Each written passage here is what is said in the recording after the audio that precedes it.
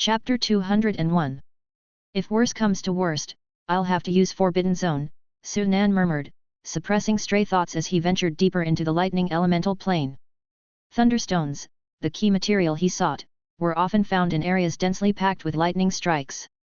The outer edges of the lightning element space were barren, forcing Sunan to press further into the treacherous depths.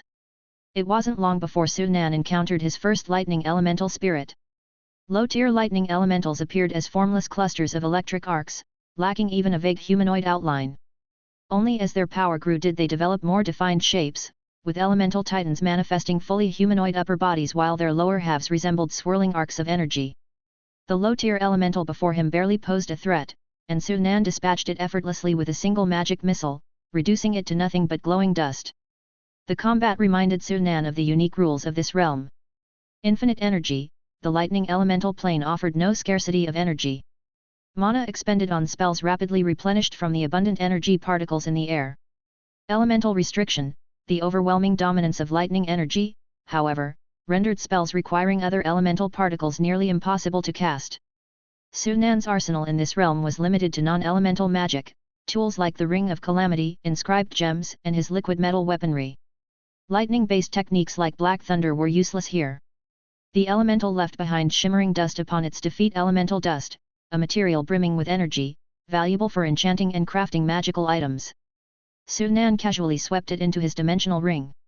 Sunan's presence in the lightning elemental plane was as conspicuous as a beacon in the dark. The distinct aura of his existence, so different from the native elementals, attracted a constant stream of aggressive spirits. Most were violent and charged at him on sight, eager to reduce him to ash. Only a handful remained indifferent, lazily floating in the air like drifting clouds. He wisely chose to avoid provoking these passive elementals, instead focusing on eliminating those that attacked him. As Sunan ventured further, the air thickened with dense arcs of lightning. Streaks of electricity materialized like physical entities, dancing through the sky and ground. The elementals he encountered grew stronger and more humanoid in shape. Recognizing the increased danger, Sunan summoned his two secret puppets. Unlike ordinary constructs, which were ineffective against intangible elemental forms, high-grade puppets enchanted with spells could deal devastating blows to these spirits. With the puppets handling most of the combat, Sunan could finally concentrate on his primary objective, collecting thunderstones. After some time, Sunan spotted a dark, jagged stone nestled among scorched rocks. With a wave of his hand, the stone floated into his palm, crackling with potent lightning energy. "A thunderstone," he remarked, a satisfied smile spreading across his face. Encouraged, Sunan meticulously searched the surrounding area, discovering several more thunderstones. The effort invigorated him, propelling him to delve even deeper into the plane. Time was a meaningless concept in the lightning elemental plane, with no discernible day or night cycles. The endless expanse of electrified chaos made tracking progress nearly impossible. By the time Sunan finally paused, his dimensional ring held over 200 thunderstones. This should be enough to craft 3 more Black Thunder weapons, he calculated. Though weary, Sunan was pleased with his haul. His puppets had also fared well, sustaining minimal damage despite frequent battles. The lightning spirits he defeated left behind a considerable stash of elemental dust, though Sunan lamented the lack of elemental cores, which were far more valuable. He had glimpsed a lightning elemental titan earlier but chose to avoid it entirely. Engaging such a formidable foe in its home domain was an unnecessary risk. Elemental titans are classified as divine beings, Sunan mused as he prepared to leave. In the energy-dense environment of the elemental planes, divine characteristics could manifest naturally. This made lightning spirits one of the most common sources of divine energy, with their power increasing exponentially as they evolved into titans, elders, or even lords. Perhaps someday, I'll try harvesting divine energy from a titan, he thought. For now, however, the risk was too great. Titans gained immense boosts in power within their native planes, while Sunan's abilities were hindered by the elemental restrictions. The odds were unfavorable. Having decided against further exploration, Sunan opened a spatial portal and returned to the Dragonbone Tower. In the weeks that followed, Sunan devoted himself to his 2 priorities. 1. Crafting Black Thunder weapons. Within 2 months, he completed 3 new weapons, significantly bolstering his arsenal. 2. Improving the magic core for puppets. This project took nearly 2 years of intermittent research.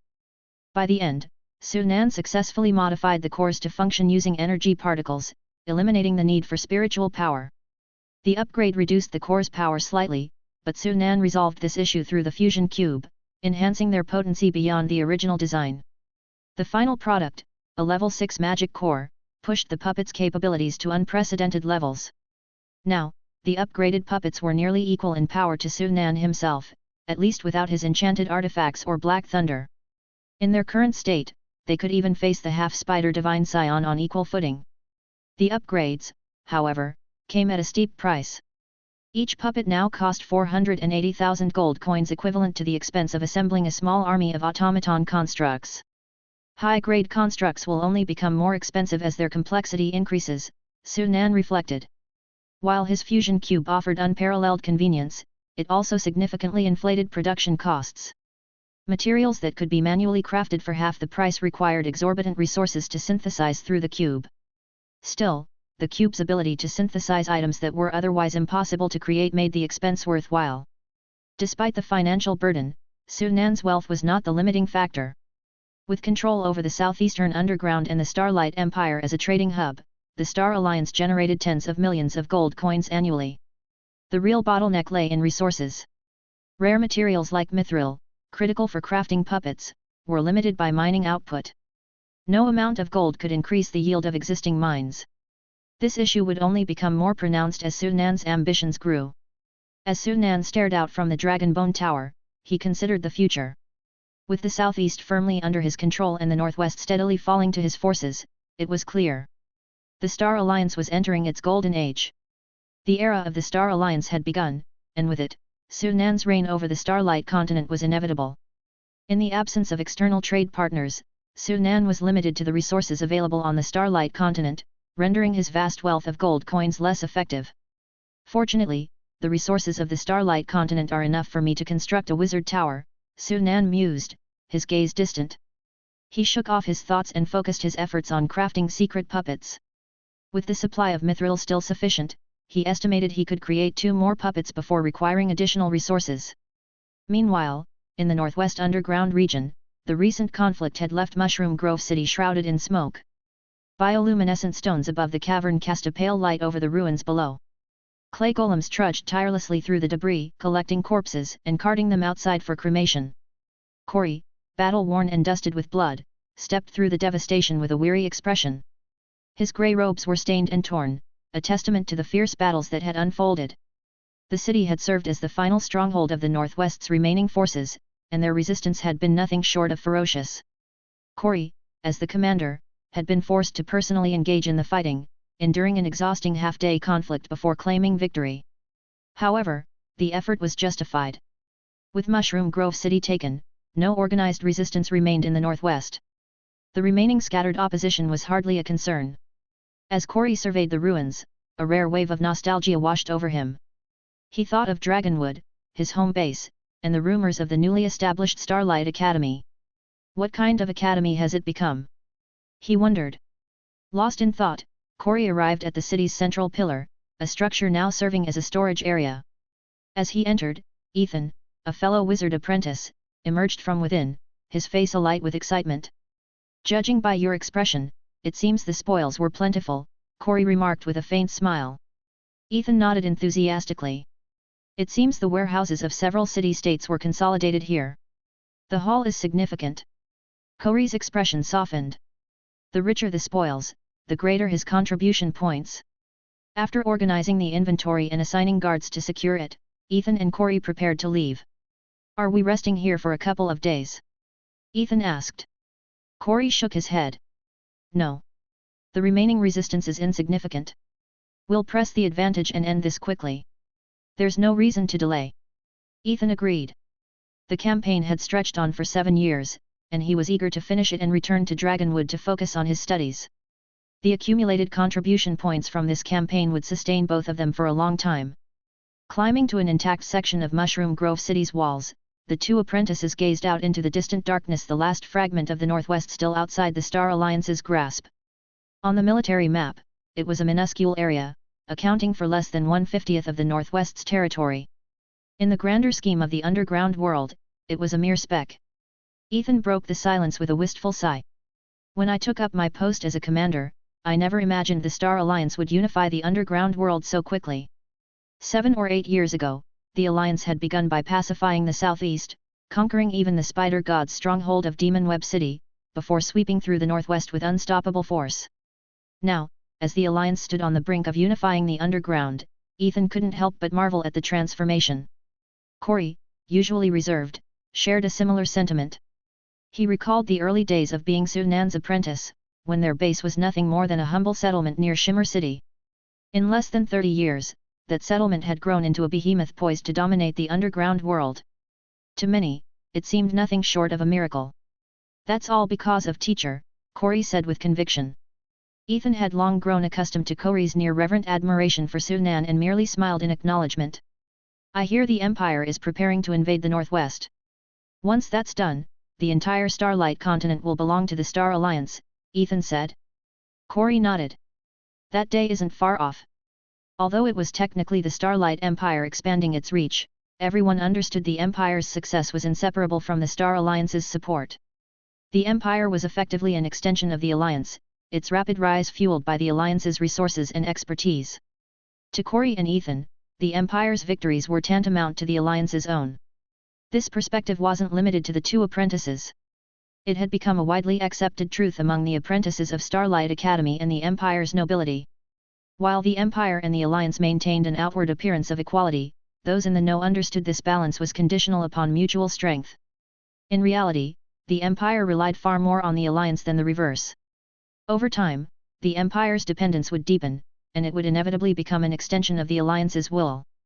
Remarkably, this was a symbiotic relationship the Empire's leadership not only accepted but embraced. The Empire's nobles and even the Emperor himself were eager to strengthen ties with the Alliance. The future belongs to the Star Alliance, Ethan remarked, a grin spreading across his face. After a moment of thought, he added, "What do you think Teacher's next goal will be after unifying the Starlight continent?"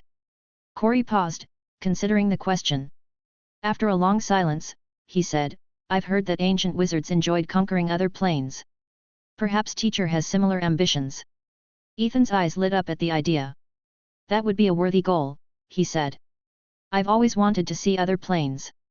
If the Star Alliance ever launched an interplanar expedition, Ethan was determined to join. Exploring otherworldly realms was a dream worth pursuing, but first, he needed to reach the rank of a Tier 3 wizard apprentice.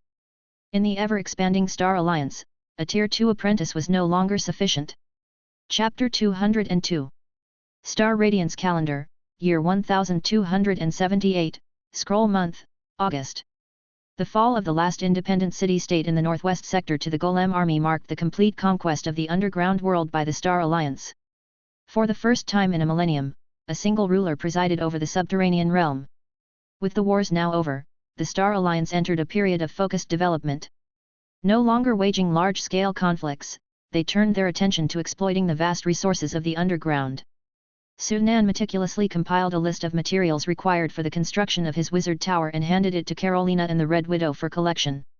Once he returned from the Black Forest, the tower's construction would take precedence. Building such a massive structure was no trivial endeavor. Even with sufficient materials and labor, it would take decades to complete. Given the current state of the Star Radiance continent, Sunan estimated it would take at least a century to finish. As the month drew to a close, with only 3 days left before the harvest month, September, the Black Key finally became fully charged. The moment it activated, a vivid image of a dense and eerie forest filled with black trees emerged in Sunan's mind. He instantly knew its exact location. "It's quite far from the Demon Spider City," Sunan remarked. The geography of the underground world was etched in his memory. With a quick recollection, he determined the nearest city to the forest. Using the teleportation network at Longlan, he traveled to that city and flew toward the Black Forest. The journey of over 100 kilometers passed in an instant. Soon, Sunan arrived at a remote cavern and found a dark, foreboding portal within. "A spatial gateway, is it? Seems the Black Forest exists in an extra-dimensional space," Sunan noted calmly. If the Black Forest were in the material world, his forces would have discovered its traces long ago. This confirmed his suspicion that it was either a distinct extra-dimensional space or akin to the Star Spire, capable of shifting between dimensions. The dark portal solidified the former hypothesis. After casting several defensive spells and activating his extreme ward ring, Sunan stepped through the portal without hesitation. The scenery shifted. As his vision cleared, Sunan found himself in a peculiar forest. Everything around him was a shade of black: the towering trees, their sprawling branches, and even their leaves. Overhead, a dim starlit sky cast a faint glow upon the forest, creating a haunting tableau. The shadows of the black trees stretched like the claws of demons, forming an unsettling landscape. The forest exuded an oppressive, eerie silence, broken only by Sunan's own footsteps. Faint wisps of grey mist lingered in the air, though Sunan quickly discerned their true nature. "That's not mist, it's concentrated negative energy particles," he murmured, his expression darkening. Unlike positive energy particles, which could invigorate the body, prolonged exposure to negative energy particles corroded one's vitality. Few except necromancers or death-aligned wizards would willingly absorb such energy. Judging by this environment, the wizards who left this inheritance were likely from an evil faction. This place would dissolve anyone below the rank of a level 1 wizard apprentice or a non-legendary knight into a puddle of rot within days. Spreading his mental energy, Sunan detected the densest concentration of negative energy particles and headed in that direction. Along the way, he carefully searched for valuable magical plants but found nothing out of the ordinary. Just as he began to give up hope, a striking patch of red entered his field of vision. Intrigued, Sunan approached cautiously. Before him stood a cluster of red roses. Each bloom glowed with black and golden specks across its petals, while 6-inch-long, hollow thorns twisted around their stems. The roses thrived atop a bed of pale bones, emitting a sweet, almost sickly aroma tinged with a faint stench of decay. "Demonic palace roses," Sunan muttered, recognizing the sinister plants immediately. Without hesitation, he launched a salvo of magic missiles. The roses flared to life, spreading their petals like wings and swarming toward Sunan in a buzzing flurry. Their numbers multiplied, creating a storm of deadly blossoms. Sunan maintained his composure. While individually weak, these creatures could threaten a mid-tier knight when in large groups. For him, however, they were hardly a challenge. With 4 bursts of burning hands, Sunan reduced the remaining roses to ash. Yet, as the last petal disintegrated, a cacophony of unsettling sounds began echoing through the forest. To his left came a thunderous rumble, as if boulders were rolling through the woods. Tree after tree toppled under the force of something massive. Emerging from the darkness was a gigantic ball composed of thick vines and tendrils, shrouded in a greenish mist of spores. "A plague vine sphere," Sunan noted, narrowing his eyes. "A creature of legendary rank, its toxic spores could kill even mid-tier knights in seconds." Simultaneously, the sound of grinding metal drew Sunan's attention forward. Dozens of armored, ape-like figures emerged from the shadows, their grotesque forms brimming with menace. Snakes coiled around their arms, and their tongues dripped with venomous sludge. "Corrupt lords," Sunan murmured. These undead beasts, also of legendary rank, commanded legions of lesser undead. As they roared and raised their battle axes, the ground cracked open, releasing a tide of decayed, skeletal horrors. "So this is the test of the Black Forest," Sunan mused, unfazed by the monstrous tide. With a wave of his hand, dozens of golems materialized around him, forming an iron-clad phalanx. They charged forward, cleaving through the undead horde with mechanical precision. The battle erupted in a storm of violence. Screams and explosions shattered the forest's eerie silence. Blood, metal fragments, and splintered wood littered the ground as Sunan's golems carved a path forward. Yet Sunan's instincts told him something was off. This level of resistance is excessive even for a legendary apprentice, it's overkill. This isn't just a test, something's changed here. After hours of relentless combat and the destruction of over 1,000 monsters, Sunan stood amidst the ruins of the battlefield. His golems had suffered significant losses, with over 100 units destroyed. Before he could catch his breath, the surrounding trees began to shake violently. Thick, gnarled roots burst from the ground, lashing out like whips. Sunan's defenses held, but the sheer number of roots forced him to respond aggressively. With a thought, molten silver erupted from his body, forming a massive spinning drill. The drill surged forward like a battering ram, grinding the roots to dust and carving a bloody path through the forest. As Sunan pushed deeper into the Black Forest, he felt the oppressive weight of the place ease slightly. "Am I nearing the core?" he wondered, his senses sharp. Yet the ominous tremors in the forest only grew stronger. Somewhere deep within, an ancient force stirred, watching his every move. Sunan suddenly felt the pressure around him lighten and realized he had broken through the onslaught of roots, entering a vast clearing. The clearing seemed to have some sort of boundary or restriction. The frenzied roots lashed and thrashed violently at the edge where the trees met the open space, yet they could not cross into the clearing. After confirming that the roots could no longer pose a threat, Sunan retracted his liquid metal armor and turned his gaze toward the center of the clearing. There, standing silently, was a massive black tree, its branches sprawling outward and its roots deeply embedded in the ground. The tree towered an estimated 200 to 300 meters high, its entirety cloaked in an inky black hue. It blended seamlessly with the darkness around it, exuding an aura that seemed to actively disrupt mental detection. It was only upon entering the clearing that Sunan finally noticed its imposing presence. The giant black tree stood still. Despite its somber and ominous hue, it radiated an eerie beauty. Its stark contrast against the desolate backdrop of the forest created a surreal and almost dreamlike scene, as though reality had been twisted into a fantastical mirage. The umbral demon tree. Sunan murmured to himself. His previous experiences in the forest, combined with the sight of this colossal tree, solidified his long-held suspicion. He now understood which wizard organization was behind the creation of the Black Forest. The name of the umbral demon tree was infamous among the annals of wizard history. This tree wasn't a mere magical creation, it was a living entity and a crucial relic tied to one of the most infamous dark wizard factions in history, the Abyssal Order. The Abyssal Order had once stood as one of the most powerful wizard factions, infamous for their exploration of negative energy and their use of twisted, forbidden magics. At their peak, they were said to have rivaled the great wizard orders of the Radiant Era. The umbral demon tree had been a cornerstone of their legacy, serving as a gateway to their domain and a source of immense magical power. Legends spoke of how the Abyssal Order nurtured these trees, each one acting as both a trial ground and a repository for their forbidden knowledge. Sunan's suspicion deepened. The monstrous creatures he encountered earlier, the suffocating concentration of negative energy, and now this tree, everything pointed to the Black Forest being an Abyssal Order relic. Sunan strode cautiously toward the tree.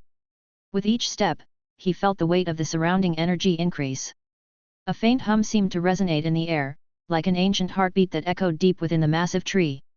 As he got closer, runes etched into the tree's bark began to glimmer faintly.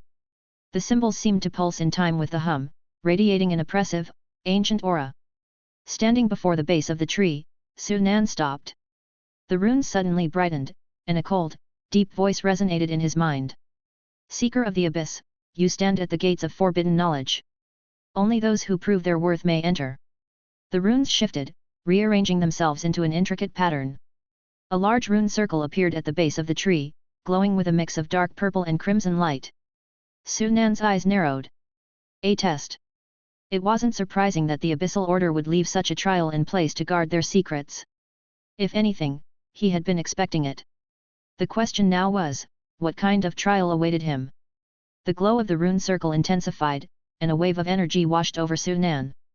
The surrounding clearing shifted and warped as the ground beneath his feet transformed into an endless void. Black tendrils of energy swirled around him, coalescing into the form of a humanoid figure. The figure stood tall, clad in flowing black robes that seemed to be woven from shadows themselves. Its face was obscured, replaced by a swirling vortex of darkness. Prove yourself, Seeker, or perish. Without warning, the figure raised an arm, and a cascade of dark energy surged toward Sunan like a tidal wave. Sunan responded instantly. A silver shield of energy formed around him, blocking the attack. At the same time, liquid metal erupted from his body, forming into several sharp blades that shot toward the figure. The shadowy figure dodged with impossible speed, retaliating with tendrils of dark energy that sought to ensnare Sunan. The battle was intense, a clash of precision and overwhelming force. The void around them seemed to react to their every move, the swirling darkness amplifying the figure's attacks while sapping Sunan's strength. Yet Sunan remained composed. Drawing upon the spells he had perfected over years of study, he launched a devastating barrage of elemental and arcane attacks. Flames, lightning, and pure arcane force struck the figure in rapid succession. The shadowy entity faltered momentarily, giving Sunan the opening he needed. Summoning the liquid metal, he shaped it into a massive spear and hurled it with immense force. The weapon pierced through the figure's chest, pinning it to the void beneath them. The figure let out an otherworldly scream before disintegrating into nothingness. As the figure vanished, the void began to fade, and Sunan found himself once again standing before the umbral demon tree. The runes on the tree's bark pulsed brightly, then dimmed, leaving the central rune circle glowing faintly. A deep rumble echoed from within the tree, and the bark at its base split apart, revealing a hidden doorway. Sunan's gaze sharpened. Behind that door lay the core of the Black Forest and the secrets of the Abyssal Order. Without hesitation, he stepped through the doorway, ready to uncover the truth behind the ancient order and claim its forbidden knowledge for himself. Chapter 203. Plants are often symbols of life and vitality, rarely associated with death.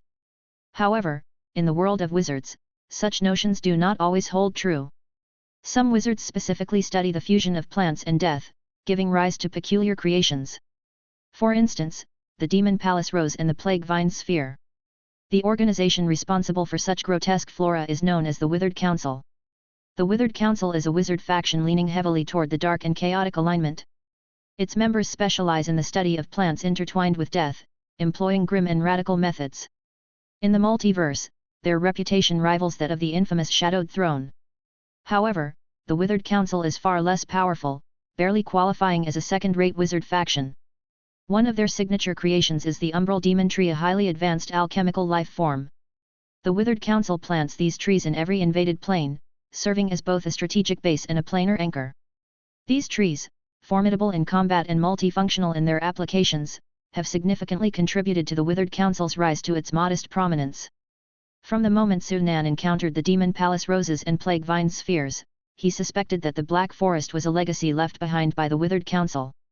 Now, standing before the colossal Umbral Demon Tree, his suspicions were confirmed. No wonder this environment feels so oppressive. It's the handiwork of the Withered Council, Sunan mused inwardly, his gaze fixated on the massive black tree. A rustling sound echoed as the tree's branches quivered. A low, hoarse voice, reminiscent of an aged elder, emanated from all directions or perhaps from within the tree itself. Fortunate wizard, congratulations on passing the trial of the Black Forest. The voice was calm and deliberate, carrying an air of authority. As your reward, you shall receive the essence of 1,000 trees. A long black branch extended from the dense canopy, stopping before Sunan. At its tip rested a small wooden block, no larger than a chicken egg, its surface etched with natural grain patterns that shimmered faintly. The energy radiating from the block was pure and immense, catching Sunan's attention instantly. His eyes gleamed with interest. The essence of 1,000 trees was a rare alchemical material, formed only when a magical tree with a lifespan exceeding a millennium died and condensed its vitality into a crystalline core. Its energy was vast yet gentle, easily absorbed without refinement, making it a prized resource for mental fortification among first-tier wizards. This tiny block alone could enhance Sunan's mental refinement by 10%. Due to the extreme conditions required for its formation, essence of 1,000 trees was incredibly scarce. Even the Withered Council, despite their specialization in plant-based magic, produced fewer than 10 units annually. Sunan hadn't expected such a generous reward from the Withered Council's legacy site. Moreover, if this was just one reward, could there be others? Such an extravagant offering was unusual for an organization aligned with the dark. Sunan's eyes narrowed thoughtfully as he nonchalantly accepted the essence. Pretending to store it in his spatial ring, he instead fed it into the cube for analysis. When the cube's results appeared in his mind, a knowing smirk crossed his lips. As I suspected. Wizard, you may now leave, the tree's voice intoned again, the tone calm and measured. The Black Forest is about to close. It will not reappear for another 20 years. I hope to see you again then. I doubt you are looking forward to that, Sunan replied cryptically, his voice laced with irony. What do you mean by that? The tree asked, the voice wavering slightly. Exactly what I said. Without warning, Sunan launched his attack. 2 lightning burst seals flew from his hands, detonating mid-air into crackling arcs of lightning that surged toward the massive tree. Simultaneously, a sleek, pitch-black spear materialized in Sunan's grasp. Gripping it tightly, he hurled it with deadly precision, the weapon transforming into a dark streak that sliced through the air toward the tree. As if that weren't enough, liquid metal poured from Sunan's body, forming countless sharp, silver spikes that hovered ominously in the air before raining down like a storm upon the tree. Sunan had unleashed his full strength. His 3 most potent techniques, engraved seals, liquid metal manipulation, and the void spear, were deployed in a coordinated assault. Caught off guard, the Umbral Demon Tree had no time to mount a proper defense. Hastily, it summoned thick roots and branches to form a protective barrier. But it was futile. The electrifying bolts from the lightning burst seals tore through the woven branches like paper, reducing them to ash. The void spear followed, piercing through the tree's massive trunk with an explosive impact. A gaping hole appeared in its center, smoke curling from charred wood. Before the tree could recover, the metallic spikes descended, shredding its surface and carving deep gashes into its bark. The umbral demon tree let out an ear-splitting shriek as its massive body convulsed in pain. Suddenly, violet flames erupted from its core, rapidly engulfing its trunk and branches. The fire devoured everything it touched, even reducing the silver spikes to nothingness. Wizard! The tree's voice, now trembling with fury, resounded again. Black branches snaked out from its canopy like writhing vipers, all aimed at Sunan. Why are you attacking me? Still playing dumb? Sunan sneered, his gaze cold and piercing. His eyes flicked briefly to the violet flames. Silence.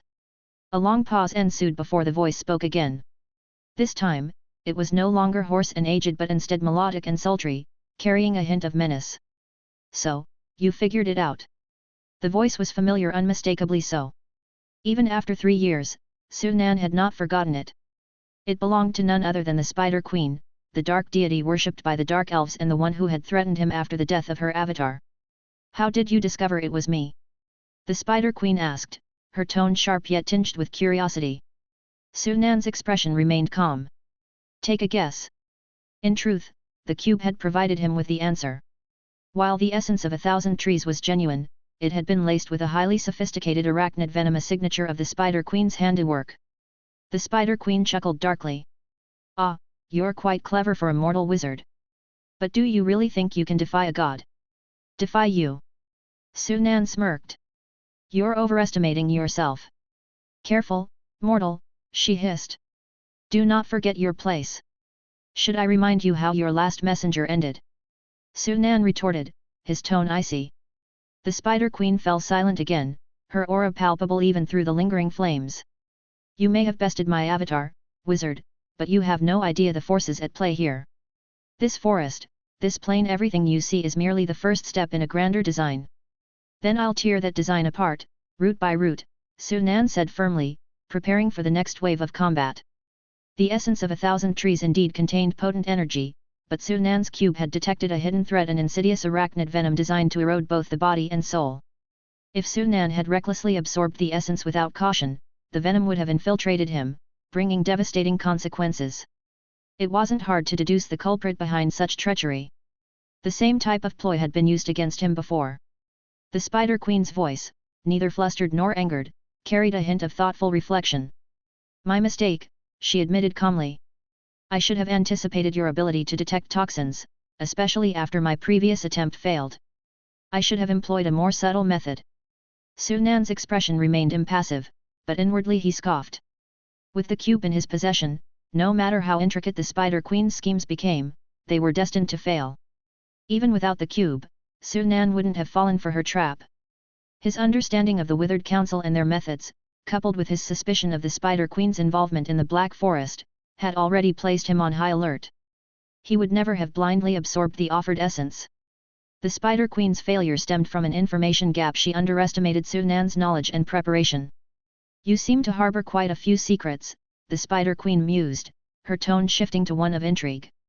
It's rare to see a wizard of your caliber emerge on the Starfall continent. I must admit, you've piqued my interest. Sunan's voice remained cold. Unfortunately, I have no interest in you. Gods should remain in their divine realms. Isn't the abyssal web vast enough to satisfy your ambitions? Past, present, or future Starfall is not a playground for you to meddle in. The Spider Queen paused briefly, her voice tinged with curiosity. You seem to know me quite well. That only deepens my curiosity about your origins. You're welcome to ponder that back in your domain, Sunan replied dismissively. The Spider Queen chuckled softly, her voice laced with a dangerous allure. Young wizard, you've won this round. Consider this tree's remains my reward to you for your victory. Her tone carried both amusement and a subtle warning. I look forward to our next meeting. I trust you'll continue to surprise me. As her words faded, the umbral demon tree's violet flames gradually diminished. By the time the last syllable left her lips, the flames had completely vanished, and the oppressive divine aura dissipated. The Spider Queen had decisively withdrawn, realizing her position was untenable. She placed her hopes for vengeance in the future. Sunan's lips curled into a faint smirk. While it was true that they would likely meet again, he doubted it would be under circumstances the Spider Queen would relish. He recalled a future event, an ambush orchestrated by wizards against the Spider Queen that ended in catastrophic failure. But that was before Sunan's involvement. With his interference, the outcome could change dramatically. Perhaps I'll give her another surprise when the time comes, Sunan thought wryly. Confirming that the Spider Queen had truly left, Sunan approached the umbral demon tree. The tree was no ordinary relic. As a dimensional anchor, it served as a conduit for planar travel, allowing its creators, the Withered Council, to bridge realms.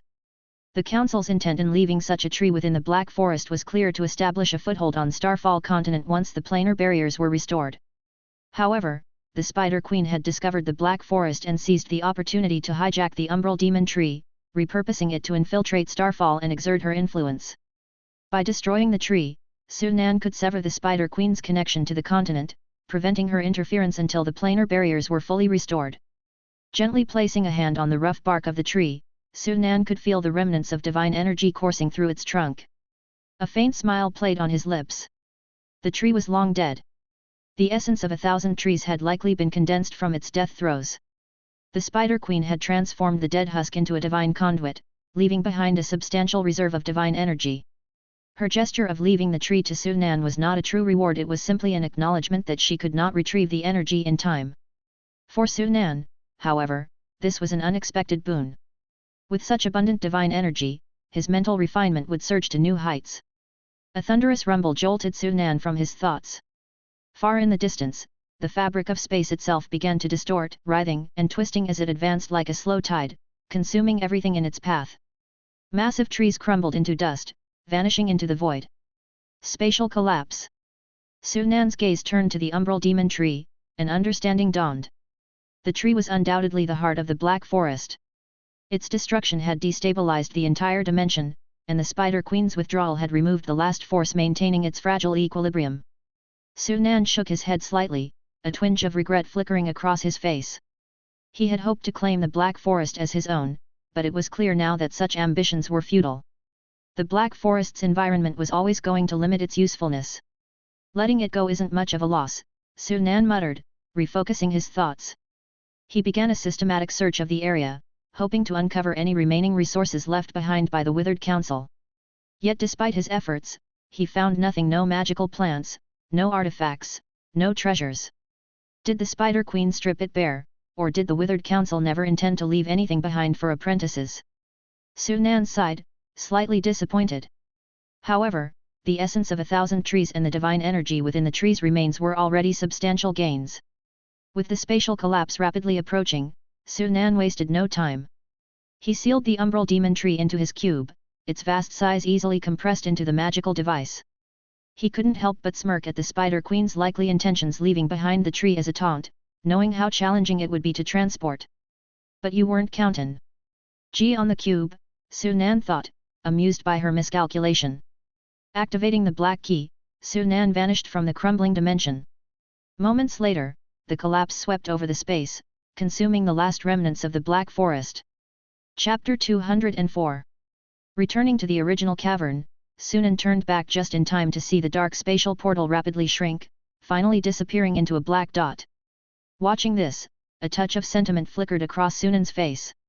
With the collapse of the Black Forest and the dismantling of the Starlight Tower into materials, two of the legendary three great wizard legacies of the Starlight continent had vanished forever by his hand. Now, only the last one, Falling Star City, remained. But where is Falling Star City? Sunan pondered. He had scoured the entire underground world but found no trace of the Falling Star City. The clues to this final wizard legacy were likely on the surface world, and probably in the northwest region. After all, he had already thoroughly explored the southeast region. Once the Starlight Empire conquers the northwest region, I'll have KYI help search for it. Regaining his focus, Sunan left the cavern. The body of the dark magic tree was too large to handle in Dragon Forest, so he needed a spacious and secluded place to extract the divine energy from the tree. However, the task was far more tedious and time-consuming than Sunan had anticipated. The dark magic tree's body contained less than 300 standard units of divine energy, but its immense size made extraction slow. Over 2 months, Sunan extracted and absorbed the energy, eventually draining the tree body completely. His mental refinement progress surged by nearly 20%, reaching 60.37%. With all its essence concentrated into the thousand tree essence and the divine energy drawn out, the dark magic tree's body turned to ordinary wood, imbued with negative energy radiation useless and harmful. Sunan simply burned it. Afterward, Sunan divided the thousand tree essence into several pieces, synthesizing them to purify the spider venom before beginning absorption. Possibly due to being the concentrated essence of the dark magic tree, the thousand tree essence contained more energy than Sunan expected, ultimately boosting his mental refinement progress by over 14%. With this, Sunan's mental refinement had surpassed the 70% threshold. Sunan ions, human male. Gasification, 74.82%. Just about 15% more to break through to the first level liquefaction. Sunan was delighted. He had anticipated needing 3 to 4 centuries to reach first level liquefaction, yet 10 years post-ascension had already brought him past 70%. Much of this accelerated progress was thanks to the spider goddess. Nearly all the divine energy he absorbed over the decade came from her. Without her relentless gifts, he wouldn't have reached 70% so quickly. Reflecting on this, Sunan felt a twinge of regret that the spider goddess could no longer interfere with the starlight continent. Perhaps he shouldn't have been so hasty in dealing with the dark magic tree? Forget it, that woman was too cunning. Who knows what trouble she'd cause if left unchecked. It's better to have resolved it early. Sunan decided against it, realizing the risk of leaving the dark magic tree was too great. It wasn't worth keeping a ticking time bomb nearby for some divine energy. With only 15% more mental refinement needed, I could reach first level liquefaction in about 80 years with steady cultivation. And there are other methods. A glint of determination shone in Sunan's eyes. Back when he sought thunderstones in the lightning element plane, he had considered hunting elemental spirits for divine energy extraction. But he set it aside, doubting his strength at the time. Now, with his mental refinement nearly doubled, his power had increased significantly. Perhaps it was time to try. If successful, he would have a steady source of divine energy. But preparation was crucial. The lightning element plane was home to elemental spirits, and there, only non-elemental spells, non-lightning engraved gems, and liquid metal were effective against them. Other methods were either too weak, restricted by the environment, or ineffective against elemental spirits. None were viable options for Sunan. I'll prepare more engraved gems. If necessary, I can overwhelm them with sheer numbers. With his plan in mind, Sunan didn't linger, using levitation to rise and fly toward the nearest city-state. He realized he'd been away for nearly 3 months. But with the war concluded, the Star Alliance likely required little of his attention. He'd only need to occasionally review reports and guide major decisions. Upon returning to the Dragon Skeleton Tower, Carolina and the Red Widow promptly sought him out. "Master, the marble and metals you requested have been collected, but the jade stone will take more time." In the study, Carolina handed over a list detailing collected materials, including marble, obsidian, and refined steel. These were the foundational materials for constructing the Wizard Tower. Collection was only the first step. These basic materials couldn't yet be used for the tower, they needed enchantment processing to enhance hardness and magical conductivity. The quality of this enchantment processing largely determined the tower's potential. In short, the vast quantity of foundational materials meant enchantment processing was a time-consuming and labor-intensive task. Sunan delegated the enchantment processing to the students of Starlight Academy, dividing it into various tasks. This foundational work could be managed by first-level wizard apprentices with basic enchantment skills. Collecting jadestone can be slow, but focus on quality, Sunan instructed. Jadestone, a fine-grained white marble, was a superior material for construction and carving due to its hardness. It already possessed slight magical conductivity, which significantly improved post-enchantment, ideal for reinforcing elemental arrays and constructing elemental pools and meditation areas. Additionally, enchanted jadestone could withstand spells below the 3rd ring, making it suitable for building spell training rooms. Its only drawback was its cost. "What about other materials?" Sunan asked, setting down the list. Carolina replied respectfully, "We've gathered the magic steel ingots and high-grade gemstones, but we're still missing 3/5 of the arcane crystals, mystical dust, and astral sand. I've deployed more personnel to search for them. Additionally, I'm negotiating with the Starlight Empire to help the Star Alliance purchase surface world silver mines, classifying them as strategic resources under our control to significantly boost mithril production. Sunan nodded slightly. The Wizard Tower required numerous large-scale facilities, including but not limited to elemental pools, elemental furnaces, maze lock protective energy fields, floating rings, and long-range strike units. These facilities demanded vast amounts of rare materials, including mithril. With the Starlight continent lacking trade routes with other planes, all resources had to be self-produced, making the collection slow and reliant on gradual accumulation. Moreover, some materials were non-existent on the continent, necessitating Sunan's research into alternatives. Without the synthesis cube, building a wizard tower on the Starlight continent would be a pipe dream. Carolina's ability to gather a considerable amount of rare materials in such a short time was already commendable. Sunan wouldn't be overly demanding. Well done. Receiving her master's praise, Carolina couldn't hide her joy. The Red Widow observed this and secretly rolled her eyes. What's there to be so smug about? Just as she was inwardly criticizing, Sunan suddenly turned to her. What's happening on the surface? Carolina handled the underground world, while the Red Widow managed the surface affairs. Hearing Sunan's question, the Red Widow quickly composed herself and replied respectfully. Master, a month ago, the Starlight Empire officially launched an offensive in the northwest region. Sunan raised an eyebrow, though not surprised. Nearly 7 years had passed since unifying the southeast region, and the Starlight Empire had likely consolidated its gains, stabilizing the region. Advancing into the northwest region wasn't unexpected. However, Red Widow wouldn't have brought this up just for that, so Sunan gestured for her to continue. 5 days ago, Emperor Kyi sent a letter requesting high-level reinforcements from us. Sunan was finally a bit surprised. Why? With the Starlight Empire's current military might, they should be capable of conquering the northwest region. Why ask the Star Alliance for help? The Red Widow, with a peculiar expression, explained, all the countries in the northwest region have united against the Starlight Empire. Additionally, under the mediation of the Russell family, nearly all third-level wizard apprentices in the northwest region have also joined forces, assassinating the commanders of various imperial armies. Because of this, the Empire has been struggling, unable to advance, hence the request for our assistance. The Russell family. Sunan was intrigued. What's the story with this family? Third-level wizard apprentices are typically reclusive, independent, or haughty individuals, making gathering them a challenge. That the Russell family could accomplish this was indeed surprising.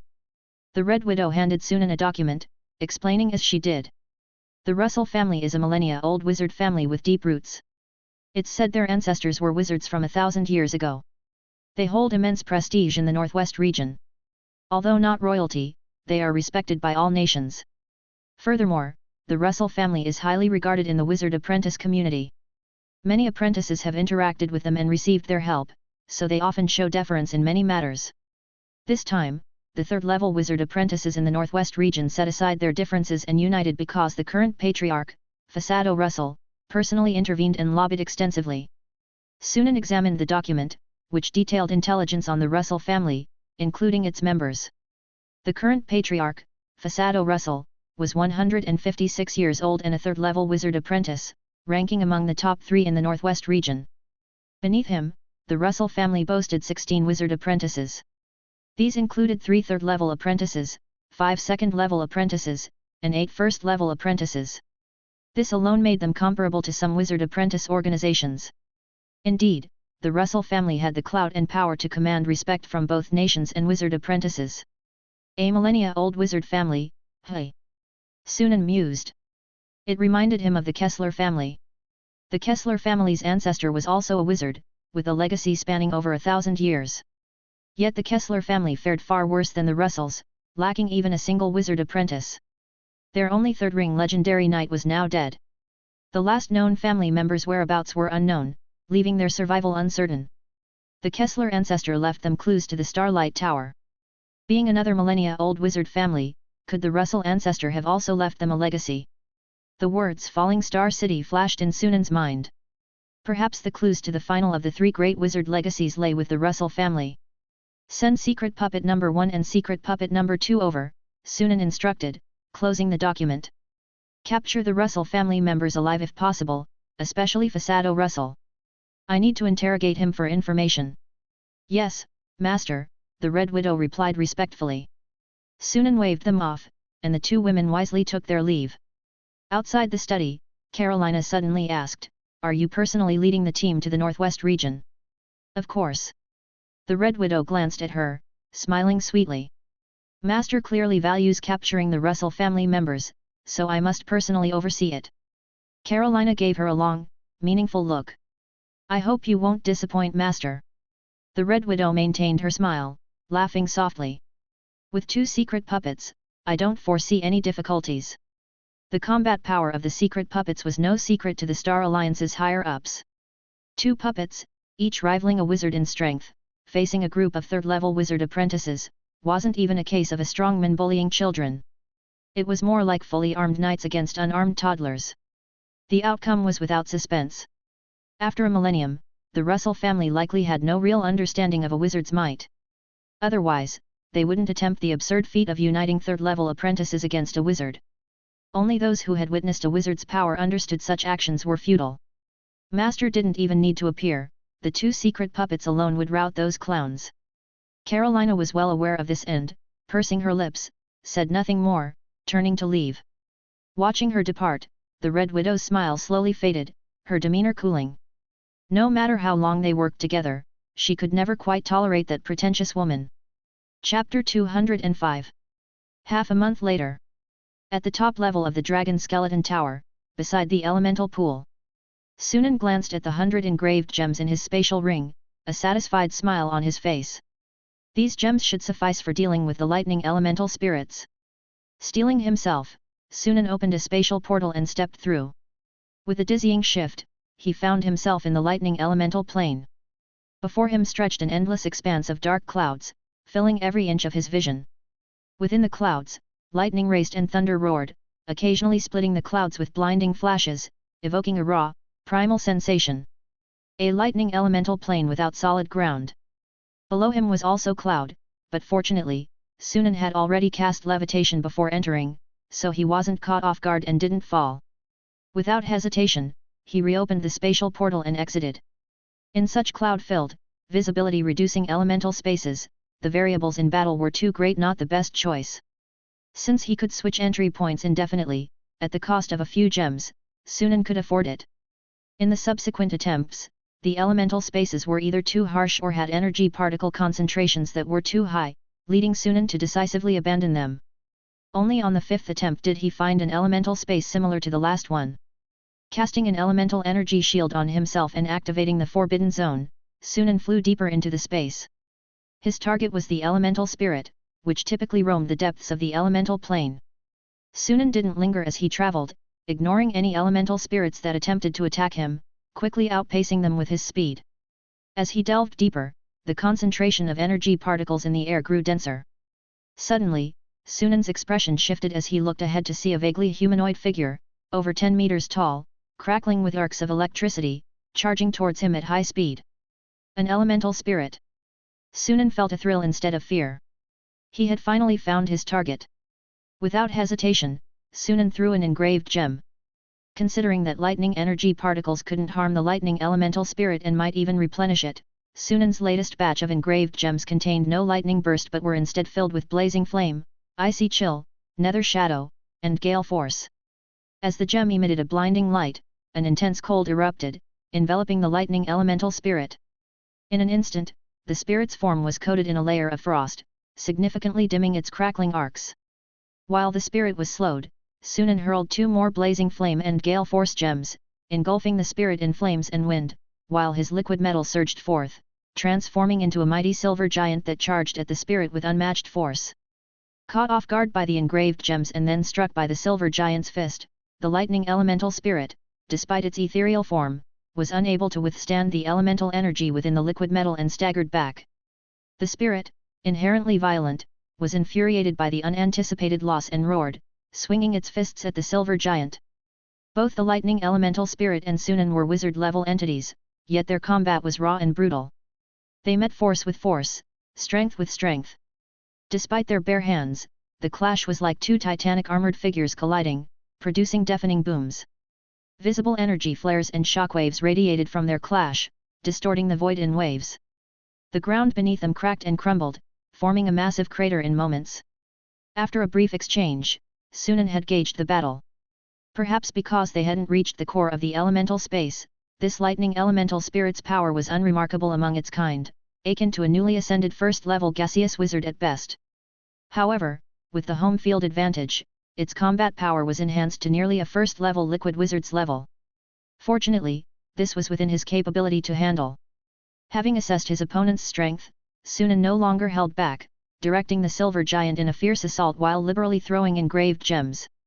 With his increased mental refinement, he could now synthesize up to 22 gems, each with power roughly 4 times that of a standard rune engraving. Even formal wizards couldn't ignore such power. As over 10 gems bombarded the lightning elemental spirit, it was quickly overwhelmed. In just a few breaths, the spirit's dazzling electric glow visibly dimmed, and its massive form shrank by nearly half. Seizing the opportunity, Sunan pressed the attack with growing intensity. After 10 minutes, with a final roar of defiance, the lightning elemental spirit shattered, dissolving into countless light particles, leaving behind an egg-sized, irregular blue crystal falling to the ground. Sunan emerged from the silver giant, deftly catching the crystal. Admiring the gem-like blue crystal in his palm, a pleased smile spread across his face. An elemental core. A crystal containing concentrated elemental energy, a superior material to elemental dust. Only elemental creatures of the elemental spirit level or above contained elemental cores. But this wasn't the source of Sunan's delight, rather, it was the divine energy within the elemental core. Placing the core into his synthesis cube, Sunan quickly obtained detailed information. 6 standard units of divine energy, a bit less than expected. Spider-based creatures typically housed 8 standard units of divine energy, making the elemental spirit's quantity less. Reflecting on it, Sunan understood. Spider creatures were entirely created from divine energy, whereas elemental spirits were a fusion of elemental and divine energy, with the former predominating. It was natural for the divine energy to be lesser.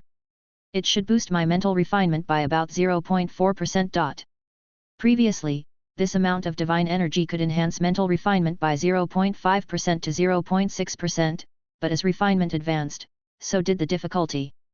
Sunan estimated that at the first level liquid stage, the divine energy needed for a 1% increase might soar to 50 or 60 standard units.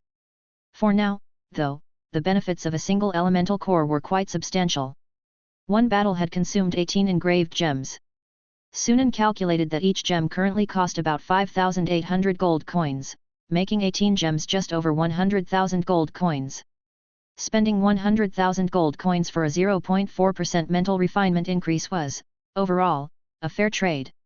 In the energy-rich elemental space, Sunan quickly recovered his mental energy to its peak and resumed hunting. Without delving into the core, he circled its perimeter, searching for more lightning elemental spirits. Soon, Sunan found his next target. This time, he charged forward before the spirit could strike. The battle resumed. 2 days later, when Sunan returned to the Dragon Skeleton Tower, his spatial ring contained 3 elemental cores. The cost was over 50 engraved gems. Beside the elemental pool, Sunan sat cross-legged, beginning to absorb the divine energy from the elemental cores. Natural divine creatures like elemental spirits had inherently pure divine energy, free of any belief pollution, ready for direct absorption and synthesis. Once all 3 cores had crumbled to dust, Sunan's mental refinement reached 76.06%. Delighted by the panel's data, Sunan's joy was palpable. At this rate, he would soon break through to the first-level liquid stage. The only issue was the high consumption of engraved gems in this enhancement method. To reach the first-level liquid stage, he would need to invest at least 6 million gold coins in gems. Although the Star Alliance's annual income now exceeded 10 million gold coins, many areas required funding. Crafting secret puppets, making crystal soul potions, manufacturing wizard tools, and, most significantly, building the wizard tower. A sudden expenditure of 6 million gold coins would strain the Star Alliance's cash flow. If only there were a cheaper way to hunt lightning elemental spirits. Sunan pondered. But he knew he was being somewhat greedy. What first-level gaseous wizard could hunt lightning elemental spirits in the lightning elemental plane like he could? Without certain resources and methods, an ordinary first-level gaseous wizard facing a lightning elemental spirit would end up as charred remains. Only true spirit descendants might have higher-tier wizards gather elemental cores for their cultivation. Shaking his head, Sunan dismissed unrealistic thoughts, focusing on the elemental dust left by the crystallized cores. Even with the divine energy absorbed, the elemental energy remained, essentially reverting to elemental dust. Wait! A thought struck Sunan like lightning.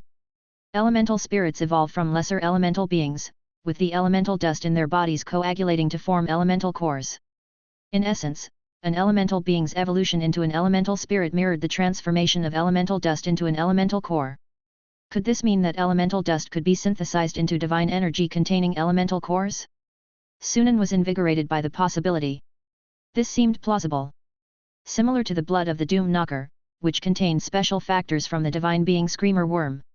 Activating these factors generated divine energy. Elemental spirits likely contained a similar factor.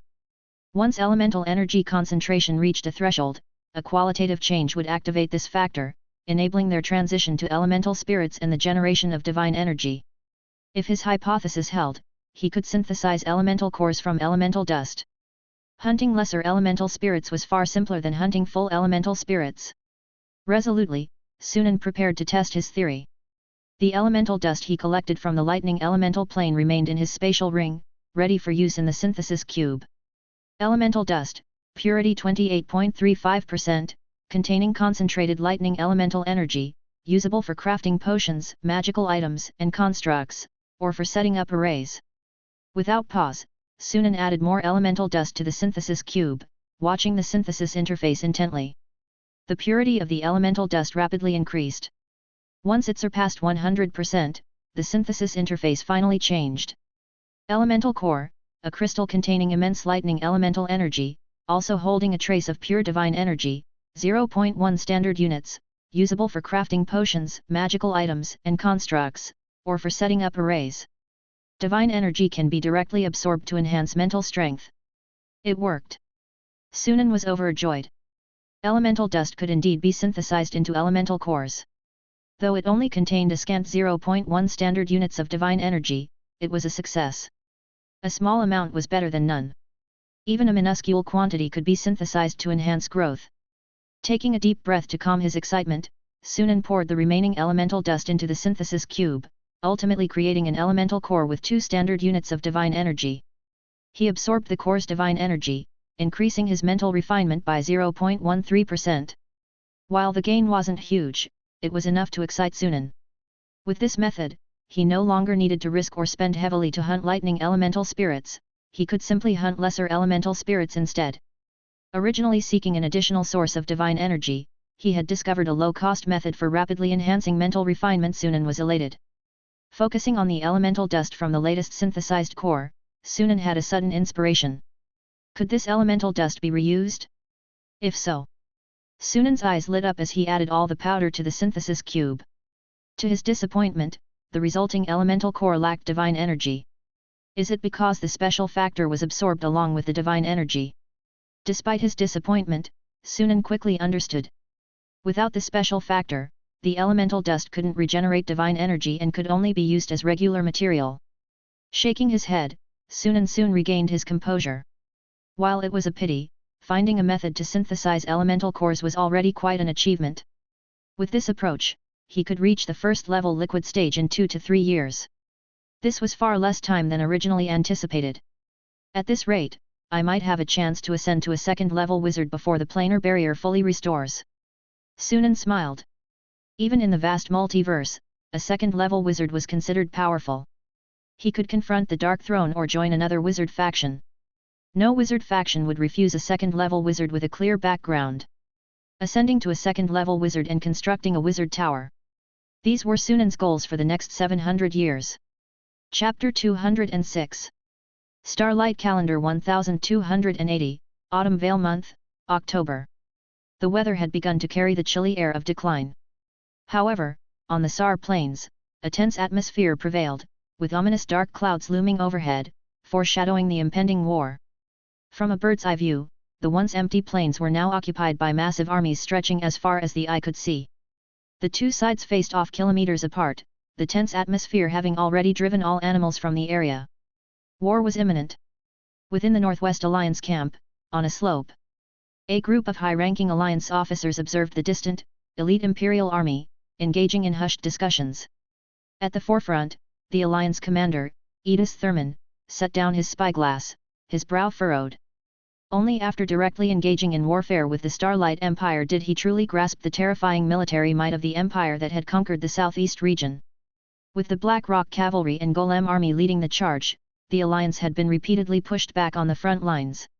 If not for Fasado and others repeatedly employing decapitation tactics to disrupt the Starlight Empire's strategic plans, the Alliance might have already faced defeat. Even so, in the battles so far, the Alliance had lost more than it had won. Continuing like this would only worsen the Alliance's situation. Edis sighed, wishing the Alliance also had a puppet-making wizard apprentice. Third-level wizard apprentices were indeed powerful and could influence the outcome of smaller battles, but in a continent-spanning war, their impact was limited. Unless someone like Sunan, capable of establishing a powerful golem army, appeared.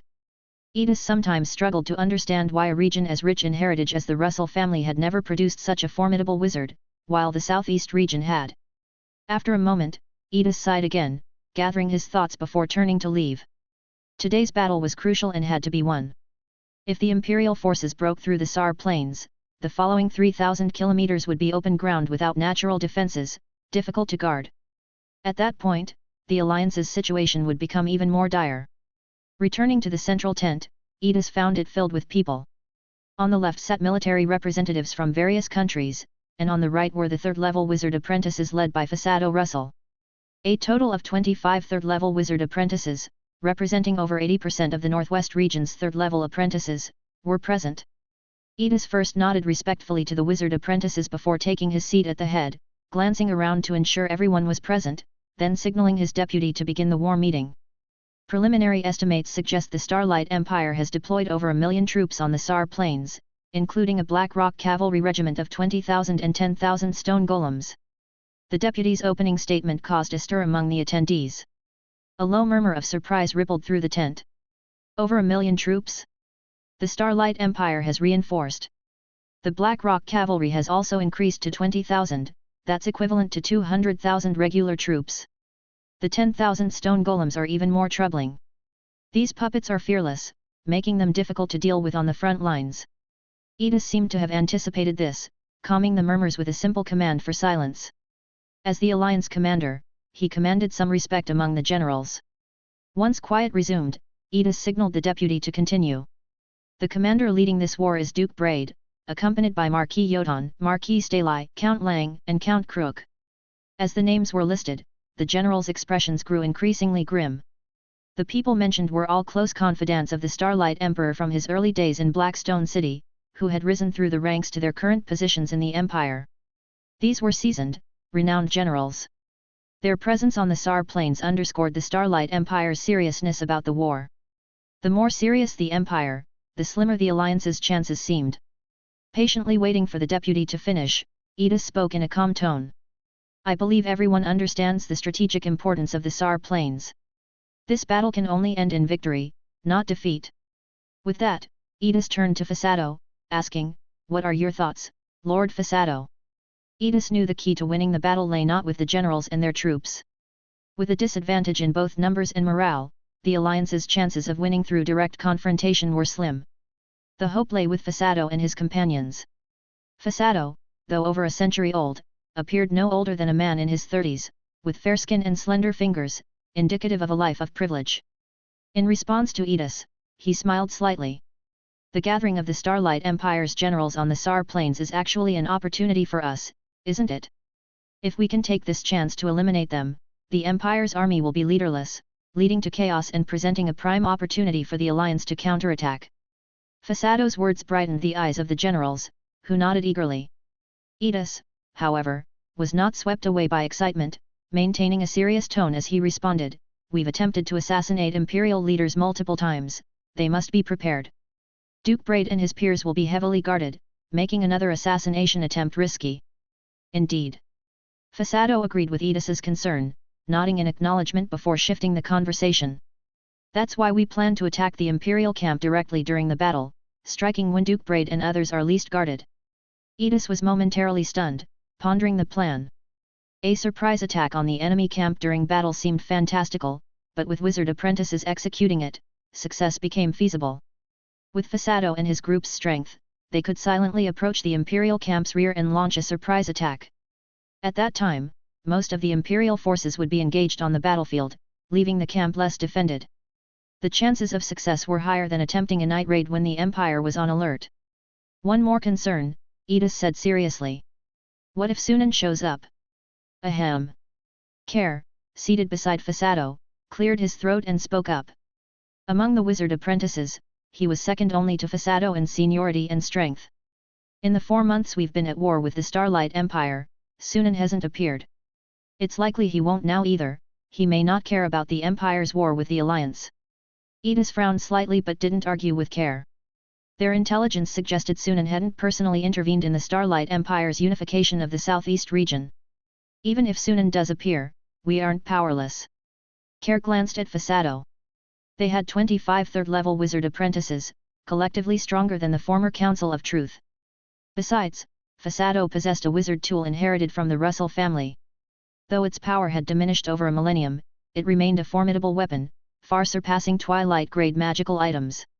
It was unique on the Starlight continent.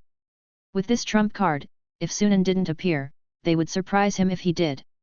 Seeing the confidence on Fasado and Care's faces, Edis said no more. At that moment, a low horn sounded outside. Edis's expression sharpened as he stood and exited the tent. A soldier quickly approached, reporting, "Sir, the Starlight Empire's forces are on the move." Edis's eyes narrowed as he issued orders. "Prepare for battle." He turned back to Fasado and his group, bowing slightly, his expression grave. "I leave it to you." Fasado smiled slightly. "Rest assured, Lord Edis, expect good news from us." As the armies began to move, the Sar plains came alive with activity. With the stone golem army at the forefront, infantry in the center, archers in the rear, and the Black Rock cavalry protecting the flanks, the Imperial army advanced steadily, like an ancient beast. The force of their advance tore a massive gap in the dark clouds above. Watching from afar, the recently arrayed Alliance forces stirred uneasily.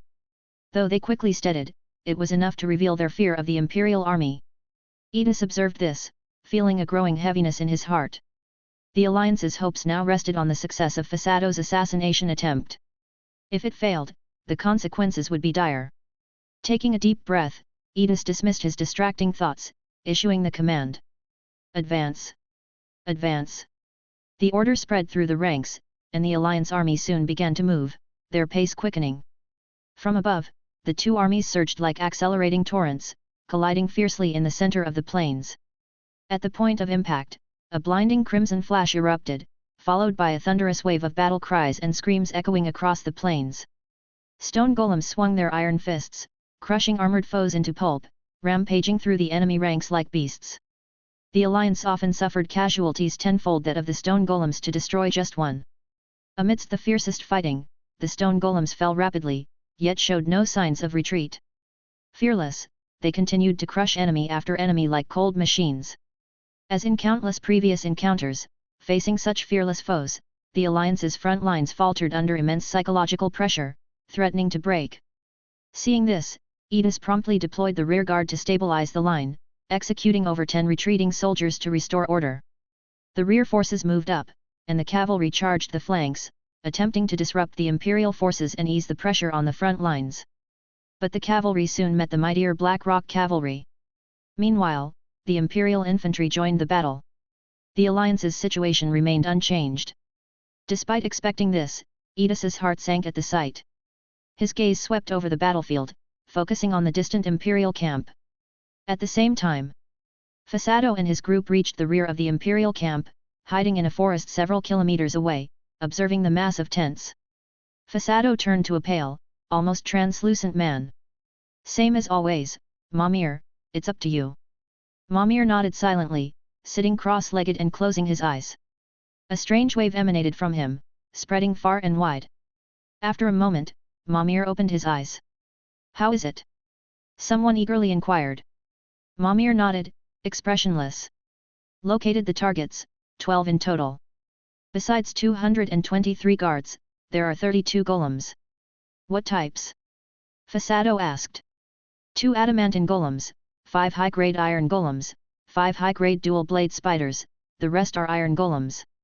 Having faced the Starlight Empire repeatedly, they were familiar with the Empire's golem capabilities. Care relaxed, smiling. Manageable, with our strength, breaking through won't be difficult. The group shared relaxed smiles. Only the two adamantine golems posed any threat, and even then, only slightly. No sign of Sunan? Fasado inquired, still cautious. Mamir shook his head, hesitating briefly before adding, there are 3 others near the noble commanders, 1 woman and 2 cloaked figures whose faces are hidden, but judging by their build, they seem female. If Sunan were present, he wouldn't hide, Care said lightly. I doubt he intends to intervene in this war. Fasado agreed. A pity, I'd like to face Sunan, to see a formal wizard's prowess, a tall wizard apprentice chuckled. His right arm was thicker than his left, covered in fine scales. If you met Sunan, you wouldn't last a minute, a friendly apprentice teased. Fasado cleared his throat, refocusing the group with a serious tone. Enough chatter. We begin now. Our targets are the noble commanders, not the golems. Avoid prolonged fighting, eliminate the targets swiftly, then retreat to avoid encirclement. Even 3rd-level wizard apprentices faced danger if surrounded by an army. Understanding this, the group nodded silently in agreement. Chapter 207. Looks like we've won again. Watching the retreating alliance forces on the battlefield, Yodan couldn't help but laugh. The other generals wore expressions of inevitability. The alliance army was disorganized and each faction had its own agenda, making it difficult to unify their efforts. Their combat strength was naturally inferior to the Imperial army, making defeat inevitable. Staley chuckled, the alliance's main forces are here. If we deliver a heavy blow, it'll make things much easier afterward. Yodan laughed heartily, but then noticed Braid deep in thought and asked, what's wrong? Braid shook his head, contemplating, the alliance can't match the Empire on the front lines. The opposing commander must know this. They've used decapitation tactics before to turn the tide, but there's been no movement so far. Yodan shrugged, they probably think we're prepared, that the success rate of a night raid is low, so they've given up. Perhaps, Braid conceded. No need to worry, Duke Braid. A sultry voice suddenly interjected from the side. Just hearing the voice stirred a strange heat within the assembly, a subtle restlessness. They all knew the owner of the voice was incredibly beautiful, the most stunning woman they'd ever seen. Yet none dared let their gaze linger on her, lest they incur her displeasure. The master sent me to deal with those wizard apprentices. If they come, leave it to me. The Red Widow laughed coquettishly. 2 cloaked figures stood motionless behind her. Then we leave it to you, Braid said respectfully. The woman before him was one of Lord Sunan's 2 deputies, a core member of the Star Alliance. Even the Emperor showed her respect. As a duke, he dared not slight her. The Red Widow smiled, glancing at the figures behind her. With them present, there was likely no enemy on the Starlight continent that could frighten her. At that moment, the 2 figures simultaneously looked into the distance, pausing briefly before each shooting a beam of lightning. The lightning tore through the air, striking the void over 500 meters away almost instantly. In a flash, 2 grey-robed men appeared, staggering back a step. Their faces were full of astonishment. They had thought they could get within 100 meters before the target's golems detected them, but they were discovered from much farther away. Who were those cloaked figures to have such sharp senses? Attack! A low command rang out. Seeing they had been discovered, Fasado ceased hiding, appearing boldly and shooting towards the target. Simultaneously, over 20 wizard apprentices revealed themselves, their faces cold as they launched attacks on Braid and his men. You lot again! Yodan was more pleased than alarmed, drawing his weapon to charge forward, but Braid stopped him. Don't be rash. Remember your status. Braid looked at Yodan helplessly. Already a marquis, why act so impulsively? As a first-ring legendary knight, you think you can fight 3rd-level wizard apprentices? That's suicide. Leave the assassins to Lady Red Widow, Braid said. Yodan clicked his tongue but halted his steps. On the other side, seeing the assassins, the Red Widow's face blossomed with a charming smile. Been waiting for you. Amid her melodious laughter, the 2 figures behind her threw off their cloaks, revealing tall, slender forms and exquisitely beautiful, cold faces. Clang! Silver liquid metal surged from the palms of the young women, swiftly forming 2 knight swords. The next moment, the 2 young women, swords in hand, charged at the assassins like arrows. Having seen their positions compromised earlier, Fasado and his group didn't underestimate the young women. The two leading wizard apprentices sneered, one suddenly roaring, emitting blazing red flames from every pore. The flames surged, forming a 3-meter-tall giant wolf that pounced fiercely at the leftmost girl. The other rapidly chanted a spell, summoning countless ghastly green mist that coalesced into a monstrous beast's head, jaws wide as it lunged at the rightmost girl. The girl's responses to the incoming attacks were uncannily identical. With a clang, silver metal liquid surged from their bodies, quickly enveloping them in a shiny silver skin. Whether blazing wolves or venomous jaws, both were stopped by the seemingly thin silver metal skin. Shing! Seizing the close quarters opportunity, the leftmost girl thrust her sword into the flame wolf's body, twisting her wrist. Immediately, a sound like blades slicing flesh erupted, countless sharp edges bursting from the wolf, turning it into a hedgehog. Ah! The wolf let out a shrill scream, disbelief in its voice. In flame wolf form, physical attacks should have been ineffective, even enchanted weapons rarely harmed it, yet the sword inside it was lethal. Simultaneously, another scream echoed. Countless metal spikes tore through the ghastly beast's head, engulfing the opposing wizard apprentice. As the metal storm passed, the wizard apprentice was reduced to a cloud of blood, leaving no trace behind. Boom! Boom! Boom! Meanwhile, spells of various hues rained down, engulfing the two girls. Yet as the light faded, the apprentices were horrified to find the girls unharmed. A seemingly thin but unbreakable invisible force field enveloped them. Fasado and his companions were visibly shaken. In just one exchange, 2 capable third-level apprentices were killed, and the girls remained unscathed. Their power was terrifying. When did the Star Alliance gain such formidable individuals, and 2 of them at that? Fasado's mind raced through the intelligence on the Star Alliance. The only known female third-level apprentice should be Rose, yet these identical twin girls were unknown. Before they could ponder further, the girls attacked, unleashing a barrage of spell missiles. Instant casting! A wizard apprentice exclaimed in shock. But the surprises weren't over. Serpent Mark, Lightning Bolt, Enervation Ray. Spell after spell erupted from the girls' hands, quickly downing 2 apprentices under their powerful barrage. Third ring spells. Impossible. Are they formal wizards? The apprentices were filled with dread. Third ring spells, combined with the apparent innate ability of liquid metal manipulation, made these girls seem like formal wizards. But how could that be? As third-level apprentices, they knew how difficult becoming a wizard was. One Sunan on the Starlight continent was already unbelievable. How could there be 2 more wizards? And twins at that? Fasado and his group were bewildered, finding it absurd. Ah! A scream suddenly rang out. One girl appeared behind an apprentice as if teleporting, her sword transforming into numerous spikes that pierced through him. Another comrade down. The group snapped back to reality, frantically casting spells in retaliation. Facing 2 overwhelmingly powerful foes, they dared not underestimate them, unleashing their strongest attacks. Especially when they saw Fasado produce a gem, they intensified their assault, distracting the girls to buy Fasado time. The egg-sized gem was perfectly round, like a diamond, gleaming beautifully in the sunlight. As Fasado infused it with mental energy, it shone brightly, as if absorbing all surrounding light. The brilliance intensified rapidly, soon blindingly bright. In their vision, it seemed a small sun had appeared. In the next moment, the gem hummed, releasing a radiant beam that reached a girl almost instantly. Despite her agility, the girl couldn't evade in time, channeling her liquid metal into a small silver shield. Thud! Time seemed to freeze momentarily. With a dull thud, the silver shield was pierced, followed by her protective spells, the Ring of Extreme Protection's layer, Elemental Energy Shield, and Energy Particle Shield.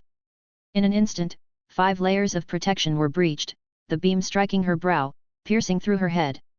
Seeing this, Care and the others rejoiced. Worthy of the Russell family's artifact, its power is formidable. Care felt both delighted and impressed. They had personally experienced the girl's formidable defenses. Even dozens of spells left her unharmed, a chilling prospect. Fortunately, Fasado's sun-melting gem hadn't disappointed. Fasado gasped for breath, his face pale, but a smile appeared as he looked at the hole in the girl's brow. The next second, his smile froze. His companions' faces mirrored his shock. The girl's brow wriggled, silver liquid flowing from her pores, rapidly filling the wound. In a flash, the skin returned to its fair state, the wound vanished. The girl shook her head, continuing her charge expressionlessly. Everyone's eyes widened in disbelief. What was going on? Clearly struck in a vital spot, why was she unharmed? Fasado was equally stunned. He knew the sun-melting gem's power well. The solar beam should have roasted her brain upon piercing her brow. No matter how tenacious a creature's vitality, it shouldn't survive that. Unless she harbored some special bloodline, her head wasn't vital, or she wasn't an ordinary being. A startling thought crossed Fasado's mind. His expression shifted, then he gritted his teeth, activating the sun-melting gem again, targeting the girl's left chest. This time, he adjusted the energy properties, causing the beam to explode upon impact, blasting a double fist-sized wound in her chest, revealing flowing silver liquid in a gem-like silver-grey core. Soul core. Fasado felt struck by lightning, stunned. The apprentices, too, widened their eyes, as if witnessing something unbelievable. Soul core. These two terrifyingly powerful girls who fought on equal terms with them were puppet beings. How could it be? How could a puppet be so powerful? Fasado and his group were thrown into chaos. Already at a disadvantage, they were no match for the girls now. One by one, the apprentices fell to the girls. Fasado wanted to activate the sun-melting gem again, but using it twice had drained his mental energy. He couldn't even cast a few spells now.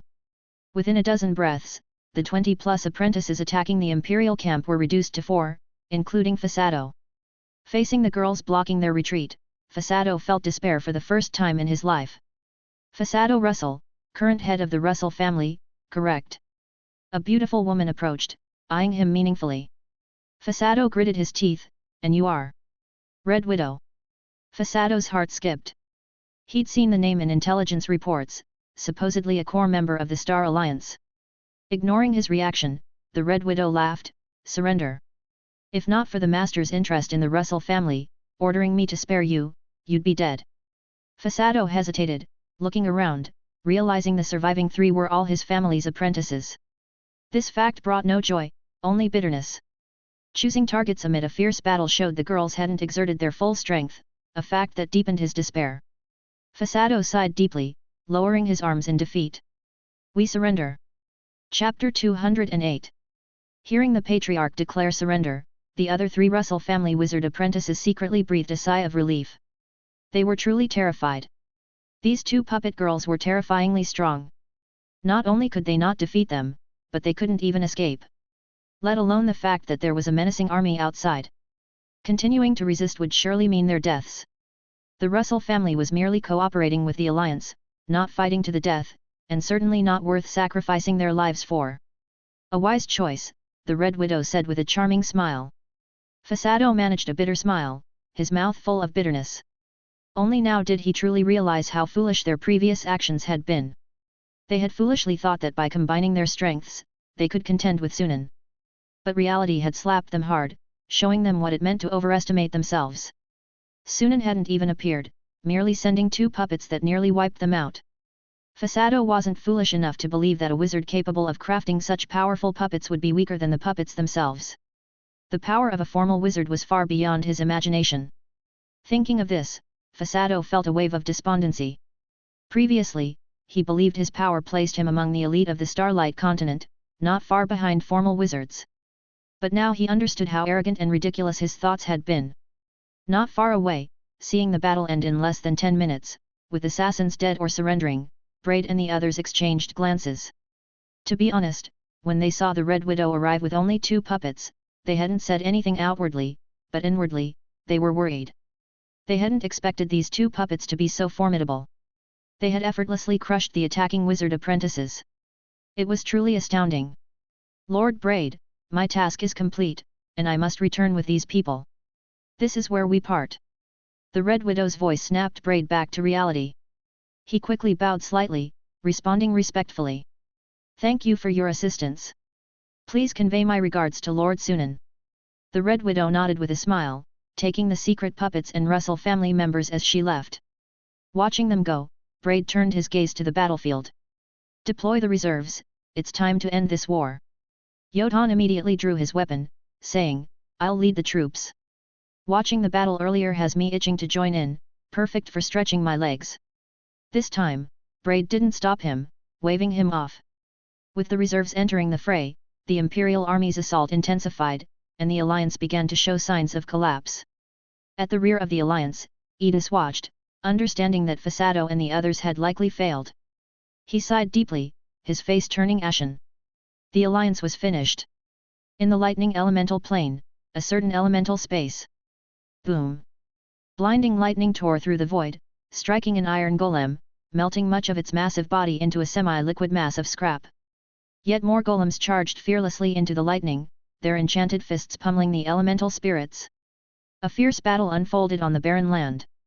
Golems continually turned to scrap, while elemental spirits vanished into the air with mournful cries, leaving elemental dust that was swiftly collected by an invisible force, landing in Sunan's palm and disappearing. Looking at the mountain of elemental dust accumulating in his spatial ring, Sunan smiled faintly. After discovering the method to synthesize elemental cores from elemental dust and extract divine energy, he had devoted most of his efforts to hunting elemental spirits. To increase hunting efficiency, Sunan deployed a golem army, spreading his energy waves to lure elemental spirits, then leaving the army to handle them while he focused on acting as a lure and collecting the dust. This greatly increased the efficiency of acquiring elemental dust. The cost was merely the consumption of golems. But compared to using engraved gems to hunt elemental giants, the cost was negligible. Before long, the lured elemental spirits were all annihilated by the golems. Estimating that the elemental spirits within a 10-kilometer radius had been cleared, Sunan put away the golems and opened a spatial portal to return to the dragon skeleton tower. Sitting cross-legged beside the elemental pool, Sunan synthesized elemental cores from the dust, immediately absorbing them. After months of hunting and absorption, his mental refinement had already reached the brink of breakthrough. As over 10 standard units of divine energy were assimilated, his mental energy finally broke through, undergoing a transformation. In the depths of his mind, the gaseous mental energy swirling around his talent crystal suddenly halted, condensing into droplets like rain. Before long, the mist vanished, replaced by a liquid flow resembling a galactic band encircling the talent crystal. The liquid was crystal clear, flowing around the talent crystal with a melodious sound. It's done. Sunan opened his eyes, summoning the interface to see liquefaction, 0.01%, and smiled with genuine joy. He had finally broken through. From ascending to a wizard to now, it had only been 12 years. To break through from first-level gaseous to liquefaction in such a short time was remarkable in any wizarding era, aside from true spirit descendants. After transitioning from gaseous to liquid, while the quantity of mental energy seemed to decrease, the quality had increased significantly, more than doubling compared to the gaseous stage. Among first-level wizards, regardless of various trump cards, a liquefied wizard completely overwhelmed a gaseous one. After a while, Sunan calmed his excitement, seeing that 5 standard units of divine energy remained in the elemental dust. He absorbed it all. His mental refinement increased to 0.2%. About 50 standard units of divine energy are needed to increase mental refinement by 1%. As Sunan expected, after reaching the liquefaction stage, increasing mental refinement became much more challenging. But he soon rallied. With the method of synthesizing elemental cores, he could reach first-level crystallization in 50 to 60 years. This speed far exceeded most first-level wizards. Especially on the current Starlight continent, it was unimaginable. After reaching first-level crystallization, I need to construct a second talent crystal.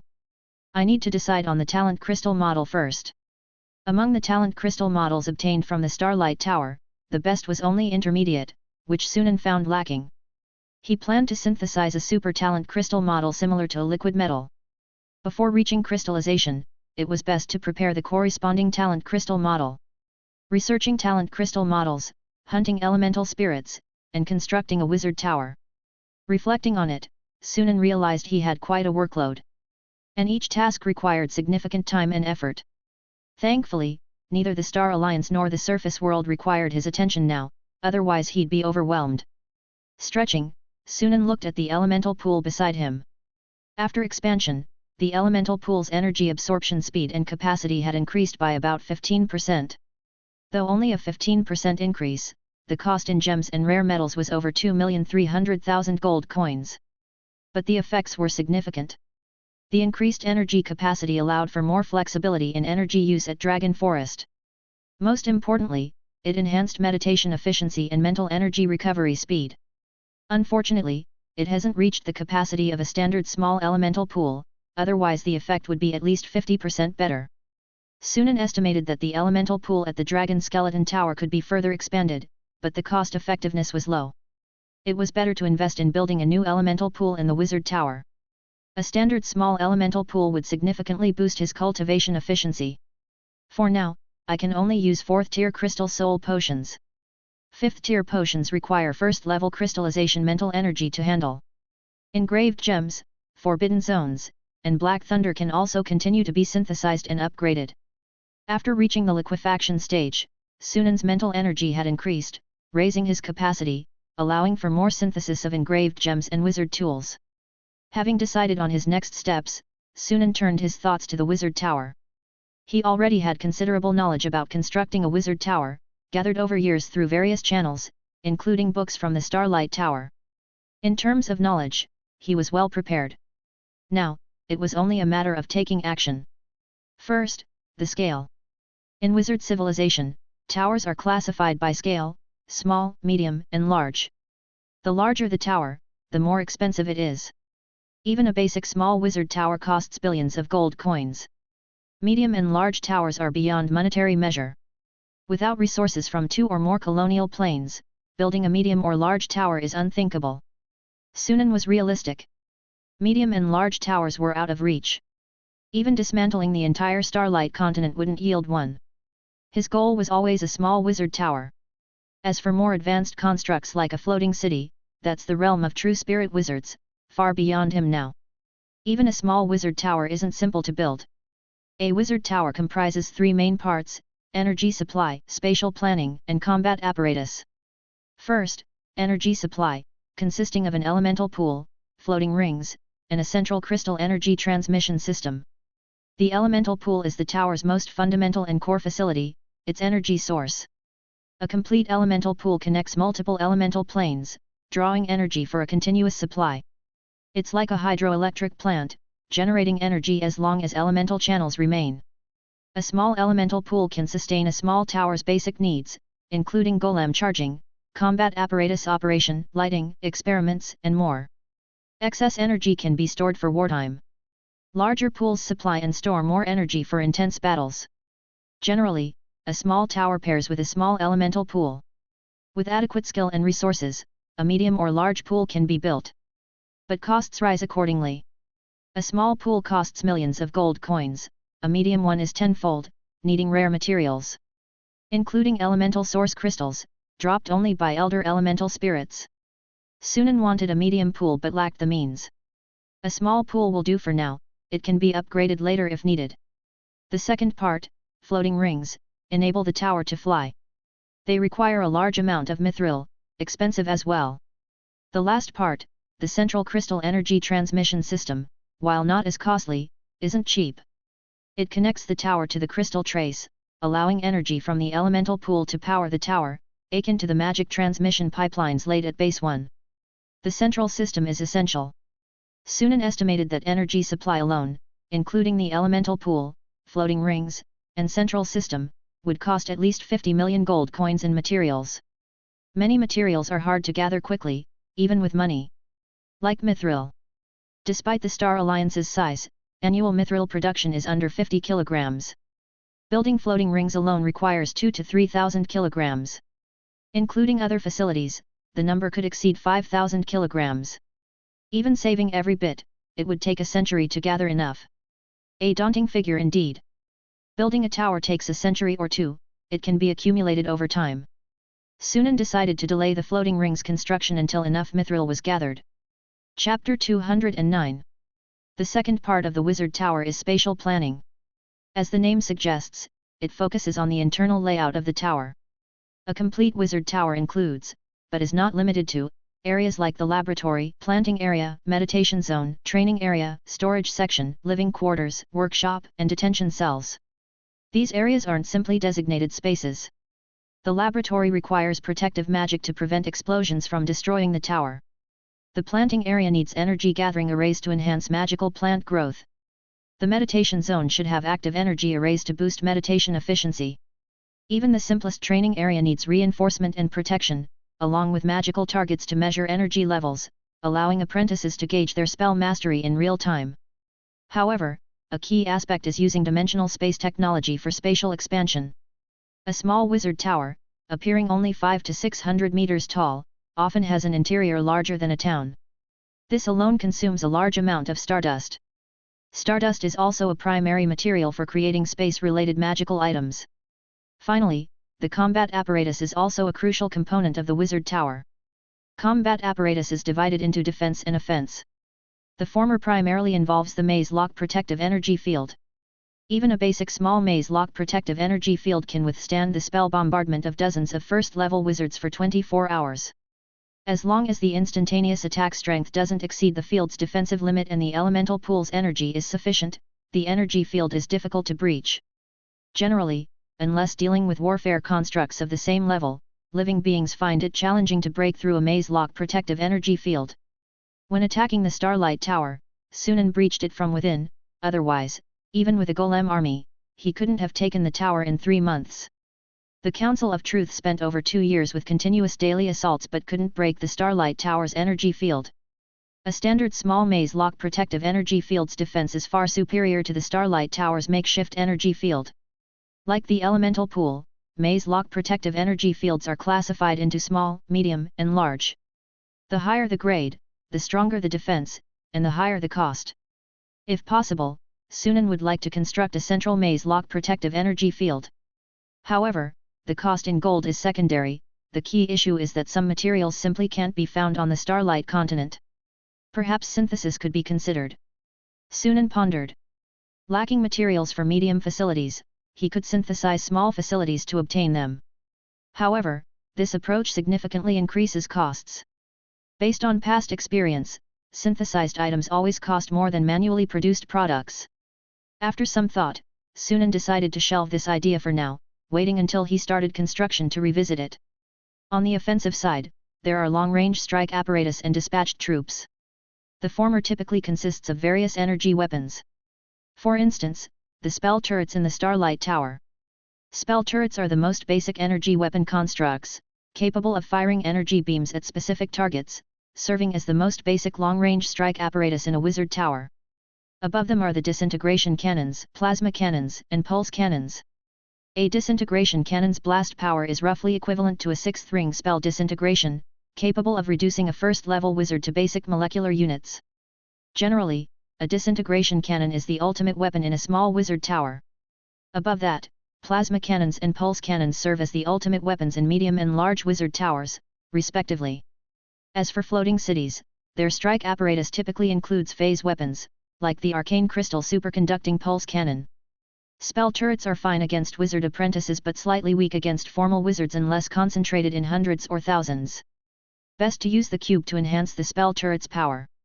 And several disintegration cannons should be made too. Sunan had a plan in mind. As for dispatched troops, they generally refer to golem armies but can include other creatures.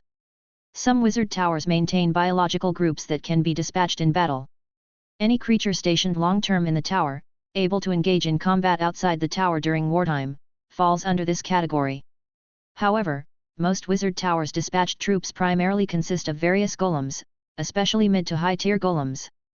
Low-tier golems like flesh golems, clay golems, and stone golems are merely for chores, their combat role inferior to a few spell turrets. Most wizard towers' internal golem armies start with iron golems. Even powerful adamantine golems are merely standard troops in a wizard tower. High-tier golems like shadow steel golems and adamantine golems, capable of contending with wizards, constitute the high-end combat sequence. However, these golems' production costs are astronomical. Sunan wasn't even sure if the Starlight continent still had the materials needed for shadow steel and adamantine golems. If necessary, he might resort to synthesis to produce golems of equivalent levels. Above shadow steel and adamantine golems are even higher-tier supreme golems. Supreme golems represent the primal form of magical energy constructs. Also known as legendary construct beings, magical energy constructs include, but aren't limited to, arcane guardians, magical energy mechs, tower spirit constructs, and mithril sages. These legendary constructs possess combat power comparable to third-level wizards, with the strongest capable of confronting true spirit wizards. Due to their extreme cost, few wizard towers can afford them, typically appearing in floating city combat sequences. While supreme golems fall short of true magical energy constructs, they surpass shadow steel and adamantine golems, often serving as the final combat sequence in large wizard towers. A supreme golem easily dispatches over a dozen first-level wizards in direct combat. Golem armies, hey! Sunan's eyes glinted with thought. Given the choice, he'd prioritize quality over quantity. An internal golem army should at least start with adamantine golems. With adamantine golems as the main force, supplemented by a few golems equivalent to shadow steel golems. However, this approach entails significant costs. At least problems solvable with money aren't problems. Accumulation over time will suffice, but materials can't be conjured from thin air. Sunan mused. Besides energy supply, spatial planning, and combat apparatus, tower spirits are also crucial components of a wizard tower. They are top-tier ACE responsible for the tower's integrated operations, encompassing terminal computation, data recording, battle command, experiment assistance, etc. Generally, a wizard tower requires at least one tower spirit. With a sufficient budget, the more tower spirits, the better. A single tower spirit's computational power is limited, and handling 2 or 3 large tasks can max out its capacity. More tower spirits ensure smoother, more efficient tower operations. Ideally, a wizard tower should have 3 tower spirits, respectively overseeing battle command, daily operations, and experiment assistance. Superior to tower spirits, tower spirit constructs can even assume physical form to assist wizards in battle. Creating tower spirits necessitates legendary-grade soul crystals. For Sunan, this isn't an issue. He can synthesize legendary soul crystals from micro-soul crystals. During the war to conquer the underground world, he amassed a large number of soul crystals, enough to synthesize several legendary soul crystals. With various materials accumulated, it's time to start constructing the wizard tower. Sunan waved his hand, conjuring a 3D model of Dragon Forest in the void. Scanning the model, he began selecting a construction site. Considering clay golem charging and material transport, it's best to build the tower within Dragon Forest. Space portals spanning the underground world and the Starlight Empire can transport materials to Dragon Forest anytime. Ultimately, Sunan chose a spacious woodland area in Zone 2 for construction. Zone 2 is vast, with high-tier dragon species and large magical plantations occupying less than half, leaving much of it unused, perfect for utilization. Unit 1, establish the Build Wizard Tower task. Sunan issued the command. Inputting Wizard Tower design. Input successful. Task Build Wizard Tower established. Please set the number of labor units. 1,000 clay golems, Sunan decided after consideration. This number of clay golems is sufficient, more would hinder efficiency. Initially, this many golems are needed to construct the tower's foundation and structure. For interior space construction, fewer golems will suffice, about 100 should be enough. Most of the tower's interior layout and facilities require a wizard's personal touch. After all, clay golems can't draw runes and arrays. This is why constructing a wizard tower often takes over a century. Of course, one could hire other wizards or purchase facilities like floating rings, spell turrets, and golem armies from other sources, drastically shortening construction time. But few wizards opt for this. A wizard tower is a wizard's core secret, few would allow others to interfere, fearing hidden traps. Wizards prefer to painstakingly build their towers themselves rather than entrust others. The foundation and structure construction is relatively simple, manageable by Butler Unit 1. Sunan only needs to occasionally check the progress. With the task set, he left the Dragon Skeleton Tower for Yahoo City. 3 days ago, the Red Widow reported that the Russell family members had been captured and were being transported to Yahoo City.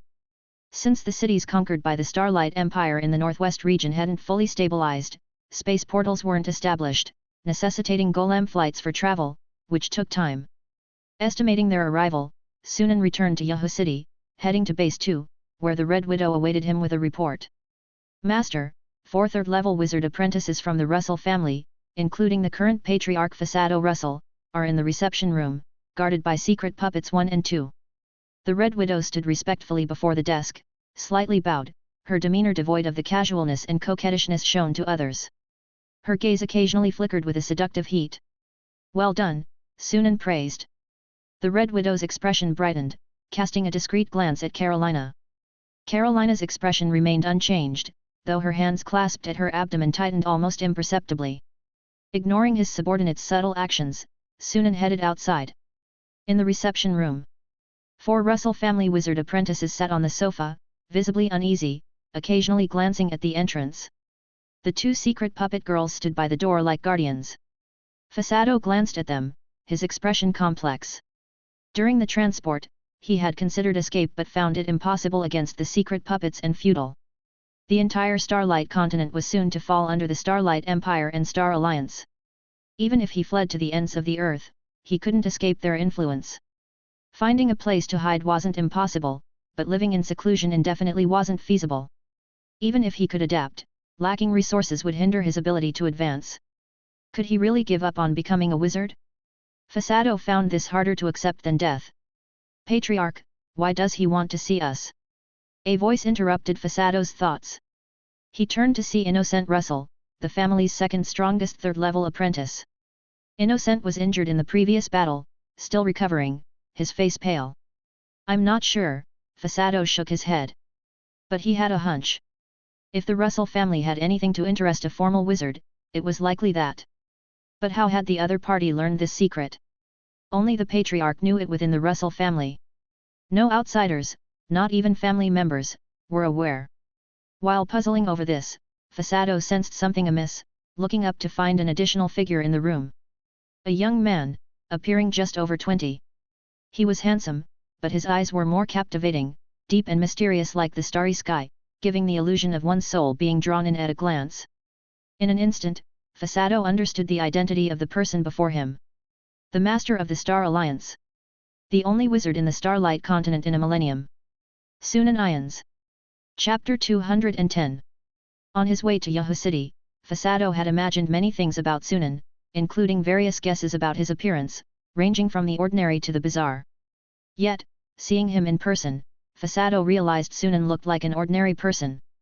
Unlike many wizard apprentices whose appearances were altered by bloodline fusion, Sunan looked just like any other human.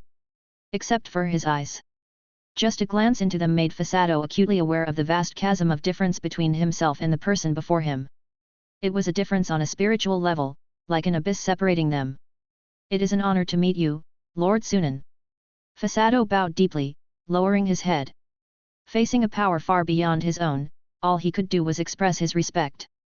Innocent and the other 2 quickly followed suit, bowing as well. No need for such formality, please sit. Sunan waved them to their seats as he took his place at the head. Once Sunan was seated, the 4 of them exchanged glances before sitting down again. Fasado's eyes flickered, about to speak, but Sunan raised a hand to interrupt. As long as the Russell family refrains from participating in the war, I can ensure that the Starlight Empire will not act against your family. Fasado was momentarily stunned, followed by joy, but Sunan's next words caused his face to change slightly. The condition is that you provide the clues to Falling Star City. As he spoke, Sunan scanned the 4 men. Innocent and the other 2 looked puzzled, but Fasado's facial changes did not escape Sunan's notice. Sunan's heart settled, the head of the Russell family indeed knew about Falling Star City. Patriarch Fasado, how does this deal sound to you? After a moment of silence, Fasado smiled bitterly and nodded. It's a fair deal. What else could he do? He should be grateful that the Russell family had something that interested Sunan, otherwise, given Sunan's methods, the entire family might have been ruthlessly wiped out, much like the former Council of Truth. Hearing Fasado's words, Innocent and the other 2 were visibly surprised. Falling Star City? Their family actually had clues to Falling Star City? Why had this never been mentioned before? Sensing their confusion, Fasado explained with a bitter smile. Our family indeed holds clues to Falling Star City, but they have been passed down orally through the patriarchs for generations, so no one but the patriarch knows. He glanced at Sunan, still puzzled as to how Sunan knew this secret. Noticing Fasado's gaze, Sunan remained expressionless. He couldn't very well admit to bluffing, could he? Why? Innocent couldn't help but ask. Fasado sighed, because for over 700 years, no one in our family has been able to enter Falling Star City, no matter what methods we used. The secret of Falling Star City would easily attract covetous eyes, especially when we can't access it. To avoid unnecessary trouble, our ancestors decided to seal this secret, known only to successive patriarchs. Fasado's explanation served both to inform his family and to clarify for Sunan the current state of Falling Star City, ensuring Sunan wouldn't accuse them of hiding entry methods out of spite. Sunan frowned slightly but soon relaxed. The key to entering Falling Star City should be in your possession, right? Based on his experience with the Starlight Tower and the Black Forest, Falling Star City likely had a key as well. As expected, Fasado nodded, producing a gem and handing it to Sunan. Since Sunan knew of the family's secret, he was not surprised that Sunan knew about the key's existence. Instead, Innocent and the other two looked at the gem in surprise. They hadn't imagined that the family's cherished sun-melting gem was actually the key to Falling Star City. A wizard tool. After examining it briefly, Sunan raised an eyebrow in surprise. You have a keen eye, my lord. Fasado was genuinely surprised now. On the Starlight continent, even Twilight-grade magical items were rare, let alone wizard tools. He had never heard of anyone possessing a wizard tool. Yet Sunan had recognized the sun-melting gem's grade at a glance, a testament to his remarkable insight. Had he known Sunan possessed nearly a dozen wizard tools, his eyes might have popped out. It seems the Russell family's ancestor valued their descendants, crafting the key to Falling Star City as a wizard tool. Unfortunately, time has taken its toll, and this wizard tool's power is likely less than half of its original. Sunan expressed a hint of regret, looking at Fasado. You mentioned being unable to enter Falling Star City, what exactly is the situation? Fasado, having come this far, didn't hide anything, explaining truthfully. According to family records, Falling Star City opens once every 30 years, located in the Rainbow Sea at the continent's edge. However, for over 700 years, our ancestors could sense the city's appearance through the sun-melting gem but could never find it. Able to sense but unable to find? Sunan's eyes flickered thoughtfully. When was the last time Falling Star City appeared? 15 years ago. So the next opening is in 15 years. Sunan understood, weighing the sun-melting gem in his hand. I'll keep this for now and return it after I've used it. Fasado hesitated but said, as you wish, my lord.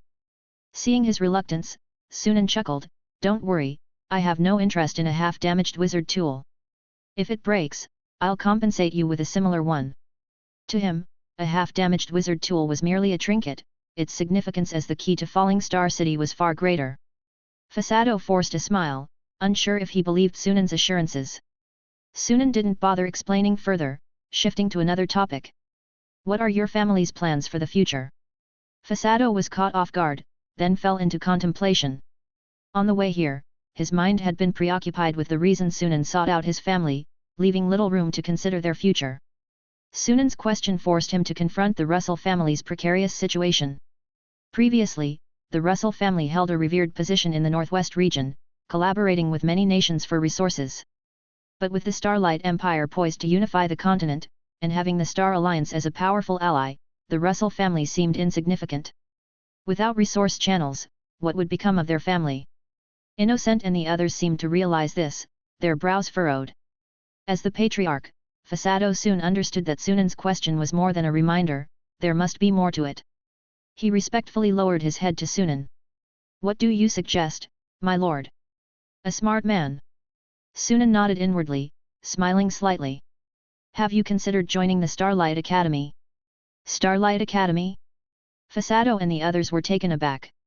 They had heard of the first wizard academy on the Starlight continent and even gathered intelligence on it. However, the Star Alliance protected its academy's information so rigorously that beyond knowing it recruited numerous apprentices, they knew little else. Wizards' inherent caution made them hesitant to join a largely unknown force. The four hesitated, unsure. Sunan wasn't concerned, waving a hand. I'll have someone take you to see the academy. Once you understand it better, you can decide. Fasado and the others relaxed at his words. Thank you, my lord. Sunan then summoned Carolina to escort them to the academy and instructed Rose and her companions to handle their reception. After they left, Sunan turned his attention to the sun-melting gem in his hand. Given the situations with the Starlight Tower and the Black Forest, Falling Star City was likely another wizard legacy. The Russell family's ancestor was probably a member of this wizard force.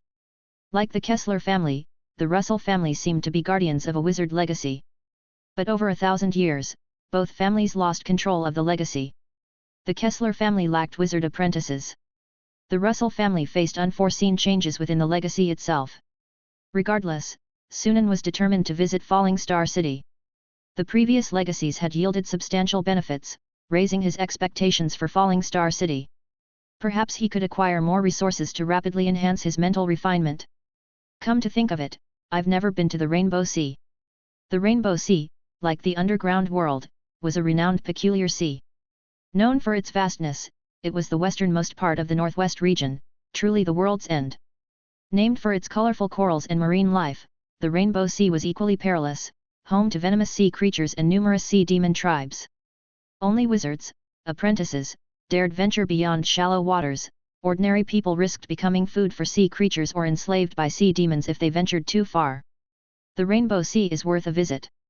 Starlight Calendar 1280, Autumn Veil Month, October. The Battle of Sar Plains ended with the Alliance defeated and fleeing, allowing the Imperial Army to advance unimpeded, gaining more territory. Starlight Calendar 1280, Month of Slumber, December. Snow fell, covering the land in a white blanket. Armies struggled to march in the wild. Except for the Star Empire's Golem Army and Black Rock Cavalry. Both forces were adept at marching through snow. The presence of clay golem logistics ensured the Empire's supply lines were barely affected by the snow. Taking advantage of the season, the Empire's forces surged, capturing towns with lightning speed. Within 2 months, 5 nations fell to the Empire. Starlight Calendar 1281, Month of Renewal, February. The Northwest's strongest nation, the Crow Empire, fell to the Starlight Empire, leaving neighboring countries in mourning. Starlight Calendar 1281, Month of Thunder, April. The Duchy of Frostleaf, Kingdom of Emerald, and Duchy of Mist Forest surrendered to the Starlight Empire, signifying the Northwest's complete subjugation. Thus, the Starlight Empire unified the Starlight continent. The first unified nation in 1,000 years. How does it feel to be the ruler of the Starlight continent? In the study, seeing KYI's beaming face, Sunan teased with a laugh. Feels pretty good. KYI laughed heartily, raising an eyebrow at Sunan. Don't forget, you unified the underground world, and earlier than I did. You should know the feeling even better. I'm no emperor, Sunan chuckled, shaking his head. After some banter, they returned to the main topic. The Northwest will take some time to stabilize. Once it does, I'll arrange for aptitude testing. KYI opened the window, looking at the courtyard outside. A group of young children played under the servants' watch, their laughter bringing a sense of joy. Since deciding to expand his lineage, KYI had fathered many children over the years. He held high hopes for them, especially those nearing 12, hoping one would become a wizard apprentice. He was particularly attentive to the upcoming aptitude tests. Sunan glanced at KYI, saying nothing.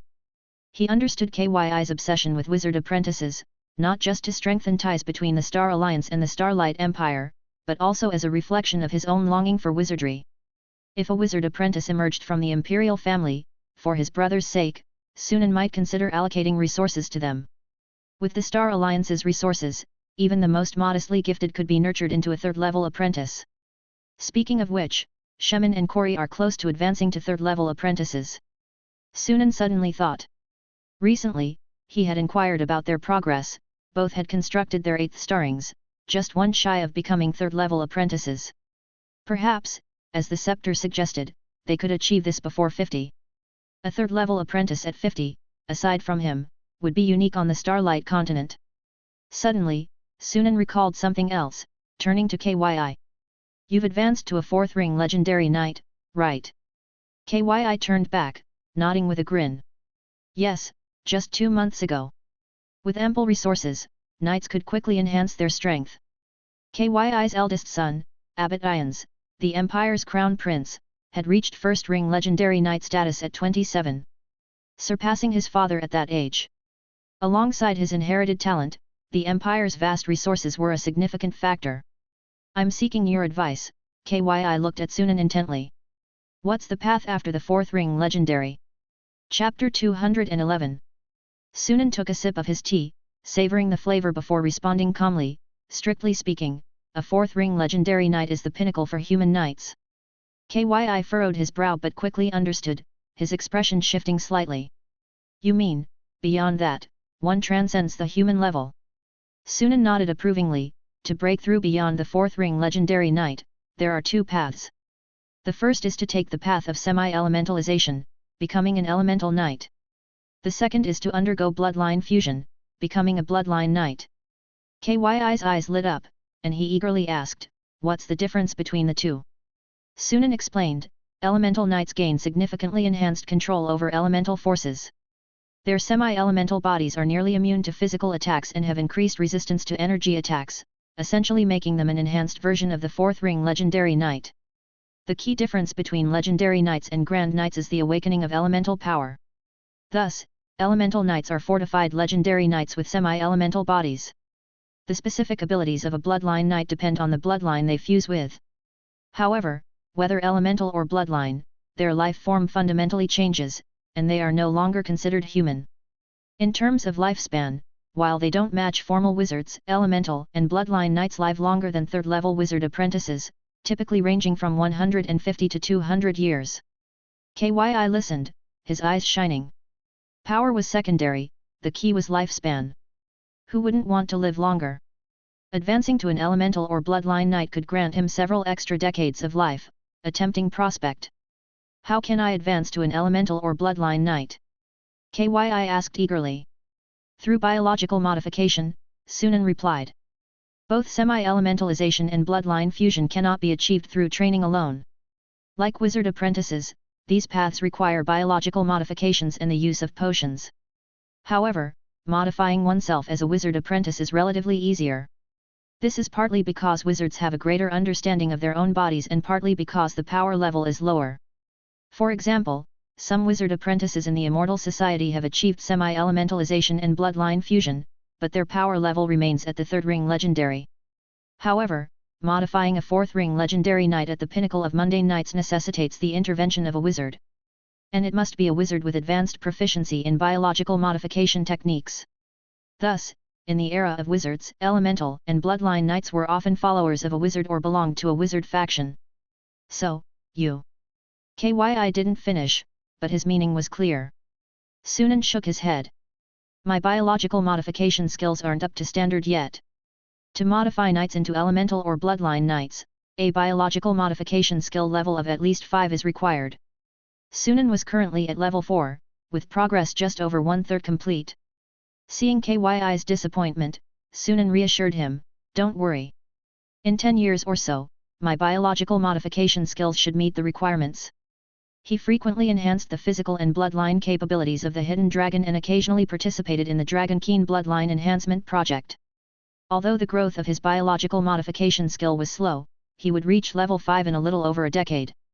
Besides, you'll need time to push your strength to the limit of the fourth ring legendary knight. Kyi realized this as well, his spirits lifting. He quickly asked, "Which path do you think is more suitable for me?" Sunan considered. Elemental knight training is heavily dependent on the environment. Given the current energy scarcity on the Starlight continent, elemental knights face too many limitations. Bloodline knights are a better choice. Fortunately, there are several high-tier Dragon Keen bloodlines in Dragon Forest. If you're interested, you can choose one as your future fusion bloodline. What about the hidden dragon? Kyi had witnessed the transformation of the hidden dragon into a true dragon, and its terrifying presence left a lasting impression. A fourth ring legendary knight's physique can't handle the dragon bloodline, Sunan shrugged. Bloodline fusion isn't just about choosing the strongest option. It depends on compatibility with one's physique and the body's strength. Dragons are beings comparable to formal wizards, and a fourth ring legendary knight couldn't withstand the physical evolution following bloodline fusion. Hearing this, Kyi felt a twinge of disappointment but quickly regained his enthusiasm. Looks like I'll need to tour Dragon Forest a few times. With the discussion on knight progression concluded, Sunan shifted to another topic. Do you remember when you asked me about the Starlight Tower? Of course, Kyi nodded. At the time, he was puzzled about why Sunan had attacked the Starlight Tower, but Sunan had been vague, and Kyi didn't press further. I didn't explain it then because I didn't want you to worry, but now that the Empire has unified, it's time to tell you. Sunan's serious tone made Kyi instinctively adopt a solemn expression. Sunan briefly recounted the return of wizards after 700 years and the matter of the Dark Throne. Upon hearing it, Kyi was stunned, his mind blank. He had heard Sunan mention the elemental wasteland and the 1,000-year expedition of wizards across the multiverse, but he didn't know these wizards would return to the Starlight continent after 700 years. This was an incredibly significant event. In comparison, the Empire's unification seemed trivial. It took Kyi a while to process the shocking news, returning to his senses with a furrowed brow. What will happen to the Starlight continent once those wizards return? Sunan understood his concern, shaking his head. According to the rules of the wizarding world, the Starlight continent is already my exclusive plane. Unless they want to make an enemy of me, other wizards generally won't attempt to meddle with the Starlight continent. Kyi sighed in relief but soon wore a worried expression again. What about the Dark Throne?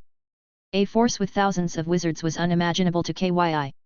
What kind of immense, terrifying power must such a force possess? The thought was terrifying. Don't worry too much. If necessary, we can align ourselves with a wizard faction opposed to the Dark Throne. Sunan reassured him, adding. But fundamentally, we need to enhance our own strength. In the coming days, I plan to build a wizard tower. I'll need the Empire's full cooperation. No problem, Kyi agreed without hesitation. However, his emotions were mixed. The information from Sunan had profoundly impacted his understanding. Previously, the multiverse was more of a concept to him. But after hearing Sunan's account, he realized the vastness of the multiverse. In comparison, the Starlight continent was a mere speck of dust. Initially, after unifying the continent, Kyi felt a sense of unparalleled pride and confidence, but now that pride had been shattered, replaced by a sense of personal insignificance. Compared to forces in the multiverse existing for tens or hundreds of thousands of years, the Starlight continent still had a long journey ahead. Yet, after lamenting, Kyi's fighting spirit reignited. He had felt a sense of emptiness after achieving his goal, but now a grander objective lay before him. Though he might not live to see the wizards return, he intended to strengthen the Empire as much as possible for its future continuity. Observing Kyi's changing expressions, Sunan nodded subtly. His brother's willpower was stronger than expected. He had worried Kyi might be anxious after learning about the Dark Throne, but it seemed he needn't have been concerned. Starlight Calendar 1282. This was the most peaceful year on the Starlight continent. With the Empire unifying the continent and swiftly quelling scattered rebellious forces, the continent stabilized, entering a period of peaceful development. In the month of Thunder, April, the Emperor decreed the establishment of knight academies across the Empire. Aside from a few royal knight academies for the nobility, most knight academies were open to the public, treating the middle class, commoners, and peasants equally. Anyone passing the entrance exams had their tuition fees waived. Additionally, the Empire began promoting and popularizing basic education, establishing numerous affordable basic academies accessible even to commoners and peasants. While many commoners and peasants felt pressured by life and hadn't considered sending their children to school, many more were genuinely delighted and excited by the policy. This was because literacy was a primary condition for participating in wizard aptitude testing. Thanks to years of imperial propaganda, even the poorest peasants knew becoming a wizard was the fastest path to transcending social classes and becoming a person of status. Passing the aptitude test meant rising to prominence. Wizards were respected even by nobles. For the struggling populace, wizards represented a beacon of hope amidst hardship. Though the odds were slim, it wasn't impossible. Even if their child failed the aptitude test, literacy would be a bonus when applying to knight academies. These advantages greatly reduced resistance to implementing basic education. Though widespread basic education would take a long time to fully establish, it was off to a good start. Beyond knight academies and basic education, more decrees were issued, demonstrating the emperor's resolve for reform. Many nobles were taken aback. They had assumed that after unifying the continent, the emperor would lose his ambition and indulge in luxury, or at least abandon his progressive mindset. To their surprise, the emperor was more industrious than ever. It was unexpected. Only a few close to the emperor, like Braid and Yotan, vaguely understood that these changes were linked to Lord Sunan. Dragon Forest, Starlight Academy, Central Clock Tower, the residence and training site for mentors, and the tallest building in the academy. From the top floor's expansive platform, one could overlook the entire academy. Watching the bustling students below, Fasado couldn't help but feel moved. In the blink of an eye, he had been at the Starlight Academy for over half a year. The more he stayed and learned about the academy, the more astonished he became. He had never imagined such a model for training wizard apprentices. No, it wasn't that he hadn't imagined it, reality's constraints had prevented him from conceiving it. After all, their family's resources were barely enough for themselves, let alone for training others. Incredible, Innocent remarked. Where does the Star Alliance get so many rare resources? Perhaps from the underground world. The Star Alliance did unify the entire underground world, another apprentice, Tulio, suggested. The mention of this prompted further reflection. When they first learned that the Star Alliance had unified the entire underground world, they were stunned. That vast, mysterious underground world, full of dangers, powerful creatures, and countless settlements, had been conquered. They had always tread carefully when entering the underground world. Yet this formidable place had been unified by the Star Alliance. Realizing this, they understood the Star Alliance's immense power. Their desire to join Starlight Academy only grew stronger. Seeing the resource list available to Academy mentors from the Scepter, the four instantly resolved to join. A dazzling array of third-tier potions, Twilight-grade magical items, adamantine golems, rare metals, and magical plants. Fasado suddenly felt that the Russell family, with its millennia-old wizard heritage, seemed as impoverished as beggars before the Star Alliance. Had he known about the Star Alliance's resources earlier, he would have immediately brought the Russell family into its fold, avoiding entanglement with the Alliance. After his thoughts wandered for a while, Fasado refocused, turning to his family members. What are your thoughts? Innocent shrugged, smiling. What's there to hesitate about? With such an opportunity, it'd be foolish not to seize it. Exactly. The other two nodded in agreement. Fasado chuckled, then it's decided. He had high hopes for Starlight Academy's future. The academy was destined to become a cradle for training wizard apprentices. Perhaps in the distant future, the Starlight continent would enter an era of wizards. During this time, he would witness this era's arrival as a mentor at Starlight Academy. Chapter 212.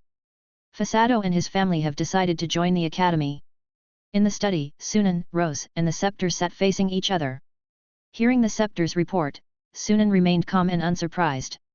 When he invited Fasado and the others, he was certain they would eventually agree to join Starlight Academy. Unless they had no desire to enhance their power and become wizards, the allure of freely exchanging resources was irresistible. On the entire Starlight continent, only Starlight Academy, Star Alliance, had the resources to support their advancement to wizardry. The other wizard apprentices from the Russell family have also joined the academy. The Scepter took a sip of floral tea, the aroma of calming flowers invigorating him slightly. Additionally, the wizard aptitude test in the Northwest region concluded last month, and a new batch of students arrived at the academy yesterday, totaling 523. The total number of academy students has now exceeded 1,400. Sunan nodded slightly. How about the number of second-level wizard apprentices? 102, the Scepter replied without hesitation, clearly well acquainted with the academy's development. The number is still growing. In another 20 to 30 years, we might see the number of second-level wizard apprentices surpass 300.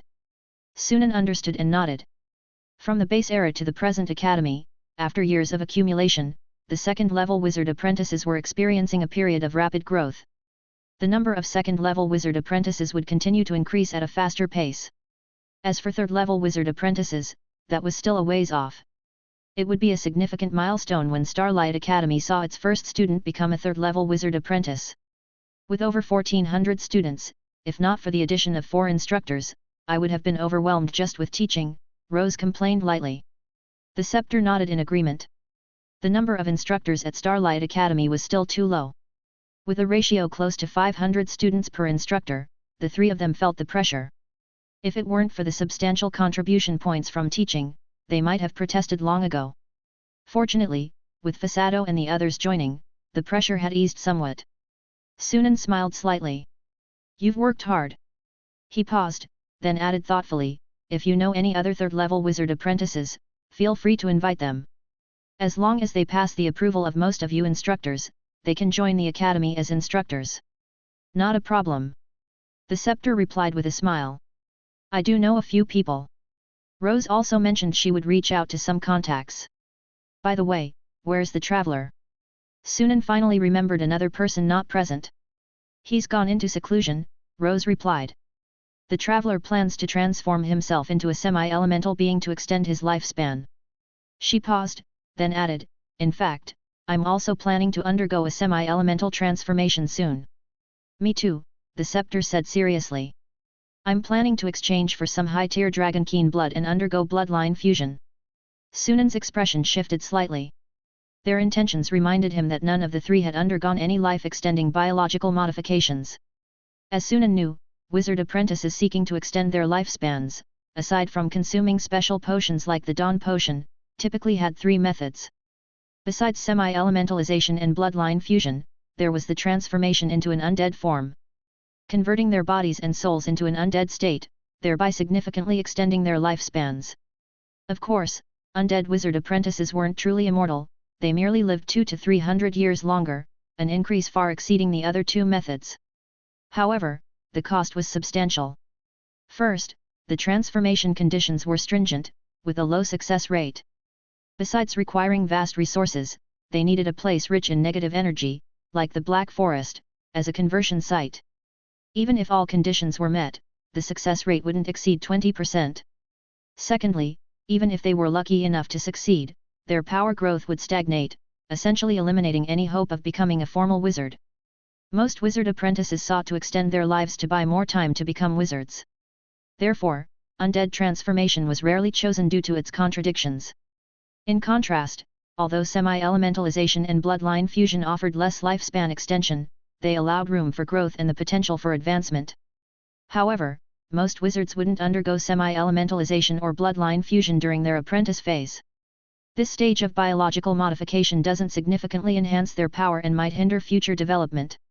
It's best to wait until becoming a wizard to choose a more potent bloodline fusion or undergo deeper elementalization, which is more beneficial for future growth. But on the current Starlight continent, wizard apprentices had limited options. Since joining Starlight Academy, Rose and the others were no longer resource-deprived, but they had wasted too much time before. Following the normal progression, their chances of becoming wizards before dying of old age were slim. Thus, they could only opt for semi-elementalization and bloodline fusion. Even so, their chance of becoming formal wizards remained low, less than 10%. They had even slimmer chances than outstanding apprentices like Shemin and Kori. At least the latter had a good chance of becoming third-level wizard apprentices before 50, leaving them much more time to strive for wizardry and a higher chance of success. Honestly, Sunan wouldn't mind if the Star Alliance produced one or two more wizards. When confronting the Dark Throne in the future, they could use additional strength. With this in mind, he was now researching the formula for Construct Potion. The Construct Potion from the Starlight Tower had over 50 bottles remaining, a decent number, but they would eventually run out. To prepare for the future, he needed to create a new Construct Potion as soon as possible. The main ingredients for Construct Potion couldn't be found on the Starlight continent, and researching substitutes was equally challenging. So Sunan decided to take a different approach, focusing on developing a weaker version of the Construct Potion. Once successful, no matter how weak the effect, he could use the cube to synthesize a potion not inferior to the original. After chatting with Rose and the Scepter about the Academy, Sunan left the study and headed for the Wizard Tower construction site in Zone 2. After more than a year of construction, the tower's foundation and body were nearly complete. He was now working on the central crystal energy transmission system. Once the central system was built, the next step was the elemental pool. As long as these two facilities operated smoothly, the tower's foundation would be set, and he could proceed with spatial planning. Before that, it's best to create the tower spirit, which will help monitor the construction speed in real time. Sunan decided to start crafting the tower spirit upon returning. This was also a challenging project. Creating a tower spirit was as difficult, if not more so, than making a secret puppet. Starlight Calendar 1288, Month of Slumber, December. According to some wizard tomes, the month of slumber symbolizes talent. Wizards specializing in prophecy believe that children born in this month possess extraordinary potential. Potential implies dormant power, and dormancy corresponds to awakening from dormancy to awakening. This is the meaning behind the month of slumber. This month also signifies the end of the old year, the most important month for farewells. Flaming agreed with this notion. After all, he was born in the month of slumber. What are you reading, Flaming? Donahan's voice interrupted his thoughts. Without lifting his head, Flaming replied while turning the page. A book on astrology, quite interesting. When did you become interested in that? Donohan asked curiously. In his memory, Flaming never seemed to read such books. For wizards, knowledge is power. Expanding into other fields isn't bad. Flaming placed a bookmark in the middle of the book, closing it and setting it aside. I heard from Mentor Rose that Lord Sunan memorized all the books in the Academy and Dragon Skeleton Tower libraries. Donohan rolled his eyes. Well, that's Lord Sunan. For us, it takes months to digest a single spellbook. To read every book in the library, it'll take forever. Enough of that. Are you attending the party tonight? Flaming nodded without hesitation. Senior Shaman has helped me a lot. The party tonight celebrates his and Senior Kori's promotion to third-level wizard apprentices. Of course, I'm going. You're lucky to get an invitation, Donohan said enviously. The party was organized by wizard apprentices close to Shaman and Kori. Considering space limitations, only second-level wizard apprentices were invited. Flaming, having advanced to a second-level wizard apprentice in his 5th year, naturally received an invitation. To many students, this was proof of his talent, recognized by seniors, and he was envied by others. Flaming felt a twinge of pride but didn't show it, changing the topic instead. I heard Tagana is attending the party too. Of course, she's the non-human student personally named by Lord Sunan to join the academy. The mentors take special care of her, and the party organizers wouldn't overlook her. Mentioning this, Donohan's tone carried a hint of jealousy. Don't say that, Tagana is quite talented. Her time to grasp the meditation method was much longer than yours. That's because she's not human. If she were, her talent would surpass mine. Flaming's words were sincere. Dark elves practicing a meditation method designed for humans face inherent challenges. Yet despite this, Tagana mastered the meditation method in just 2 months, an astounding achievement. If there were meditation methods and spellbooks tailored for dark elves, her growth might outpace even Senior Shaman and Kori. Those personally named by Lord Sunan to join the academy undoubtedly possessed extraordinary qualities. After some banter with Donohan, Flaming sent him off and began his daily meditation in the dorm. When he finished meditating, it was already dark outside. Flaming glanced at the quartz clock on the wall, noting the party was half an hour away, and left the dormitory. The seniors hosting the party had reserved the top floor of the second cafeteria. By the time Flaming arrived at the top hall, many were already present. The tables, draped in white cloth, were laden with various delicious dishes and drinks. Elegant water elementals moved gracefully between tables, their movements like a dance. After admiring the scene for a while, Flaming reluctantly looked away, searching for Senior Shaman. He soon found his target. In fact, Shaman and Kori were quite conspicuous. At the center of the dining hall, they were surrounded by people eager to converse with them. I heard the academy wants to invite you as a mentor, Shaman. There's interest, and Kori received an invitation too. What are your plans? Obviously, we accepted. The contribution points and resources available to mentors far exceed those for students, right, Shaman, Kori? That's my plan too, Shaman smiled. Same, Kori, typically laconic, added.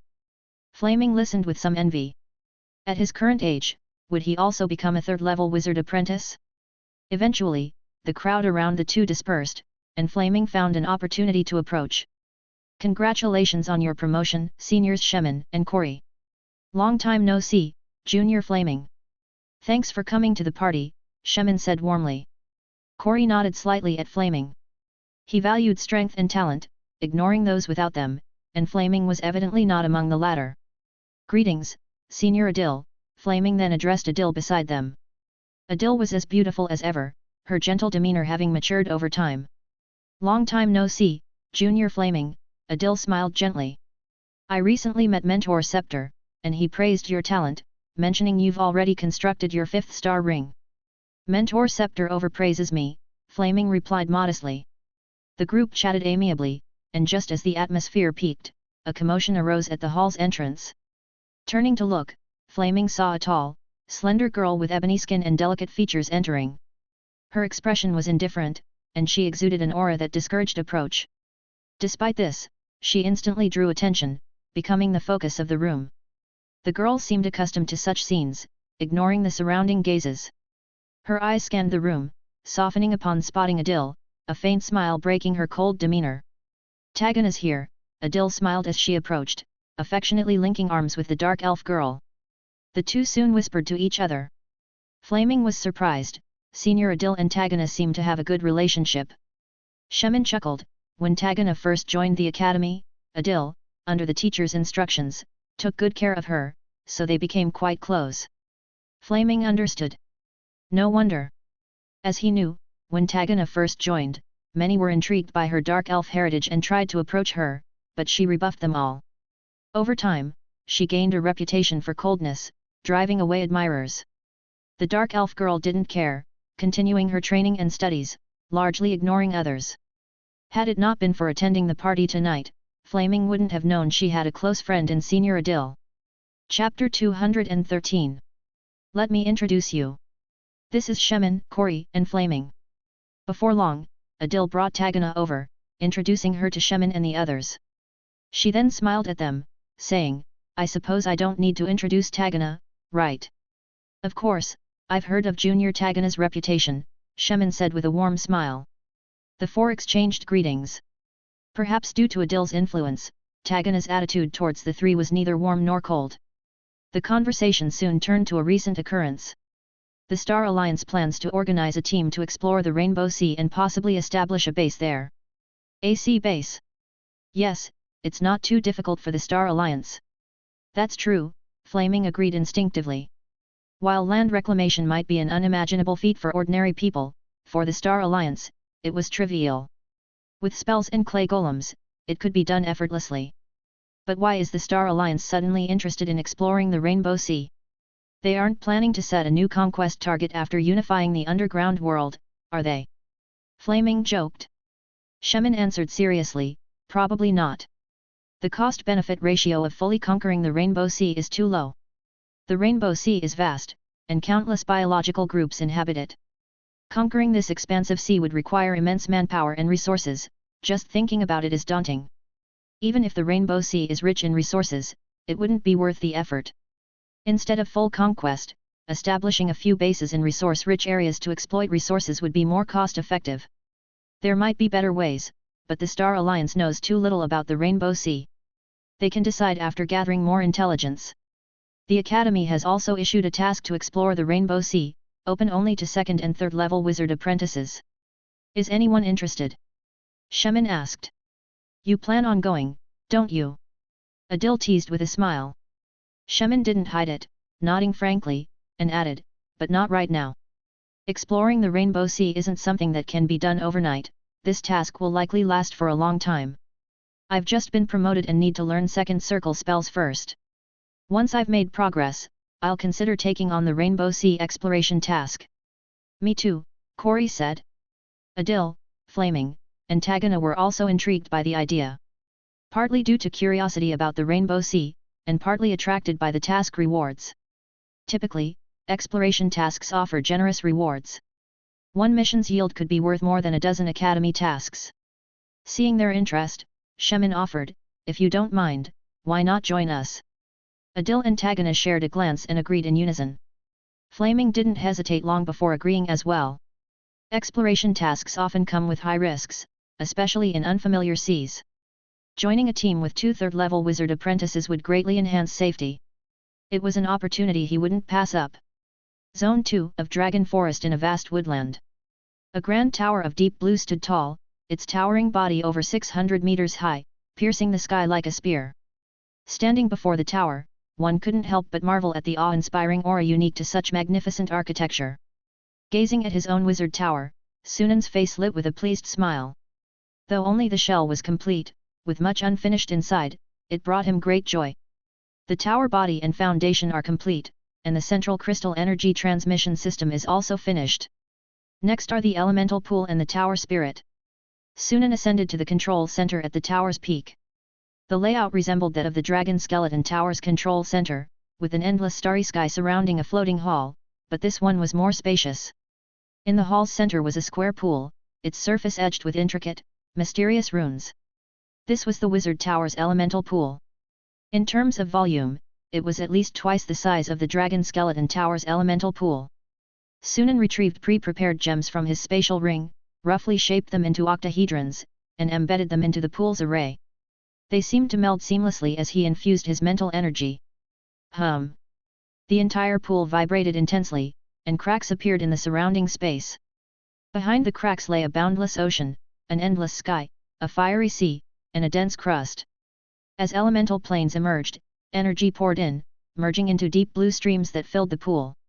Simultaneously, a rich, active energy enveloped the entire tower. The elemental pool was successfully activated. Sunan took a deep breath, feeling invigorated by the elemental energy in the air. The energy absorption rate and storage limit are more than double that of the Dragon Skeleton Tower's elemental pool, with mental recovery and meditation efficiency also increased by over a factor of 2. Sunan decided to meditate and train beside this elemental pool from now on, further boosting his efficiency. The Wizard Tower's energy supply is essentially complete. The floating rings can be left for last. Next is activating the Tower Spirit. Sunan waved his hand across the void, and a crystal ball half the size of a person appeared on the empty ground before him. The azure crystal ball was perfectly spherical, crystal clear, like the finest gemstone, yet exuding a deep, lively charm. This was the Tower Spirit Sunan crafted using a legendary soul crystal and a wealth of rare materials. The legendary soul crystal alone consumed a third of his stockpile accumulated over the years. Combined with other materials, the total cost reached 24 million gold coins. Despite this, Sunan felt it was worth the investment. Unlike other materials, synthesizing high-grade soul crystals from lower-grade ones was more cost-effective than artificially creating them. After all, producing a legendary soul crystal requires at least the soul of a first-level wizard or a similarly leveled creature, or thousands of souls from fourth-ring legendary creatures. In comparison, producing thousands of micro-soul crystals is evidently simpler. In wizard civilization, legendary soul crystals often couldn't be bought with gold, typically acquired through barter. Using artificially created legendary soul crystals would have driven the cost of the Tower Spirit far beyond 24 million gold coins. During the construction phase, 1 Tower Spirit is sufficient. Once the tower is complete, 2 more can be made. Sunan patiently waited until the elemental pool was filled before pressing his index finger on the crystal ball, infusing it with mental energy. With his touch, the crystal ball lit up with a soft golden glow. Simultaneously, the elemental pool grew agitated, countless azure streams forming a waterspout that merged with the golden light. The crystal ball voraciously absorbed elemental energy, the water in the elemental pool rapidly depleting. In just 5 minutes, the pool's water was nearly exhausted. At that moment, a hum resonated. Time seemed to halt. The golden light contracted sharply, transforming into a pure gold crystal within the ball, suspended at its center like a golden eye. Master! A mechanical voice devoid of emotion sounded. Tower Spirit number 1 awakens at your call. Sunan smiled in satisfaction. Tower Spirit No. 1, he murmured, scan the wizard tower structure. The cold mechanical voice echoed in his mind. Command received, establishing connection with the wizard tower. Connecting, 1%. 4%. 100%, connection successful. Scanning the wizard tower, scan complete. Inputting design, input complete. Data integration in progress, integration complete, creating 3D model. Countless slender beams of light appeared, interweaving before Sunan to form a 3D model identical to the wizard tower. Wizard tower, unnamed. Level, small, construction progress 12.47%. Current remaining energy, 2.21%. Intelligent assistant life, Tower Spirit number 1. Facilities, elemental pool, small, central crystal energy transmission system, living area, construction progress 89.34%, storage area, construction progress 76.22%, experimental area, construction progress 25.16%, practice area, construction progress 46.91%, meditation area, construction progress 88.21%, planting area, construction progress 9.27%. Servants, clay golem times 124. Defensive apparatus, none. Combat apparatus, none. Let's name it Starlight. Sunan casually named it, then waved his hand, and the tower model divided into multiple sections. He carefully inspected each one. Areas like the living quarters, storage, and experimental areas had structures built but lacked various enchanting arrays, so their construction progress was below 100%. Next, I'll address spatial planning. And it's time to construct the maze lock protective energy field. In any wizard tower, energy supply is the primary concern, followed by defensive systems. Although there aren't enough resources for a medium wizard tower, enhancing the tower's power through the elemental pool, maze lock protective energy field, and strike apparatus is possible. Sunan had long planned to use the synthesis cube to enhance the wizard tower. If a medium tower can't be built, a reinforced small tower will do. In the future, when planar barriers are restored and connections to other planes are possible, resources can be acquired to upgrade the tower. Returning to the present, Sunan focused on the tower spirit. With a legendary soul crystal as its core, Tower Spirit No. 1 boasts impressive computational capabilities, aiding in experiments. With Tower Spirit No. 1, researching talent crystal models or developing a weakened version of the construct potion will be much easier. The Tower Spirit's powerful analytical capabilities rival those of some minor deities. Deities receive millions of prayers daily and respond to countless priests, requiring computational power beyond top-tier artificial brains. There's enough soul crystal left to create 2 more legendary crystals, sufficient for 2 more tower spirits. However, after setting aside this portion of soul crystals, few remain. With the war over, the primary source of soul crystals vanished. Sunan regretted not producing more earlier. But it couldn't be helped, back then, only he and the scepter could create soul crystals. Busy with training and learning, they couldn't be everywhere, missing the opportunity the war presented. Now, soul crystal materials are limited to death row inmates in the Empire's cities and some dangerous creatures in the underground world. The annual output barely sustains the Star Alliance and Starlight Academy. Of course, if he were ruthless enough to use ordinary civilians as soul crystal material, a large batch could be produced quickly. But Sunan wasn't that kind of heartless wizard and wouldn't do such a thing. Unless another battlefield can be opened. A gleam flickered in Sunan's eyes as he looked northwest. It seems the Rainbow Sea teems with countless biological groups, potentially a good place for soul crystal production. After pondering, Sunan had a rough idea, but it required careful planning. Leaving the wizard tower, Sunan returned to the dragon skeleton tower.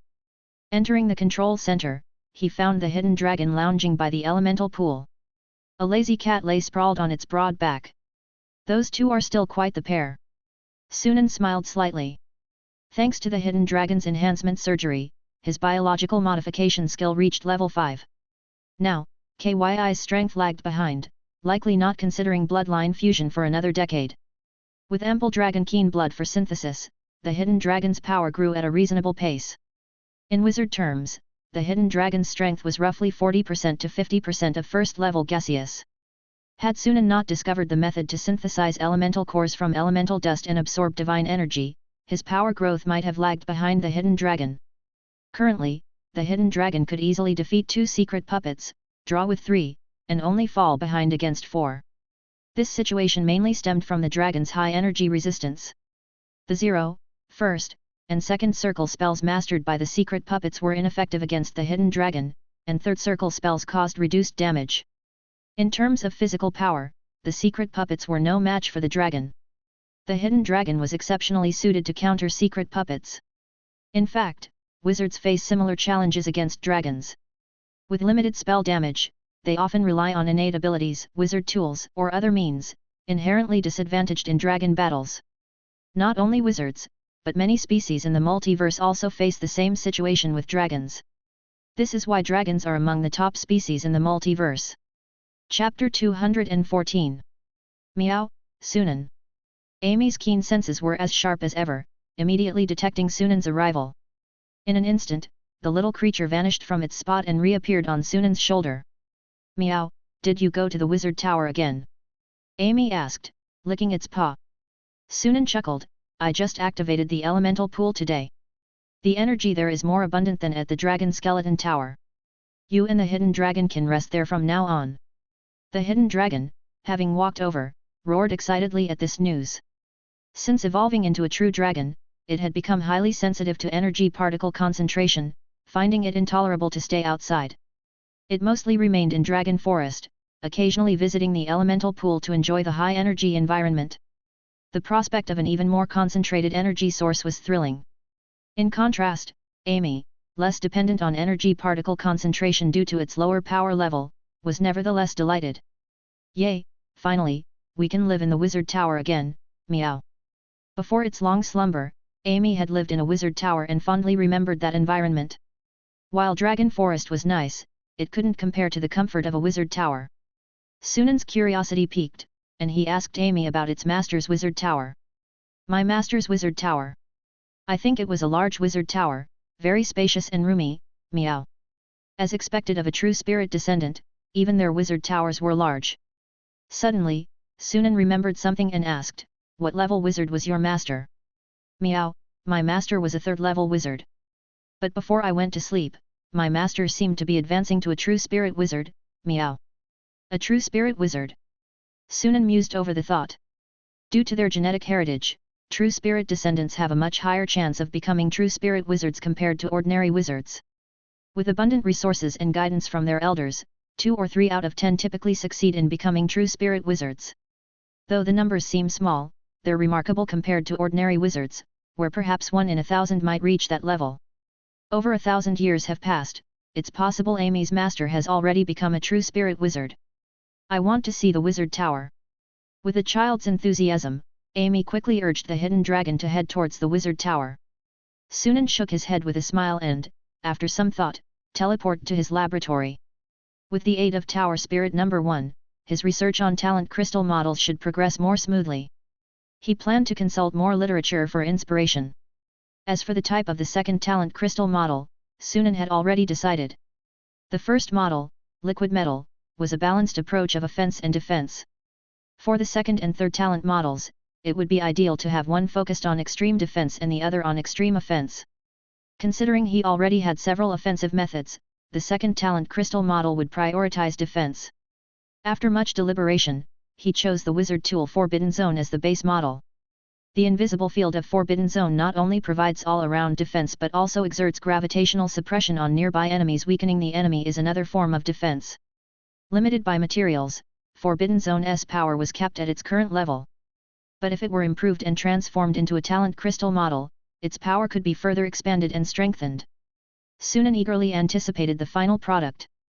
Time flowed by like grains of sand slipping through fingers, silently passing. Starlight Calendar 1291, Month of Blossoms, May. 10 years had passed since the unification of the continent by the Starlight Empire. The scars from the war had long healed, and people returned to their peaceful lives. Under the Emperor's reformist policies, the empire thrived, developing rapidly. The citizens, especially those at the bottom of society, felt the changes most acutely. Their improved lives led them to genuinely support the empire's rule. For some observant individuals, the most noticeable change was the increasing number of knights seen in daily life. Previously, knights were either nobles or noble followers, holding a status much higher than ordinary citizens. Now, there were many knights of common birth. This change was even more pronounced in the military. Previously, a skilled squire could be an officer, but now even the lowest-ranking officers needed to be knights. Knights were becoming increasingly common. While the observations of the observant were mere speculation, the detailed data in the report before Sunan was concrete. In the past 4 years, knight academies across the empire had graduated over 20,000 knights. The number of squire-level graduates was in the hundreds of thousands. Including the Star Alliance's 7 knight academies and the empire's dozen royal knight academies, the number of knight graduates approached 40,000. The Star Alliance's 7 knight academies alone had graduated over 10,000 knights in 4 years. In the past, such numbers would have been unimaginable. But now, it was commonplace.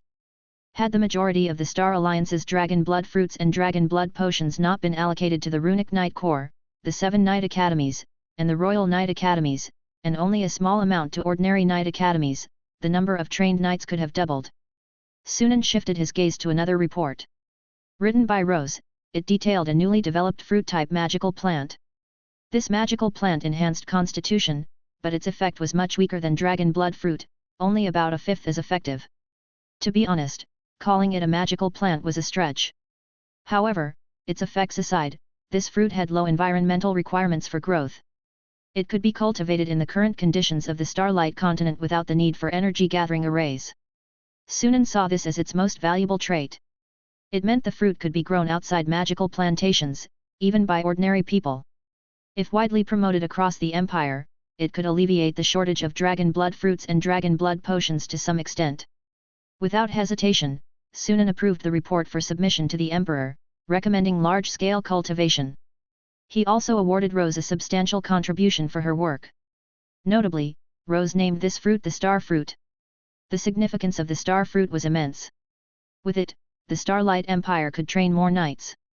Sunan never believed that solely focusing on personal strength or the Star Alliance's development was sufficient. While this approach might yield short-term gains, it was short-sighted in the long run. The Starlight continent was his foundation. Strengthening and developing this foundation simultaneously increased his own resources, allowing him to progress further in the future. This was why he wholeheartedly supported KYI's reforms. The spread of basic education, the establishment of knight academies, and more reform policies subtly enhanced the Starlight continent's strength. The stronger the continent, the greater the benefits he, as its de facto ruler, could reap. Unfortunately, there are no magic stone mines on the continent, otherwise developing magical energy technology could enhance basic technological levels. Magical energy technology refers to the application of magic stone-powered machines, including magic stone lamps, magical energy carriages, magical energy ships, and magical energy weapons for civilian and military use. The two prerequisites for developing magical energy technology are abundant magic stone mines and a strong wizarding civilization, with enough wizard apprentices and formal wizards. Currently, the Starlight continent lacks both prerequisites. The latter can be achieved gradually over time. But for the former, unless an elemental resurgence occurs with a long period of recovery and accumulation, it remains unattainable. As for using the cube to synthesize magic stones, Sunan hadn't even considered it. Once magical energy technology spreads, the vast number of magic stones required for the continent would be astronomical, far beyond what he alone could supply. After approving the documents, Sunan stretched and left the study. He was currently in the under-construction Wizard Tower. Since the elemental pool was established, he had been conducting his training, studies, and affairs there. Compared to the Dragon Skeleton Tower, the energy particle concentration here was more comfortable. The spatial planning of the Wizard Tower was still being perfected, with only about a third completed.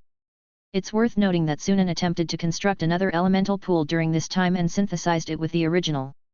The result was a combined elemental pool with effects increased by about 1.2 times, much to his delight. At this rate, 4 to 5 small elemental pools should synthesize into an elemental pool comparable to a medium one.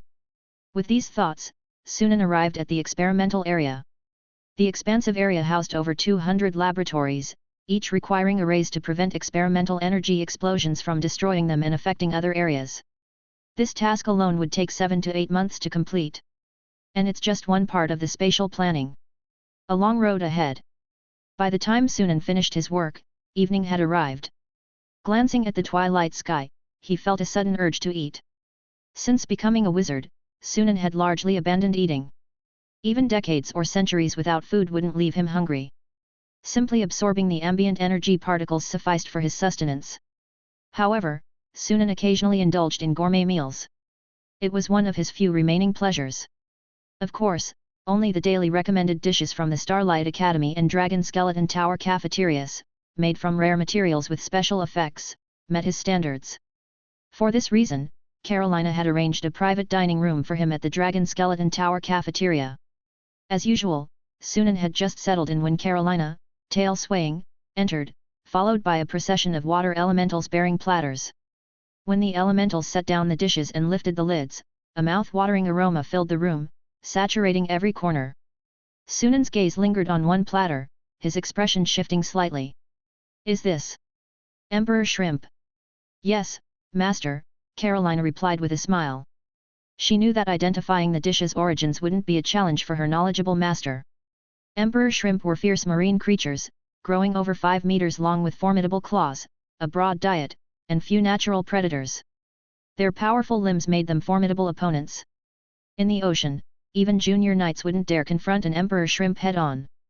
As Sunan knew, emperor shrimp were deep-sea creatures, seemingly only found in the Rainbow Sea. His eyes scanned the other dishes. Sure enough, rainbow prawns, rainbow clams, coral fish, and dragon whale meat were all specialties of the Rainbow Sea. The Rainbow Sea's resources were bountiful, home to the world's largest coral reefs and a treasure trove of delectable seafood. Carolina had prepared a Rainbow Sea seafood feast for him today. Sunan smiled, gesturing for the water elementals to leave, and invited Carolina to sit. "Let's eat and talk." Carolina hesitated briefly before her face lit up with joy. Carefully, she moved to her seat, coiling her tail on the chair, and sat down to Sunan's left. Sunan sampled the emperor's shrimp, nodding in satisfaction before addressing the main topic. "How's the exploration of the Rainbow Sea progressing?" Carolina respectfully reported, "We've established 5 city-states in the Rainbow Bay and are in the process of land reclamation to build 3 islands as transition points for deep-sea exploration.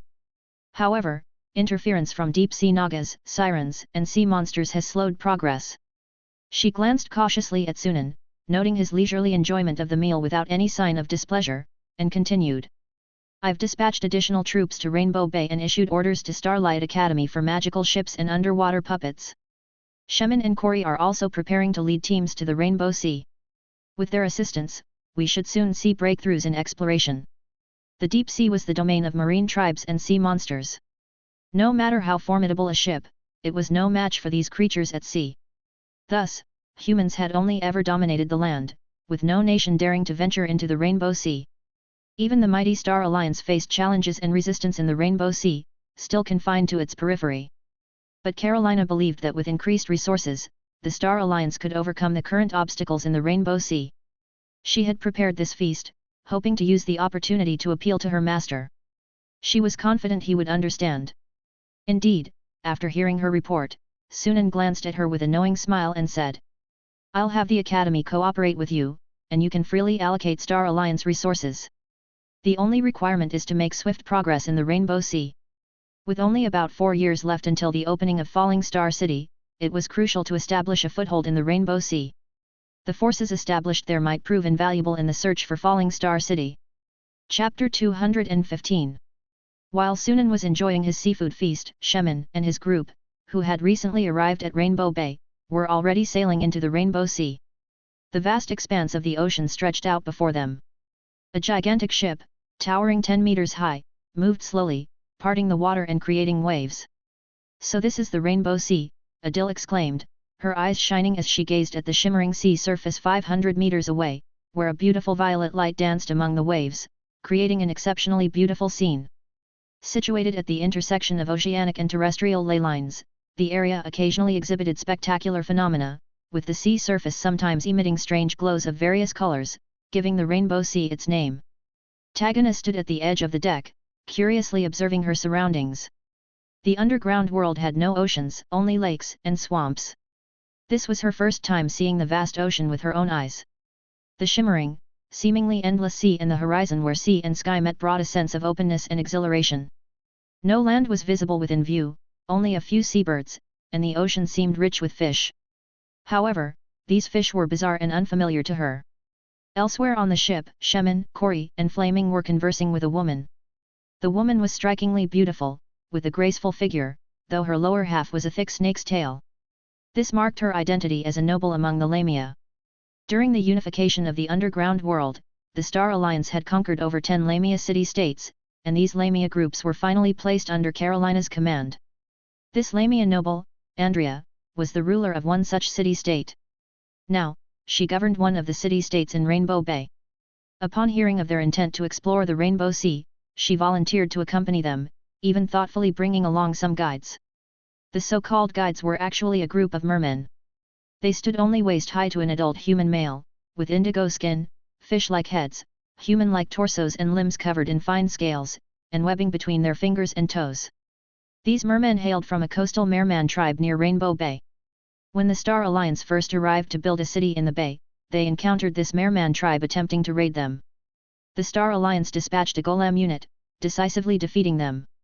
The Star Alliance even pursued them to their lair, prompting the merman tribe to immediately surrender. Although these mermen lived only in shallow waters, they had a fair understanding of the Rainbow Sea, so Andrea accepted them. The mermen's leader, known as Bluefin, was eagerly sharing information about the Rainbow Sea with the group. The Rainbow Sea has many poisonous species, about 1/5 of the fish are poisonous, so you should be careful in distinguishing them before eating. However, most non-poisonous fish are very tasty. Whether boiled, grilled, or eaten raw, they're delicious. If you'd like to try some, just let me know. I'm quite a good cook, if I do say so myself. The merman grinned in a fawning manner, eager to please. He had heard that these people were even more important than Andrea, the city lord, and if he could win their favor, he might be promoted to chieftain. Listening to a merman volunteer to cook fish, Shemin and Flaming exchanged amused glances. Ahem. Shemin cleared his throat, no need for extra words. Tell me, what are the most formidable sea monsters here? The merman scratched his head awkwardly. My lord, to us mermen, all sea monsters are formidable. Shemin realized his mistake asking mermen, who couldn't even defeat knights, about powerful sea monsters was indeed misguided. He turned to Andrea, who pondered for a moment before answering. There aren't many formidable sea monsters in the shallow areas, but there are plenty in the deep sea: sea dragons, dragon whales, megalodons, mosasaurs, squid kings, deep-sea jellyfish. Andrea listed dozens of sea monsters before solemnly adding. These sea monsters possess the power of second to third ring legendary levels. If encountered, it's best to avoid fighting. While second to third ring legendary monsters on land might not be much, in the sea, they were a headache. Without power a level or two higher, dealing with these sea monsters was impossible. At that moment, a commotion arose on the other side of the deck. Tagana had pulled a creature from the sea. This bizarre creature resembled a giant, many-legged freshwater lobster, standing 1.5 meters tall and 3 meters long, with a blue-green shell, sturdy and powerful pincers, and robust lower legs. Even though it was suspended mid-air by the mage hand, it continued to shout loudly, struggling and waving its pincers, clearly aggressive. This is a lobster man, quite unintelligent, akin to a pet dog. Andrea approached Tagana and Adil, who were curiously examining the lobster man, explaining softly. They're aggressive but weak. An experienced squire could easily handle one. Bluefin approached, eyeing the lobster man and swallowing, rubbing his hands with a sycophantic smile. My lords, lobster man meat is quite delicious. Why not give it to me, and I'll prepare a meal for you. Shemin and the others exchanged glances, ultimately refusing. Lobster men were an intelligent species, and being humanoid, eating them felt morally uncomfortable. However, Tagana was intrigued. Dark elves didn't concern themselves with such matters. She was curious about how lobster man meat compared to regular lobster. But seeing Adil and the others refuse, she reluctantly abandoned the idea. Andrea noted, lobster men usually inhabit the boundary between shallow and deep waters. Since we've encountered one, it means we're nearing the deep sea. We might encounter deep-sea nagas and sirens next, so we need to be cautious. Hearing this, Shemin and the others set aside their playful attitudes, nodding solemnly. Upon entering the deep sea, the number of sea monsters increased noticeably. Along the way, they occasionally saw sea monsters battling each other, vast swathes of blood staining the nearby waters, attracting more predators and sparking large-scale conflicts. Andrea mentioned that such battles were common in the deep sea. The best course of action was to steer clear, lest they be dragged into the fray. Occasionally, sea monsters would attack the ship, but Shemin and the others quickly dealt with them. With 2 third-level wizard apprentices on board, they weren't too worried unless a third-ring legendary sea monster appeared. Considering the mission's danger, Shemin and Corey had brought numerous high-level rune gemstones. Even if something unexpected occurred, escaping wouldn't be difficult. Andrea praised, having you here makes this voyage much easier. How did you deal with sea monsters before? Flaming curiously asked. We used golems enchanted with levitation spells, Andrea replied with some frustration. But golems are heavy and require continuous lightness spells to be carried on board. Even so, a ship can only carry a limited number of golems. Shemin and the others nodded in understanding.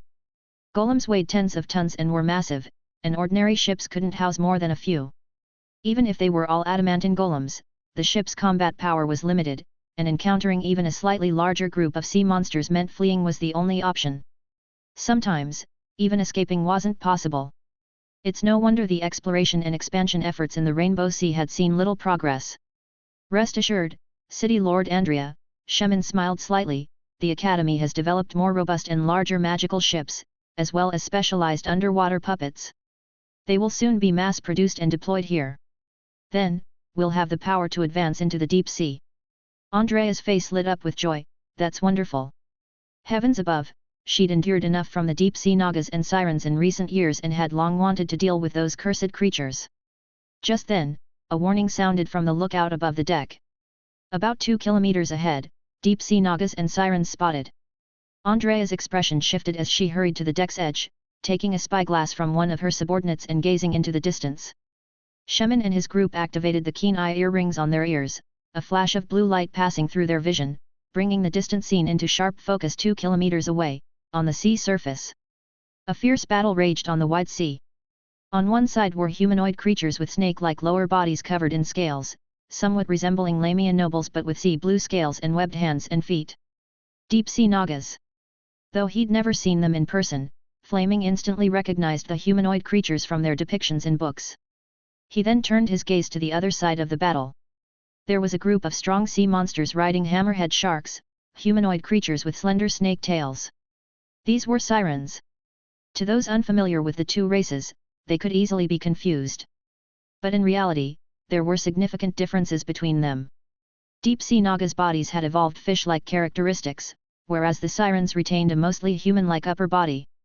Additionally, deep-sea Nagas had both male and female members, but sirens were solely female, belonging to the Banshee race. They were semi-undead beings haunting the sea, given new bodies by the ocean. Siren numbers were limited, but their strength was formidable. They excelled in illusions, possessed alluring beauty, had deadly and captivating voices, and could control other marine species, making them quite dangerous.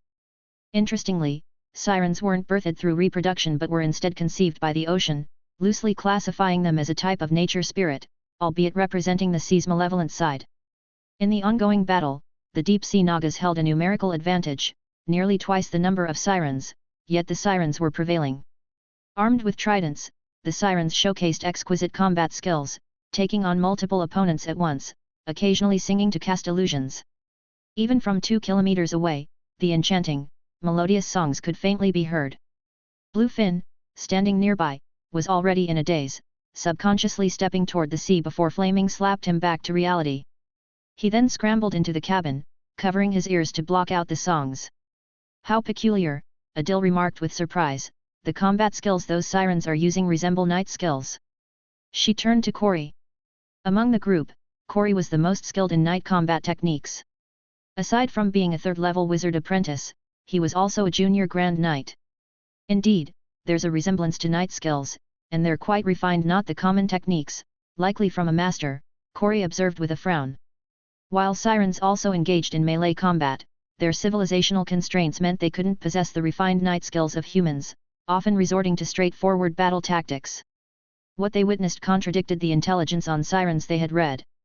Not only that, but have you noticed something else? Shemin suddenly asked, isn't the power of the sirens' songs unusually strong? The group paused, then thoughtful expressions appeared.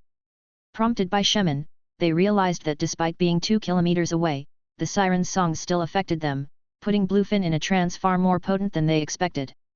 Either the intelligence in their wizard tomes was incorrect, or these sirens themselves were different. Shemin asked Andrea, are all sirens like this? Andrea shook her head, we've noticed this issue too. Before entering the deep sea, we captured some shallow water marine tribes to inquire about the sirens, but the information we obtained didn't match the sirens we encountered. We suspect sirens have gradually evolved into this form over the past few decades. In the past, in the deep-sea Nagas were the dominant intelligent species, always suppressing the sirens. But in recent decades, the sirens have gradually overtaken the deep-sea Nagas. From what I understand, in recent major battles, the deep-sea Nagas have suffered crushing defeats at the hands of the sirens. As if to confirm Andrea's words, the distant battle had reached its conclusion. Under the sirens' fierce assault, the deep-sea Nagas were routed, scattering in retreat, only to be caught and speared by sirens riding hammerhead sharks. In the end, only a few deep-sea Nagas escaped. Yet, after the battle ended, the sirens weren't finished.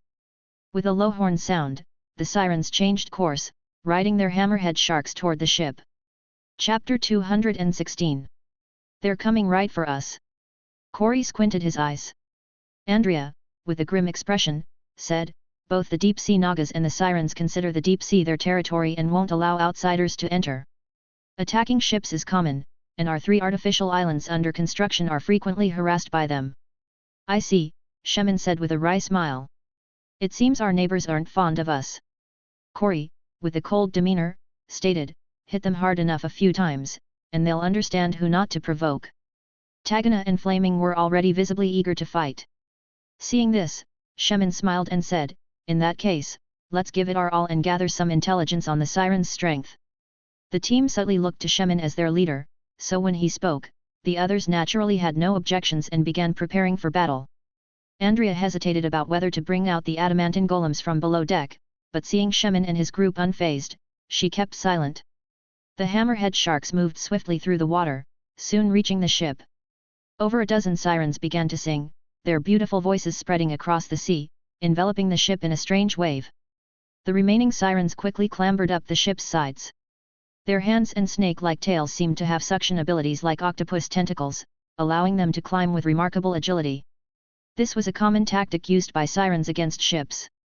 They would first use their songs to ensnare the crew in illusions, rendering them immobile, then board the ship to easily deal with the crew. They had used this tactic countless times, always with great success. But this time, things went differently. When the sirens leapt onto the deck, instead of the dazed prey they expected, they found humans observing them with keen interest. The looks in the humans' eyes made it seem like the sirens were the ones trapped. Before the sirens could react, the humans raised their hands, and the next second, a barrage of spell missiles rained down. The sirens at the front were instantly turned into pincushions. Strange incantations followed from the mouths of the humans. Finally realizing the danger, the sirens shrieked and charged at their enemies. The sirens' illusions had no effect on third-level wizard apprentices. Adil, Flaming, and Tagana had also taken clarity potions beforehand, allowing them to completely ignore the songs and shrieks. With their illusions nullified, the sirens' combat effectiveness plummeted, unable to even get close to Shemin and his companions before being knocked down. In just a few breaths, nearly half of the 100 sirens on the deck were wiped out. A siren who appeared to be the leader let out a fierce cry, leaping high to dodge the incoming spell missiles and thrusting a trident at Shemin. The sharp tip tore through the air with an ear-splitting screech, the attack's power astonishing. But in the next moment, a giant grey claw appeared out of nowhere, ghostly passing through the siren's body. She fell to the deck without a sound, lifeless. Seeing their leader fall, the sirens were finally afraid and leapt back into the sea, mounting the hammerhead sharks to flee with their companions. However, to their horror, the wizard apprentices pursued them. Using levitation spells or activating magical items, Shemin and his team flew high above, relentlessly casting spells to cut down the sirens. Only when just 5 sirens remained did Shemin signal for the group to halt, casting a sleep spell to knock them out and using Mage Hand to bring them back aboard. "Lock them up. We'll interrogate them once we return to the bay," Shemin instructed. "Yes, sir." Andrea bowed her head in admiration. Today, she had truly witnessed the power of wizard apprentices. Just 5 of them had routed over 100 sirens, leaving them nearly annihilated. Such power was terrifying. No wonder Lady Carolina held that man in such high regard. If wizard apprentices were this formidable, how powerful must the formal wizards, said to be much stronger, be?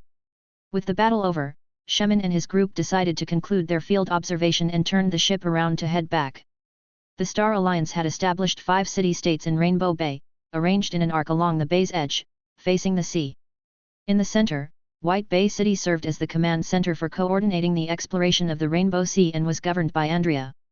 Upon returning to White Bay City, Shemin and his group immediately began interrogating the sirens. Sirens were adept at illusions, possessing high resistance to charm and hypnosis. It took Andrea personally torturing the sirens to the brink of collapse before Corey and Shemin could extract the desired information. "Did you find out anything?" As soon as Shemin and Corey returned to the council chamber, Adil eagerly asked. "We managed to get some information," Shemin replied with a peculiar expression. "Those sirens said they learned their combat skills and enhanced their illusion powers through divine revelation." "Divine revelation?" Adil and Flaming exchanged puzzled glances. Tagana's expression shifted, recalling events in Spider City. "So, the sirens received divine favor?" Adil pondered, frowning. Shemin shook his head. "I think there's more to it." Although they claimed it was divine revelation, none of the sirens had ever witnessed divine miracles or received direct orders from a deity. Their entire tribe's only recipient of so-called divine revelation was their chieftain, who relayed all combat and illusion training methods to the tribe. "That's indeed strange," Adil agreed, her brow furrowing. "Typically, the more devout and fervent a believer's faith, the greater the benefits a deity can derive. And the best way to enhance believers' faith is to display miracles and bestow power. Yet the sirens hadn't seen any miracles, and the so-called power bestowing involved merely teaching combat and illusion training methods for them to learn on their own. This method of empowerment seemed remarkably simple. If it's not a true deity, then someone might be impersonating one, Corey suddenly suggested. The others were taken aback. Impersonating a deity? What would be the purpose? Just to control the sirens? Tagana suddenly asked Andrea, why are the sirens attacking the deep-sea Nagas? Is it over territory? Andrea paused, then shook her head. The Rainbow Sea is vast and resource-rich, so there's no need to fight over territory. What they're truly vying for is the heart of the sea. The heart of the sea. Shemin tried to recall but couldn't remember hearing of such an item.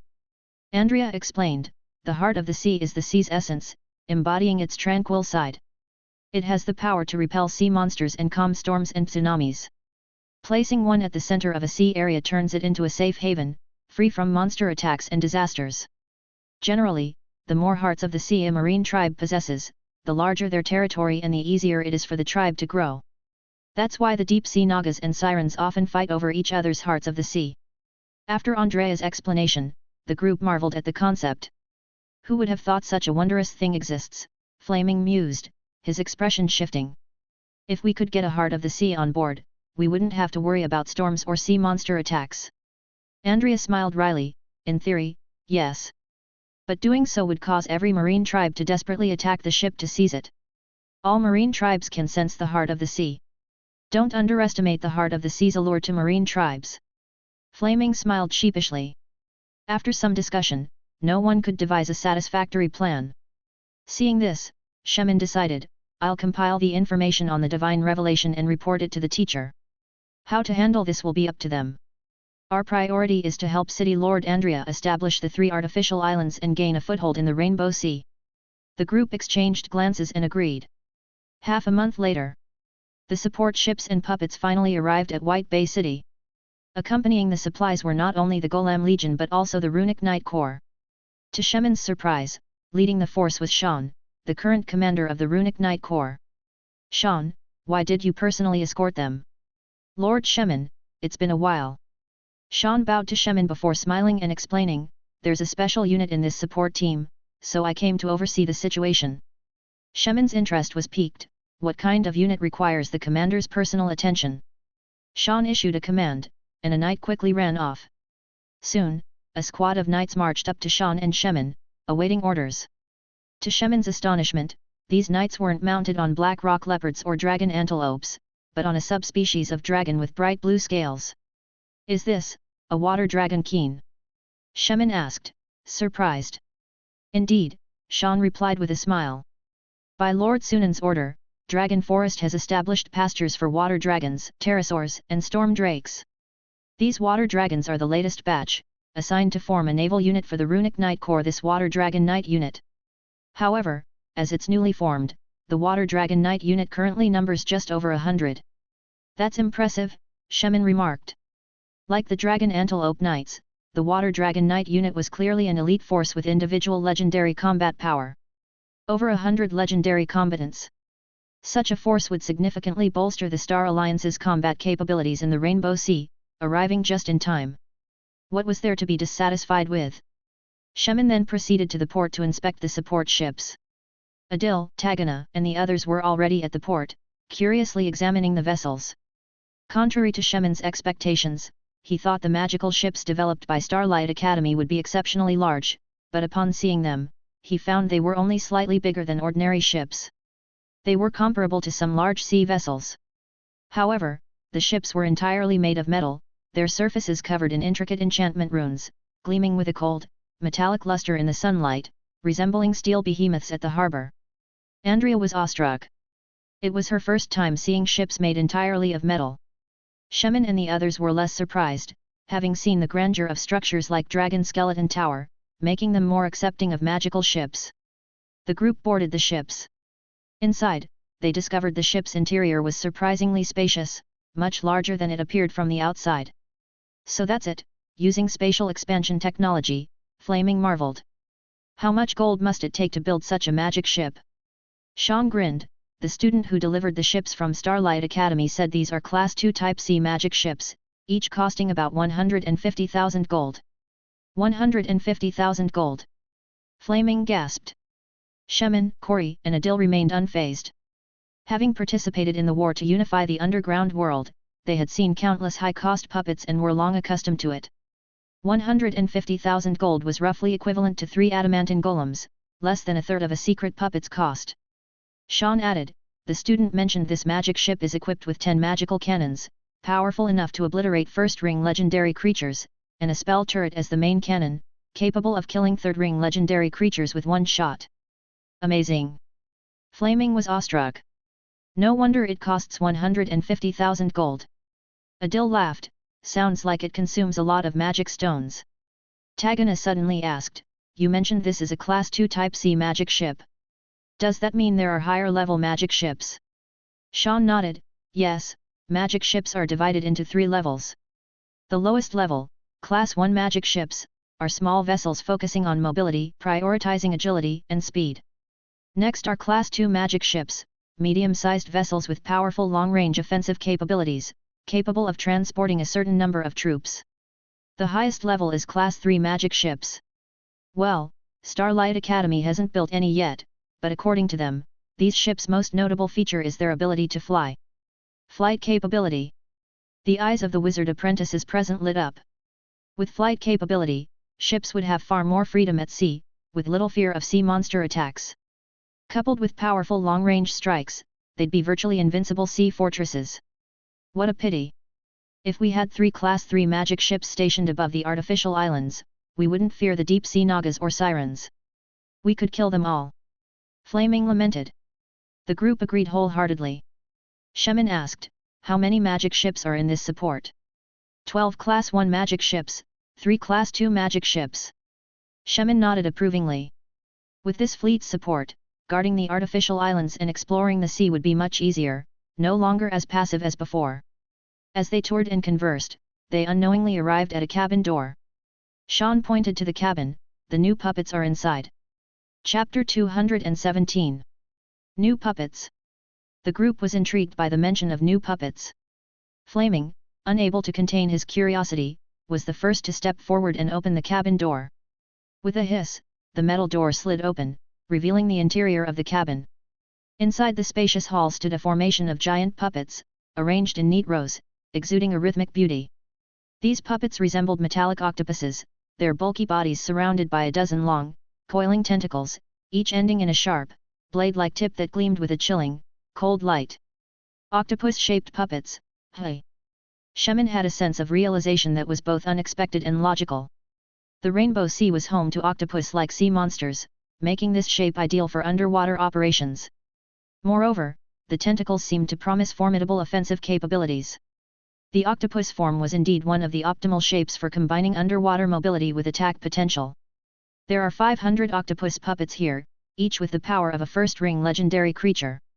Additionally, there are 10 elite octopus puppets with the power of a second-ring legendary. The other 2 Class 2 magic ships have the same number of puppets. In total, there were 1,500 octopus puppets and 30 elite octopus puppets. Shemin nodded in approval. For the current stage, this number should suffice. Once the 3 artificial islands were completed, they could construct golem factories there and relocate the octopus puppet production line to the islands, enabling mass production of puppets and resolving manpower shortages.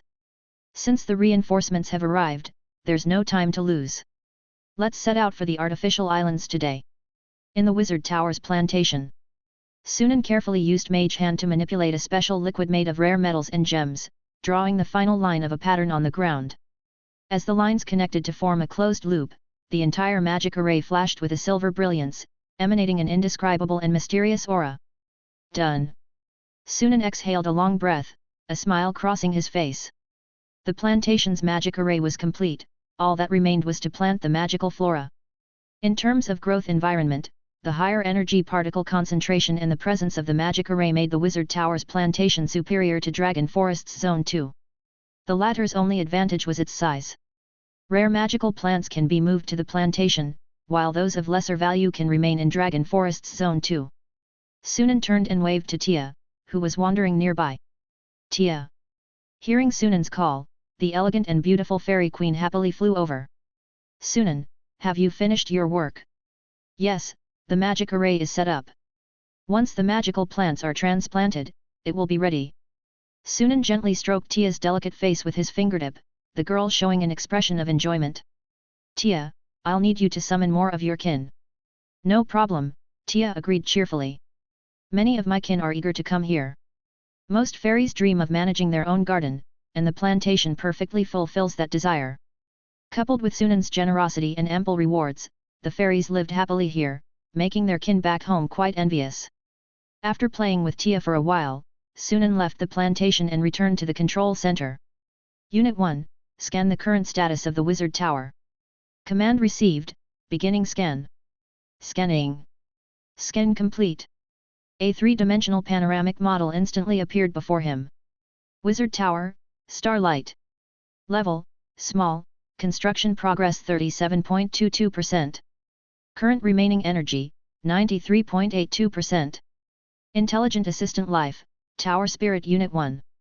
Facilities, Elemental Pool, Small/Enhanced, Central Crystal Energy Transmission System, Living Area, Storage Area, Construction Progress 76.22%, Experimental Area, Practice Area, Construction Progress 46.91%, Meditation Area, Plantation. Servants, Clay Golem times 130. Defensive Apparatus, Maze Lock Protective Energy Field, Small. Combat Apparatus, None. Progress is quite smooth, Sunan noted with satisfaction. The Maze Lock Protective Energy Field was complete, and he could consider creating more for synthesis. The elemental pool was also at enhanced +1 and could be further synthesized. Spatial planning was only half complete, with many areas still needing refinement. Notably, Sunan had recently created a spell turret. The first batch served as practice and was equipped on the magic ships. Future productions would be synthesized before being equipped on the wizard tower. Given the current state of the Starlight continent, there's no way to gather resources for plasma cannons and pulse cannons. Even if they were built, a small elemental pool couldn't handle their energy consumption. Sunan shook his head. Pulse cannons aside, even the less demanding plasma cannons were major energy consumers. He estimated that even an elemental pool at enhanced +1 could only fire 2 plasma cannon shots. For a small wizard tower, plasma cannons and pulse cannons were too high level, suitable only for medium and large towers. The best a small wizard tower could manage was a disintegration cannon. However, while they couldn't equip plasma or pulse cannons, synthesizing and enhancing the power of the spell turret and disintegration cannon was feasible. While increased firepower also meant a spike in energy consumption, enhancing the elemental pool could address that. After multiple experiments and firepower tests, Sunan decided to synthesize 5 spell turrets. The synthesized spell turret had over 7 times the power of the original, nearing 8 times. Sunan had the puppet girl assist with testing, and a single shot severely damaged her. Without the magic core absorbing much of the blast, she might have ended up a heap of scrap metal. This power is nearing that of a disintegration cannon. Sunan marveled.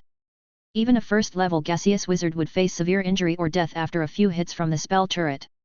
However, the increased power came at the cost of energy consumption rising to 4 times the original. Sunan estimated that only by enhancing the elemental pool to near medium standards could it sustain using the spell turret as a regular weapon. Fortunately, that was his plan, which was why he limited synthesis to 5 units. Further enhancement would boost the spell turret's power but diminish its utility as a regular weapon. For high-end weaponry, he intended to enhance the disintegration cannon. Since this is a new version, let's call it Spell Turret 2. Sunan planned to equip the wizard tower with 100 spell turret IIS, adding more as needed. This alone would cost over 15 million gold coins. But the benefits were clear. The Starlight Wizard Tower's firepower would far exceed most small wizard towers. If equipped with synthesized and enhanced disintegration cannons, its firepower might rival medium towers. Once the spell turrets are done, I'll focus on the disintegration cannon. And the Golem Legion, the issue of high-grade puppets remains unresolved. Currently, the high-grade puppet designs Sunan possessed were for adamantine golems and secret puppets. The former could be enhanced to 3rd ring legendary status, serving as the main force for the Wizard Tower's Golem Legion, with no concerns about sourcing magical adamantine. The issue lay with the latter. Typically, Small wizard towers are equipped with high-grade puppets at the formal wizard level as the final combat line. In other words, these puppets need at least first-level gaseous wizard combat capability. The secret puppet girl certainly fit this requirement. But the problem was the cost. A single secret puppet cost a whopping 480,000 gold coins, and equipping 100 would approach 50 million. Even if Sunan was willing to spend that much, the materials weren't available. Secret puppet creation required large amounts of mithril, and the Star Alliance's current mithril production was tied up in tower construction. For the next century, there wouldn't be enough for mass-producing secret puppets. He could wait a century after the tower's completion to accumulate the needed mithril. But given mithril's broad applications, using it for mass-producing secret puppets seemed wasteful. Obtaining designs for wizard-level puppets for manual creation would be ideal. As for materials, he could synthesize or research alternatives, with soul crystals being a non-issue.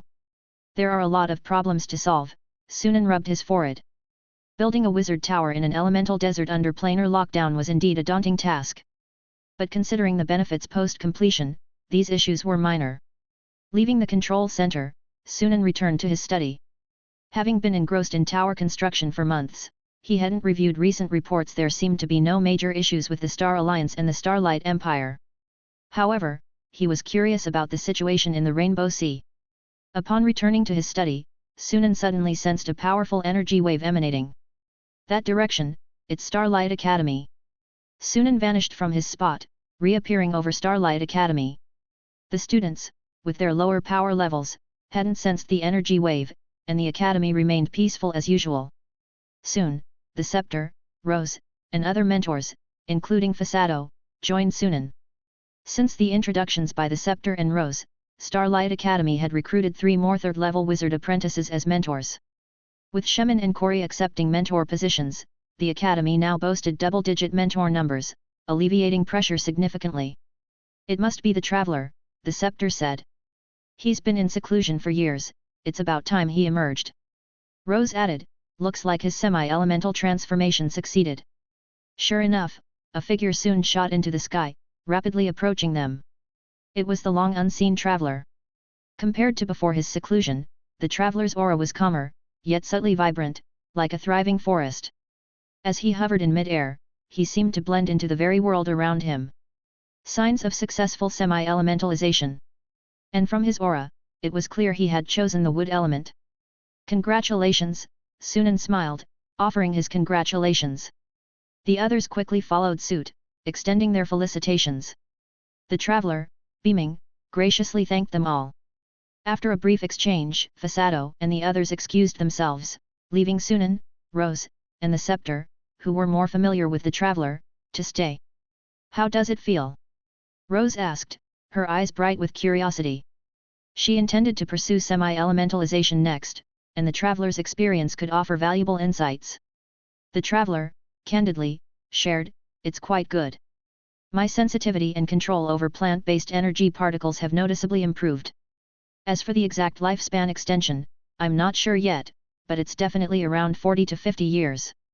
Among various semi-elementalization paths, the wood element, due to its nature, offered the greatest lifespan increase. The choice of semi-elementalization needed to align with one's constitution, mismatched selections had high failure rates. Otherwise, most wizard apprentices might opt for the wood element. The Traveler was fortunate, his constitution aligning with the wood element. However, after semi-elementalization, I vaguely sense a sort of restriction, as if advancing further would touch some boundary, the Traveler said, frowning. That's the limitation of the Starlight Continent's environment. Sunan explained the energy particle concentration limit. Upon hearing this, the Traveler and the others realized the truth. No wonder the wizards left 1,000 years ago, staying here indeed feels stifling. Not only that, but practicing wizardry here is doubly challenging. Rose couldn't help but glance at Sunan. She couldn't discern his power level and had no idea what heights he had reached. Sunan always seemed enigmatic and unpredictable to her. Perhaps Sunan had a way to overcome the harsh environment of the Starlight Continent. After a bit more conversation, Sunan returned to the Wizard Tower. With the Traveler's successful semi-elementalization, Rose seemed eager to begin her own transformation. She'd likely choose the wood element as well. For wizard apprentices, semi-elementalization had minimal impact compared to elemental knights. After all, wizard apprentices' meditation and absorption weren't restricted by energy particle types. In contrast, elemental knights could only absorb specific energy types to enhance their power, making them more reliant on energy particle concentration limits and more susceptible to the starlight continent's ceiling. This was why Sunan advised Kyi to choose the bloodline knight path. Back in his study, Sunan began reviewing reports. The Starlight Empire's reports focused on reform implementation progress. The lack of magic stone veins led Sunan to reject the idea of promoting magic energy technology. However, he later conceived the idea of propagating sub-magic energy technology using secondary magic stones as the energy source. Magic stones could only be synthesized by Sunan, but secondary magic stones could be produced by second and third level wizard apprentices. While the quantity wasn't enough for the entire continent, localized supply was feasible. He had passed the magic energy technology designs to Starlight Academy, asking them to develop corresponding sub-magic energy technology based on them. Due to downward compatibility, the research progressed quickly. 3 months ago, a magic engine powered by secondary magic stones was born. The magic engine was akin to an internal combustion engine but with higher energy efficiency, applicable in various production fields.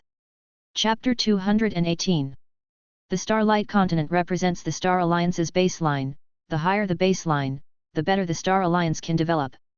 After quickly reviewing the Starlight Empire report, Sunan picked up the report from Starlight Academy. The first report was about the magic ships. The order to develop these ships had been issued by Sunan himself. Not only was this for the development of the Rainbow Sea, but also to prepare for potential naval battles in other planes during future Star Alliance expansions. The 3-tiered classification system is sufficient for the Starlight Continent. Sunan nodded in satisfaction. Starlight Academy was still working on mastering the Class 3 magic ships. It would take time before they could be manufactured for practical use. Although synthesis could produce Class 3 magic ships, Sunan chose not to do so. The synthesis cost is much higher than manual production. For building a naval force, manual production is clearly more advantageous. Letting the Academy handle the research allows Sunan to avoid micromanaging every detail. After reviewing the Starlight Academy report, the final one was from the Star Alliance, focusing mainly on the development progress in the Rainbow Sea. However, after reading the report, Sunan's face showed a peculiar expression. Divine revelation. Sunan pondered. With the planar barriers not yet restored, external deities couldn't reach into the Starlight Continent.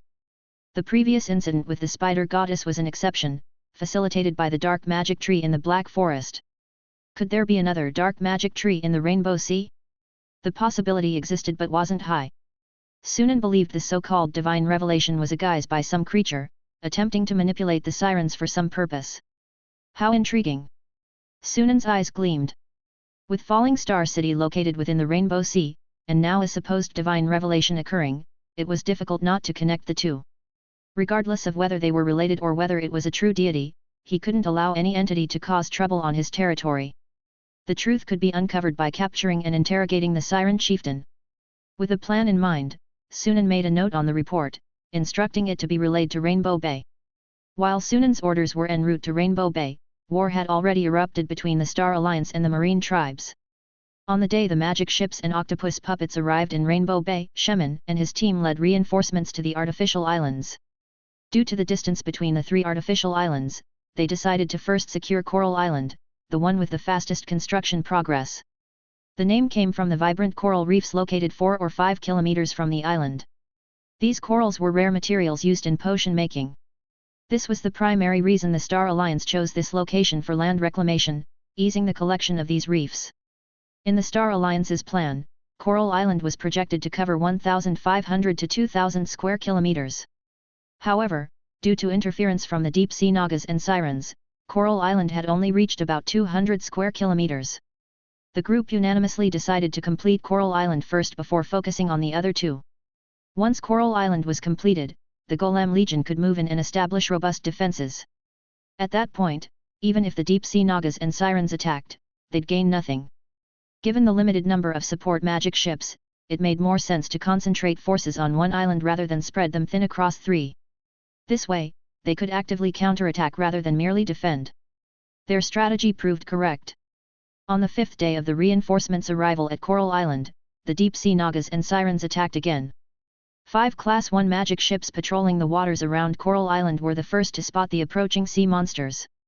Without any humanitarian warnings, as the sea monsters crossed the alert line, the 5 magic ships opened fire simultaneously. Zap, zap, zap. Over 30 magical cannon rays tore through the air, piercing the sea surface to strike the underwater monsters, puncturing their heads. The magical cannons, a true product of magical energy technology developed by Starlight Academy, were powered by magic stones and extremely potent. In an instant, dozens of sea monster corpses littered the water, staining it red with blood. Simultaneously, a piercing alarm echoed over Coral Island. Sunan and his group quickly rushed out. By the time they reached the coast, the 5 Class 1 magic ships had already annihilated the attacking sea monsters. They're sirens, they always use sea monsters to spearhead their attacks, Andrea said grimly. As if to confirm her words, a resonant horn sounded from afar, accompanied by a faint, beautiful song. Dozens of massive humpback whales broke through the sea surface, appearing within sight. On their broad backs sat hundreds of sirens. More sirens, wielding tridents and riding hammerhead sharks, emerged behind the whales, eyeing the magic ships menacingly. Simultaneously, alarms blared from the island's other side. It must be the deep-sea Nagas. They often attack from different directions with the sirens to increase our defensive pressure, Andrea said, her expression heavy. Flaming clicked his tongue, they may be enemies, but when facing us, they unite. After all, we are outsiders, Sunan said calmly, turning to Corey. Corey, can you and Flaming handle the deep-sea Nagas? Corey nodded silently, turning without hesitation to fly to the island's other side. Flaming quickly followed. Watching them depart, Sunan refocused on the approaching sirens, taking a deep breath and steeling his resolve. Let's hit them hard enough that they won't dare raid Coral Island again, making our future efforts much smoother. Adil and Tagana nodded coolly. In an instant, dazzling magical light enveloped their bodies as they charged into battle. The moment the alarm sounded, the magic ships docked at the port had set sail. 2 Class 2 magic ships and 3 Class 1 ships headed straight for the sirens. Together, the 10 magic ships formed a solid line on the sea, a towering metal wall blocking the sirens' advance. As the sirens charged, they were met with a barrage of firepower. Previously, when the sirens attacked the island, they faced ranged attacks like bows, crossbows, and spells. With the humpback whales as shields, these attacks couldn't inflict significant damage. They intended to use the same tactic this time, but what followed caught them off guard. The 10 magic ships collectively boasted 68 magical cannons. A single volley turned the lead 3 humpback whales into sieves, their blood gushing out and turning the waters into a sea of red. If that were all, the whales could have pressed on with sheer numbers to reach the ships. But as the main spell turrets of the 2 Class 2 ships fired, that hope was shattered. Zap! 2 massive beams crossed over 1,000 meters, piercing through the whales' heads and exiting through their tails, creating a geyser of crimson blood. These formidable sea monsters, apex predators in the marine food chain, were effortlessly dispatched in an instant. Zap! Zap! The spell turrets fired every 5 to 6 seconds, each beam claiming more humpback whale lives. The dual-layered barrage, a web of rays, turned the sea before the ships into a death zone. In less than 2 minutes, over 30 humpback whales lay dead, their corpses floating in the blood-soaked sea. The sirens also paid a heavy price, losing over 100 of their number. Those sirens who managed to pass the death zone and reach the ships found themselves at a loss before the massive metal behemoths. Tap, tap, tap. Rapid footsteps suddenly echoed from the ships, as if a multi-legged creature was swiftly advancing. Then, octopus-like creatures emerged from the deck, leaping into the sea and causing splashes. The nearby sirens instinctively thrust their tridents, only to hear a metallic clang as if they had struck something solid, leaving their hands stinging. Puppets! A siren shouted in warning. Hearing this, the surrounding sirens didn't retreat but charged with their tridents. Past encounters with Star Alliance puppets taught them that once these puppets hit the water, they became cumbersome, easy prey in hand. But they soon realized how terribly wrong they were. A mass of black tentacles burst from the water, moving so swiftly the sirens couldn't react. A shadow flashed before their eyes, followed by sharp chest pains. Looking down, they saw a metal tentacle deeply embedded in their chests. Surviving the cannon barrage didn't bring relief, instead, the sirens met a new wave of slaughter. Facing thousands of legendary-level puppets, the sirens stood no chance, their lives snuffed out by metal tentacles one by one. It was a complete massacre. The sirens soon broke, scattering in retreat. Yet they quickly found their path blocked. A group of human knights, riding unique dragon-keen creatures, had circled behind them, cutting off their escape. Having taken underwater breathing potions, the knights rode their water dragons, hunting down the fleeing sirens. In the sky, Shemin, Adil, and Tagana targeted the stronger elite sirens. From the sirens' initial attack to the battle's end, the entire conflict lasted less than 10 minutes. The Star Alliance swiftly crushed the sirens. The latter half of the battle was a one-sided pursuit and cleanup operation. On the shore, Andrea watched in awe. Whether it was the magic ship's firepower, the combat prowess of the octopus puppets, or the water dragon knights, everything impressed her greatly. With such ships and an army, once scaled up, not only could they defend the island, but they could also invade the deep sea and eradicate the sirens. In the battle's final tally, only a handful of sirens escaped, with nearly 2,000 of them wiped out. Despite their reputation as the Rainbow Sea's foremost intelligent species, such devastating losses were crippling and deeply painful. On the island's other side, the number of magic ships was fewer, and the deep-sea Naga's assault was less intense than the sirens. Shortly after Shemin's battle ended, the conflict on the other side concluded as well. Over 1,000 deep-sea Nagas were similarly decimated. In the aftermath, the losses revealed only 30-some octopus puppets destroyed. The Water Dragon Knight unit emerged unscathed, with only a few sustaining minor injuries. The magic ships incurred only minor damage, easily reparable. Compared to the bountiful results, these losses were negligible. After regrouping, the group wore smiles of satisfaction. After this, the deep-sea Nagas and sirens should no longer underestimate us. At least in the short term, they shouldn't trouble Coral Island again. Shemin said with a smile, then shifted topics. However, we mustn't let our guard down. If they return, their attack will likely be fiercer. We must be prepared. The group nodded in agreement. Yet events unfolded more smoothly than Shemin anticipated. Perhaps severely stung, the sirens and deep-sea Nagas ceased their raids on Coral Island. Instead, during several exploratory trips into the deep sea, Shemin and his team witnessed ongoing battles between the sirens and deep-sea Nagas. For reasons unknown, the two races seemed to abandon obstructing the Star Alliance's expansion in the Rainbow Sea, resuming their mutual conflict. In nearly every engagement, the sirens emerged victorious. Afterward, the triumphant sirens avoided attacking ships, swiftly disappearing into the sea. The Star Alliance's artificial island project thus entered a peaceful development phase, progressing rapidly. Starlight Calendar 1292, Coral Island was completed. The Star Alliance gained a new city-state named Coral City. The first golem factory and shipyard in Coral City began mass-producing octopus puppets and magic ships. Starlight Calendar 1293, Crackle Island was completed, and Crackle City was established. Starlight Calendar 1294, Red Shrimp Island was completed, and Red Shrimp City was established. In the same year, Starlight Academy developed the first Class 3 magic ship, which passed combat trials and was deployed in Rainbow Bay. Starlight Calendar 1295, Month of Renewal, February. The Star Alliance's first fleet was formed, named the First Naval Fleet. The First Naval Fleet comprised 5 Class 3 magic ships, 25 Class 2 magic ships, and 250 Class 1 magic ships. In the same year, Month of Thunder, April. The First Naval Fleet ventured into the deep sea, heading for the Sirens' habitat known as the Azure Eye. Chapter 219. A strong wind blew across the sea, stirring waves on its vast surface.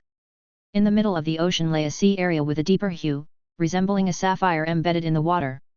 From above, it appeared like a blue eye, giving the Azure Eye its name. Beneath the sea, hundreds of meters deep, stretched a complex of structures built atop coral reefs. The hollow reefs had been transformed into exquisite homes. Between the reefs, small buildings made from coral, shells, seaweed, and stone were scattered, creating a picturesque underwater village. Beautiful sirens sat atop the coral reefs, their snake-like tails swaying gently as they sang. Though surrounded by water, their voices carried clearly, as if resonating directly within one's mind.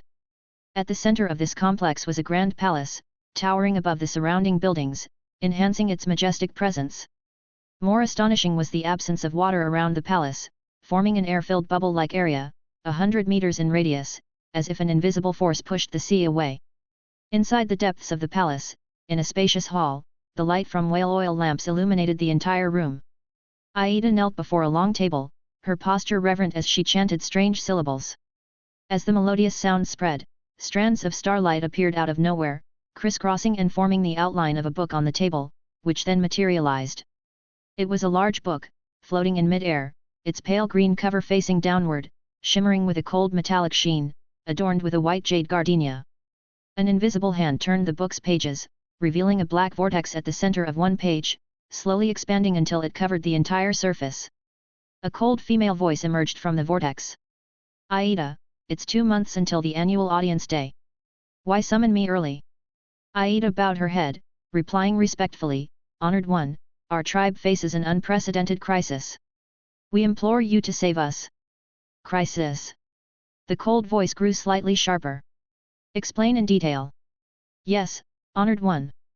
Aida quickly recounted recent events. Upon hearing, the cold voice paused before speaking again, now tinged with displeasure. Why wasn't this mentioned during the last audience? Ashamed, Aida replied, I underestimated their power. I thought we could first deal with the deep-sea Nagas, collect enough hearts of the sea for your descent, and then you could lead us against the humans. During the last audience, Aida had hidden the Siren's defeat at Coral Island to avoid reprimand. She believed that stopping the humans from building the island was impossible and decided to focus on defeating the deep-sea Nagas first. She thought that once the Honored One descended, dispatching the humans would be easy. Who would have thought the humans would act so swiftly, forming a fleet shortly after completing the islands, and heading straight for their home? Aida had heard descriptions from her tribe about the terrifying power of the metal ships, and now over 100 were coming for the Azure Eye. They couldn't possibly withstand such an assault. Their only hope was to seek the Honored One's help. Faced with Aida's earnest plea, the cold voice remained silent. As Aida's anxiety grew, the voice finally spoke again, but its words were chilling. You're on your own. As the voice faded, the book shattered into countless rays of light, vanishing into the air. Honored One. Aida raised her head in panic, shouting desperately. But the table was already empty. Aida quickly knelt again, chanting more fervently. Yet after a long time, no response came. Aida ceased her chanting, collapsing to the ground, her face pale. The empty table starkly presented a cold reality: the Sirens had been abandoned by their Honored One. At that moment, a commotion outside jolted Aida from her despair. She hurried outside, only to see a tribesman rushing toward her in panic. Chieftain, bad news. The humans are attacking. Aida's face turned white. In that instant, she deeply understood what it meant for misfortunes to never come singly. On the vast ocean, the wind roared. A massive fleet of over 100 ships sailed into the Azure Eye's waters. This place is quite beautiful, Adil couldn't help but remark, gazing at the sapphire-like sea. But then, Kori's voice cut through the admiration. Where are the Sirens hiding? In the Coral City, over 200 meters underwater, Andrea pointed to the Azure Sea. The Sirens must have spotted us. Shemin and the others couldn't disagree. Such an obvious fleet, only a blind siren wouldn't see it. Since they hadn't appeared yet, they must be planning to hide underwater and resist to the end. After all, the ocean was naturally their domain, difficult for humans to penetrate. Perhaps they thought that by hiding in the ocean depths, the Star Alliance wouldn't be able to reach them. Let's attack and finish this quickly so we can report back to the teacher, Shemin said. The group nodded. After nearly 4 years in the Rainbow Sea, they were eager to wrap things up and return to Starlight Academy. This battle was the Navy's first test, proving their combat power would demonstrate the Star Alliance's dominance at sea, completing their mission here. With the order to attack, the metal hulls of the magic ships suddenly glowed, expanding into a faint barrier encasing the massive vessels. From a distance, the entire fleet appeared enveloped in giant bubbles. In the next moment, these bubbles broke the sea's surface, submerging into the depths. The crushing pressure from all directions only slightly deformed the barriers, unable to break through this layer of protection. Hundreds of magic ships slowly navigated underwater. Soon, a sprawling complex of buildings appeared in view. Numerous sirens, holding tridents, gathered before Coral City, their faces pale as they stared at the massive forms before them, fear etched in their eyes. They never imagined there could be ships capable of submerging into the sea. The ocean, once their trusted shield, could no longer protect them from these human invaders. As the magic ships spread out, encircling Coral City, despair grew in the siren's eyes. Just then, a figure suddenly emerged, swimming toward the magic ships. Chieftain! Recognizing the figure, the sirens were shocked. Several high-ranking sirens instinctively moved to follow but were halted by Aida's gesture. Watching from afar, Sunan was curious about the siren chieftain's intentions and ordered the ships to hold fire. Aida swam to the largest magic ship and opened her mouth, her unique siren voice echoing through the water. Star Alliance leader, please come forward. What does she want? Flaming wondered, frowning in confusion. The group was equally puzzled, turning their gazes to Sunan and Corey. While Andrea was the public leader in Rainbow Bay, Sunan and Corey held the highest authority. Sunan glanced at Corey, who showed no intention of moving, and leaped from the deck. I'll speak with her. Manipulating the water energy particles to create a dry space around him, Sunan quickly approached Aida. Siren Chieftain, what do you wish to say? Aida looked Sunan over, seemingly surprised by his youth, hesitating before speaking. Can you make decisions for the Star Alliance? Within Rainbow Bay, and if the requests aren't excessive, I can decide. Sunan had an inkling of her intentions. Sure enough, Aida spoke with a heavy tone, if the Star Alliance guarantees the safety of our tribe and harms none of us, we will surrender. Sunan smiled, of course, as long as you don't resist, we have no desire for unnecessary casualties. Relieved by Suman's agreement, Aida felt a mix of emotions.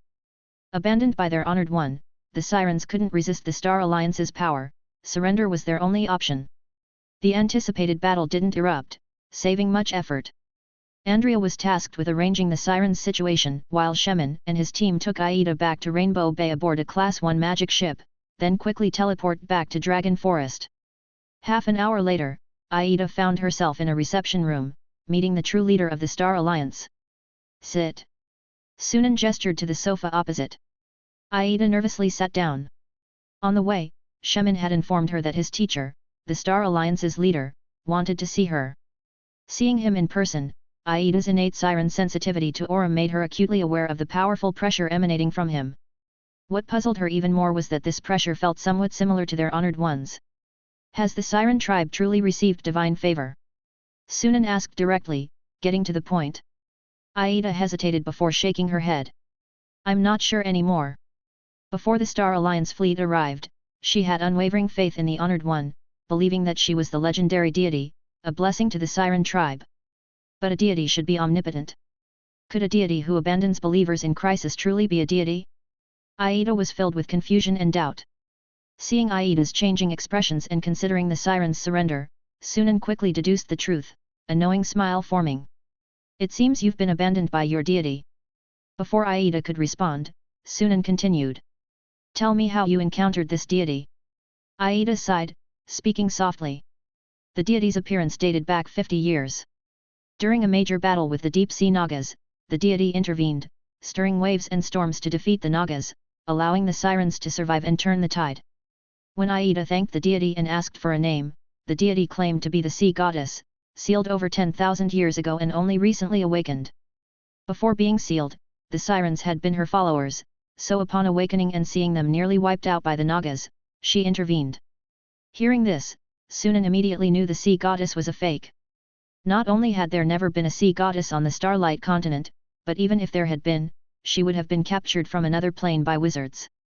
If it were the latter, there's no way the wizards would have left such a valuable resource on the Starlight continent when they departed 1,000 years ago. Even if such an oversight occurred, with a sea goddess sealed somewhere on the continent, how could she awaken without any believers to provide faith, unable to absorb power from other planes due to the planar blockade? His mind raced, but Sunan showed no sign of it, continuing to listen to Aida. Initially, Aida was skeptical. But as the sea goddess taught the sirens advanced combat skills, helped them master more powerful illusions, and instructed them on cultivating rare plants, Aida's doubts faded, and she came to believe in the deity, offering her faith. Afterward, the sea goddess commanded them to collect hearts of the sea, promising that with enough, she could descend as a saint and lead the sirens to dominate the Rainbow Sea. Collecting hearts of the sea. Sunan's eyes reflected contemplation. The heart of the sea was a rare material used in crafting magical items or precious potions, like the water element elixir. The latter was essential for many wizards during elemental transformation. Beyond that, Sunan couldn't fathom the purpose of collecting hearts of the sea for this so-called sea goddess. So, you've never seen the deity's true form? No, Aida shook her head.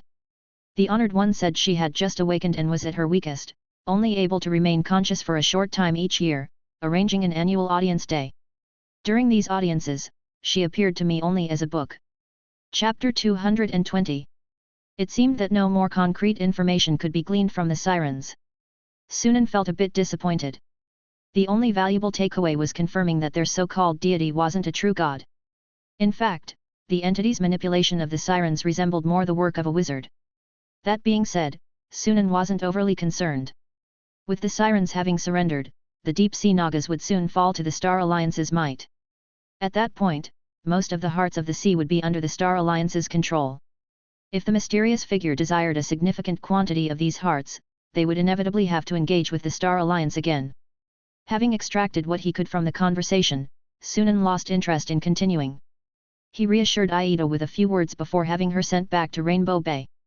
The Star Alliance could establish a base in the Rainbow Sea, but to truly control the vast waters, they would ultimately need the cooperation of the marine tribes. In the Star Alliance's future maritime development plans, the Siren's role would be crucial. Once Aida had departed, Sunan flipped his wrist, and a bright pearl appeared in his palm. This was the sun-melting pearl, also the key to locating Falling Star City. According to Farkadu, the day for Falling Star City's appearance was about a month away. Following its usual pattern, the city would exist for 3 months before disappearing again. In other words, Sunan had 3 months to locate Falling Star City. Based on Farkadu's comments about the difficulty of finding it, Sunan had some theories, but he needed to see the situation for himself. A month passed quickly. Sunan arrived early in Coral City within the Rainbow Sea, waiting. The moment the sun-melting pearl reacted, he sensed it immediately. Southwest direction. Sunan immediately soared into the sky, streaking toward the southwest. He covered the 300-kilometer distance swiftly, finally stopping above a calm sea area. Is it here? Sunan took out the sun-melting pearl to verify that the key pointed to this spot. However, gazing at the endless, empty sea, there was no sign of Falling Star City, no birds, nothing. Frowning, Sunan manipulated energy particles to form a protective layer around himself and dove beneath the surface to search the seabed. About half an hour later, Sunan broke through the water, hovering back in the sky, a deep frown on his face. He had searched every corner of the surrounding 10 kilometers of ocean but still found no trace of Falling Star City. Unless the sun-melting pearl's guidance is flawed, Falling Star City must be hidden here. Considering he might have missed something searching alone, Sunan returned to Coral City, ordering the First Fleet and the Sirens to search the area together. To his disappointment, after 3 days of thorough searches, they found nothing. Master, that sea area is only 70 to 80 kilometers from Azure Eye. My people often fish and hunt there, and we've never seen a city in hundreds of years. After questioning Aida, Sunan received this response. Though they found nothing, this confirmed one thing, that the challenge of locating Falling Star City wasn't due to the vastness of the sea but rather some other reason. Perhaps a magical illusion concealed its presence. Realizing this, Sunan encountered a new dilemma. He had means to break illusions, such as casting the secret eye spell or using magical items designed to pierce illusions. However, both methods were too slow for searching such a wide area. 3 months might not be enough to inspect every corner thoroughly. Is there a better way? Pondering for a moment, Sunan suddenly remembered something and slapped his forehead. How could I forget about that? He returned to Dragon Forest, found Amy resting atop Dragon Skeleton Tower, and brought her to the Rainbow Sea. The poor little creature had been dreaming of being surrounded by icy mint, blissfully enjoying it, when a sea breeze rudely awakened her. She opened her eyes to find herself in Sunan's grip, above a vast ocean. Meow, Sunan, why did you bring me here? Amy, I need your help. Sunan halted, floating above the sea area marked by the sun-melting pearl. Pointing to the shimmering surface below, he asked, can you sense any distinct energy fluctuations around here? An illusion array would inevitably produce energy fluctuations if active. While Sunan struggled to detect faint energy fluctuations amidst the vast ocean, Amy could. Her ability to sense energy particles surpassed even formal wizards. Energy fluctuations? What are you looking for, Meow? Falling Star City. One of the 3 great wizard legacies, Falling Star City? Meow, I've heard of that. Hearing they were searching for Falling Star City, Amy perked up, scrambling onto Sunan's shoulder and starting to sense the surrounding energy fluctuations. Meow, there aren't any nearby. Sunan nodded, beginning a slow flight around the area, moving from outer to inner circles, leaving no section unchecked. 10 minutes later, Amy suddenly called out. It's right here, beneath the sea, meow. Sunan's spirits lifted. He expanded his energy shield to envelop Amy, then dove into the water. I sense energy fluctuations, a bit deeper, Amy said crisply. Sunan produced a gem, transforming it into a basketball-sized orb of orange-red light that hovered above him. Light spell. The most basic zero-circle spell, its effect greatly enhanced when cast by a formal wizard, illuminating a 100-meter radius as if it were daylight. After descending over 300 meters, Amy finally spoke, pointing ahead. It's right here, meow. Sunan maneuvered the orange-red light orb forward, its glow revealing every detail of the dark ocean floor.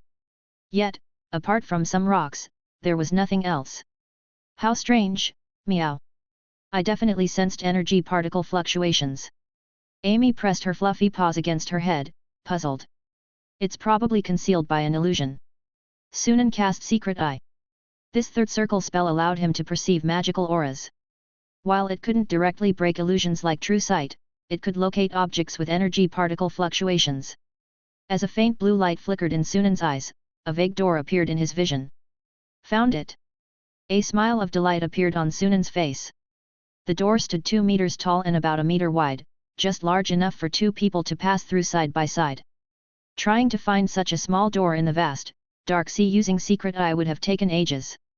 Without hesitation, silvery liquid metal surged from Sunan's body, forming a 2-meter-long spike, its tip gleaming with cold light, and shot forth like a projectile, striking the door. In the silent deep sea, a visible shockwave rippled out from the impact point. The ocean seemed to shudder, the ground around the impact instantly sinking into a crater over 5 meters deep and 100 meters in diameter. Nearby rocks shattered and dissolved, turning the water murky. In an instant, it was as if a massive explosion had occurred within hundreds of meters of ocean, taking a long time to settle. But Sunan and Amy had vanished. As the silver spike breached the door, Sunan had already taken Amy through it into the space beyond. There, he beheld a city of white jade. The city sat quietly atop a massive inverted black conical mountain, rotating slowly clockwise. At its center stood a towering spiral structure, piercing the sky like a sharp needle, overseeing the entire city. In the Secret Eye's view, thousands of radiant enchanted runes flowed like water droplets from the spiral tower's peak, converging into 7 long, radiant ribbons, encircling and enveloping the city. This is Falling Star City? How magnificent, meow. Amy's eyes widened, staring at the city. Sunan was equally astonished. Judging by appearances, Falling Star City far surpassed the Starry Tower and the Black Forest. It even resembled a floating city. However, Sunan knew the resemblance was only superficial, a true floating city would be much larger. Regardless, he had found Falling Star City. Suppressing his excitement, Sunan flew into the city. Every structure was built of white jade, exuding immense beauty. Sunan casually broke off a piece of stone from a roadside flower bed, examining it closely to find it was indeed white jade. A city entirely built of white jade. Sunan couldn't help but take a deep breath. Besides the word extravagant, he couldn't think of anything else to describe it. Even when constructing a wizard tower, only a few places like the spell practice room and laboratory required white jade. Yet, many buildings in Falling Star City appeared residential, constructed with precious white jade utterly extravagant. So much white jade, enough to build a large wizard tower. Sunan decided that after exploring Falling Star City, he would dismantle the structures and reclaim all the white jade for upgrading his wizard tower in the future.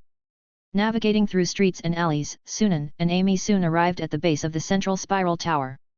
Amy curiously approached, reaching out to touch the colorful bands of enchanted runes, her paw passing through them. Meow, it's so cool. The little creature played gleefully. Enough playing, let's get to business. Sunan picked up Amy, placing her back on his shoulder, and walked toward the tower's entrance. As he neared the door, the 7 colorful bands reacted. Dozens of dazzling enchanted runes detached, falling like stars toward Sunan. Sunan raised an eyebrow, calmly directing liquid metal to intercept the runes. Colliding mid-air, both the enchanted runes and liquid metal vanished in mutual annihilation. Having blocked all the runes, the liquid metal had shrunk by about a third. Annihilation runes, hey! Sunan's eyes gleamed. Seeing more runes detaching to fall, he wasted no time, directing the liquid metal to block them as he quickly entered the door with Amy. The moment he stepped inside, the runes hesitated, then drifted back, rejoining the colorful bands, flowing quietly as if nothing had happened. With the danger past, Sunan remained vigilant. Having encountered no resistance traversing the city, he had assumed Falling Star City lacked energy, its defensive measures inactive. But now it seemed the defenses were limited to the spiral tower. There might be more attacks ahead. Beyond the door lay a long, spiraling staircase, winding upward into seeming infinity. Raising his alertness, Sunan began ascending. Silence enveloped them, only Sunan's footsteps echoing softly. The air felt cold, and the silent atmosphere made Amy cling tightly to Sunan's neck in fear. After an indeterminate time, Sunan stopped, looking upward. Still, the endless spiral staircase. How long is this staircase? We've been walking forever, meow. Amy's large eyes were filled with confusion. Sunan squinted, smiling wryly, the staircase isn't long, someone just doesn't want us to reach the top. As he spoke, a torrent of liquid metal surged from Sunan, crashing outward like a flood. Crack! A sound of something shattering echoed through the void. Amy blinked, seeing the same spiral staircase, now no longer endless, with the ceiling visible above. An illusion, meow. Sunan didn't explain, simply smiling as he continued upward. Reaching the final step, the duo entered an opulent hall of immense proportions. Its size was at least 4 to 5 square kilometers. The hall was empty, save for 2 half-person high stone pillars standing at its farthest end, something resting atop them, obscured by a halo. It must be treasure, meow. Amy leaped down, ready to dash toward the pillars, but Sunan grabbed her by the scruff and set her back. You know you can teleport, but don't run around recklessly in a place like this. Sunan flicked Amy's forehead, then pointed ahead. Rubbing her forehead, Amy looked and finally noticed a patch of mud not far from the pillars. Wait! Why was there mud in this luxurious hall? As Amy watched in shock, a round object slowly emerged from the mud, starting the size of a pot lid, then rapidly expanding. By the time it fully revealed itself, it was nearly the size of half a basketball court. This was a massive creature. Its skin was an odd pink-blue, adorned with dark green patterns. 4 small eyes lined up vertically, and dozens of black tentacles connected to its body, contrasting sharply with its skin, creating a bizarre and comical appearance. Yet its terrifying size was no laughing matter. An octopus. Amy gaped. The creature indeed resembled an octopus, but no ordinary octopus had 4 eyes or dozens of tentacles. That's a puppet, Sunan said. Chapter 221. Sunan had personally crafted more than 10,000 puppets, and he was intimately familiar with the unique life aura that distinguished them from living beings. The moment the creature appeared, he recognized the distinct aura of a puppet. A shape-shifting puppet? That's quite rare. Sunan's eyes flickered with curiosity. As he observed the squid-like puppet, it suddenly moved, raising a barbed tentacle high before it struck toward him, accompanied by a sharp whistling sound. Sunan stood still, calmly watching the tentacle approach. However, as it came within 5 meters of him, the tentacle slowed as if moving through invisible molasses, inching forward until it halted half a meter from him. Closer inspection revealed the tentacle trembling slightly, as if under an invisible weight. Impressive attack power, comparable to a third circle spell. Sunan raised an eyebrow, making a casual remark. SHH, SHH. More whistling noises erupted as the squid puppet launched a full assault, dozens of tentacles whipping toward Sunan like a storm. Yet the same scene repeated. Once within 5 meters, the tentacles visibly slowed, freezing as they neared Sunan, unable to harm him. Dozens of tentacles surrounded Sunan but couldn't touch a hair on his head. Meow, Sunan is amazing. Amy exclaimed excitedly, gazing at Sunan with admiration. Sunan chuckled, patting the little fellow's head, his eyes never leaving the squid puppet. This puppet undoubtedly possessed the power of a formal wizard. It was likely the final defense of Falling Star City and wouldn't be easily defeated.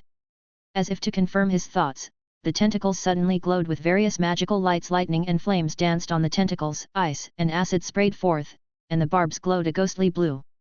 In an instant, the tentacles were imbued with magical effects. SHH, SHH, SHH. The tentacles attacked again, their power surging so much that even the Forbidden Zone protective field struggled, its energy depleting rapidly. This puppet is far stronger than a secret puppet. Sunan marveled. Before reaching the first level liquefaction, dealing with this squid puppet would have required significant effort. While these thoughts flashed through his mind, Sunan began his counterattack. Raising his hand, his fingers clenched tightly, and a deep, dark glow burst forth, quickly forming an intensely black spear. The next moment, he flung the spear, which shot toward the squid puppet like a black streak. Time seemed to freeze for a moment. The squid puppet's body flashed with multicolored magical lights, layering itself with dozens of protective spells, forming a seemingly impenetrable armor. Yet these protections melted away like wax before a flame upon contact with the black streak. The black streak pierced through the defenses, entering the squid puppet, then erupted explosively. Crackling! Countless black electric sparks burst from the puppet, turning it into a dazzling thunderball, illuminating the dim hall as if it were daylight. It took a while for the lightning to dissipate. The squid puppet lay on the ground, its tentacles limp, clearly incapacitated.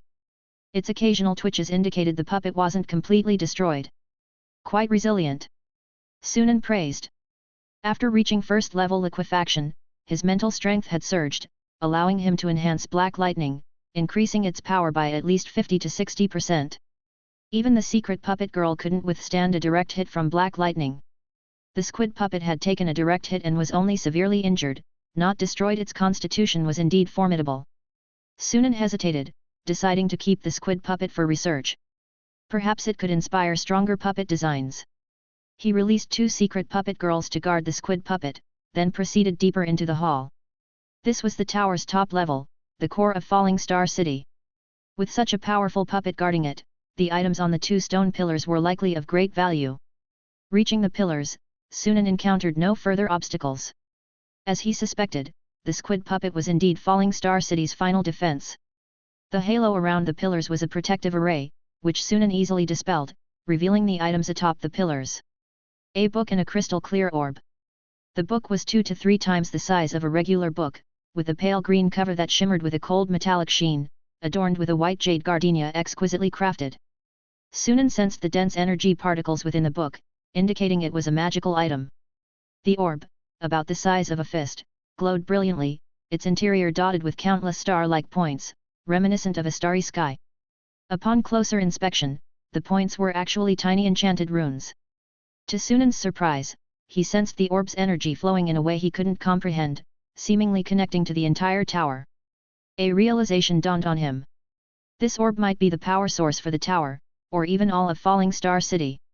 Though intrigued by the orb, Sunan was more eager to see the book's contents. With this in mind, he reached for the book, but a low sigh suddenly sounded in his ear. The voice came from the book. The book is talking. Amy jumped in surprise. Whoosh! The book opened abruptly, one page releasing countless rays of light, intertwining to form a somewhat translucent figure beside the pillar. It was a woman appearing in her 20s, clad in a grey wizard's robe, with a cascade of silver hair and violet eyes twinkling like stars. Her slender, tall figure exuded a cold grace. Her lips were thin, chin slightly pointed, and her long, upturned eyes gave her striking features a sharp, cool demeanor. Nice to meet you, Master of the Star Alliance. The grey-robed woman spoke slowly, her voice a cool, magnetic blend. You know me? Sunan raised an eyebrow. I don't, the grey-robed woman smiled slightly, her cold features softened by a gentle smile, making her particularly captivating. But I saw the fleet and the sirens outside. Only the Master of the Star Alliance could command both. Sunan reacted quickly, you're the one who tricked the sirens, the sea goddess. The woman's expression remained unchanged, tricked is too strong. The sirens collected hearts of the sea for me, and I taught them knowledge to strengthen their tribe. It was a fair trade, wasn't it? I used the title Sea Goddess for communication convenience. Sunan shrugged, why reveal yourself now? Seeking revenge? You misunderstand, the woman shook her head. I have no such intention, nor am I your match. As for the tentacle puppet. She glanced at the twitching squid puppet, it's the Falling Star City's automatic defense, triggered by intruders. I can't control it. Tentacle puppet? Sunan recalled a creature resembling an octopus known as the Golden Tentacle. No wonder the squid puppet looked familiar, it was modeled after the Golden Tentacle. A renowned divine creature. I revealed myself because I had no choice. The woman looked at the book on the pillar with a complex expression. I'm sure you've noticed my state. This book is my anchor, if it's destroyed, I'll vanish. At this point, hiding is pointless. Sunan had indeed noticed, the woman was in a ghostly state. Typically, ghosts couldn't exist long in the material world. Unless they became wraiths, preying on humans to evolve into bound spirits capable of long-term existence. Like the wraith Sunan encountered in the Kubero mansion. But there were exceptions. A rare few could merge their souls with an object upon death, becoming ghosts anchored to it, preserving their soul form. Achieving this was no small feat. It required immense soul energy, a suitable vessel, and a lot of luck. All three were essential. Missing any one would result in failure and soul annihilation. The grey-robed woman before him was clearly one of the lucky ones. Sunan was surprised by her openness. But upon reflection, he realized that even if she hadn't confessed, he would have soon discovered it. Better to be honest up front, leaving a good impression. Sunan gestured, and the book floated from the pillar to his hand. As her life-dependent anchor fell into another's hands, the woman instinctively tensed but quickly restrained herself, biting her lip. Unperturbed, Sunan opened the book. It was filled with dense spell models, one on each page, ranging from 0 to 3rd circle spells, at least 100 in total. A grimoire. Sunan immediately identified it. Like a spell-storing staff, a grimoire contained spell models that could be activated to cast spells. But unlike staffs, grimoires could hold many more spells. However, most grimoires stored only 20 to 30 spells, primarily 1st and 2nd circle, unlike this one, which held over 100 spells, including many 3rd circle spells. While not on par with a wizard's tool, its power made it top tier among low-level magical items. Sunan closed the book, having found his answer. You used this grimoire to control storms and waves to aid the sirens against their enemies. Yes. With nothing left to hide, the woman admitted frankly. Before becoming like this, I was a wizard. Sunan wasn't surprised, instead showing a knowing expression. To merge one's soul with a grimoire and use it as a ghost was no ordinary feat. Only a wizard could achieve such a level. Wait. A sudden realization struck Sunan, and he asked, "What's your name?" Liz Russell, the woman replied. Just as I thought. Sunan's eyes narrowed, taking a deep look at her. So you're the ancestor of the Russell family. The Russell family were guardians of Falling Star City and had produced a wizard in their history. That a grey-robed woman appeared in Falling Star City and was a wizard in life couldn't be a coincidence. His inquiry confirmed it. You know me? Liz's violet eyes showed a hint of surprise. No, but your family mentioned you, Sunan said with a faint smile. The Russell family is now part of the Star Alliance. Liz paused, then nodded in understanding. Of course, you're a formal wizard. It's natural for the Russell family to join you. Honestly, I didn't expect a formal wizard to emerge on today's Starlight continent. Liz's gaze at Sunan was one of admiration and respect.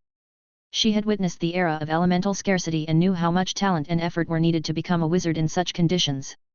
The man before her must have made immense sacrifices and endured great hardships to achieve his current success.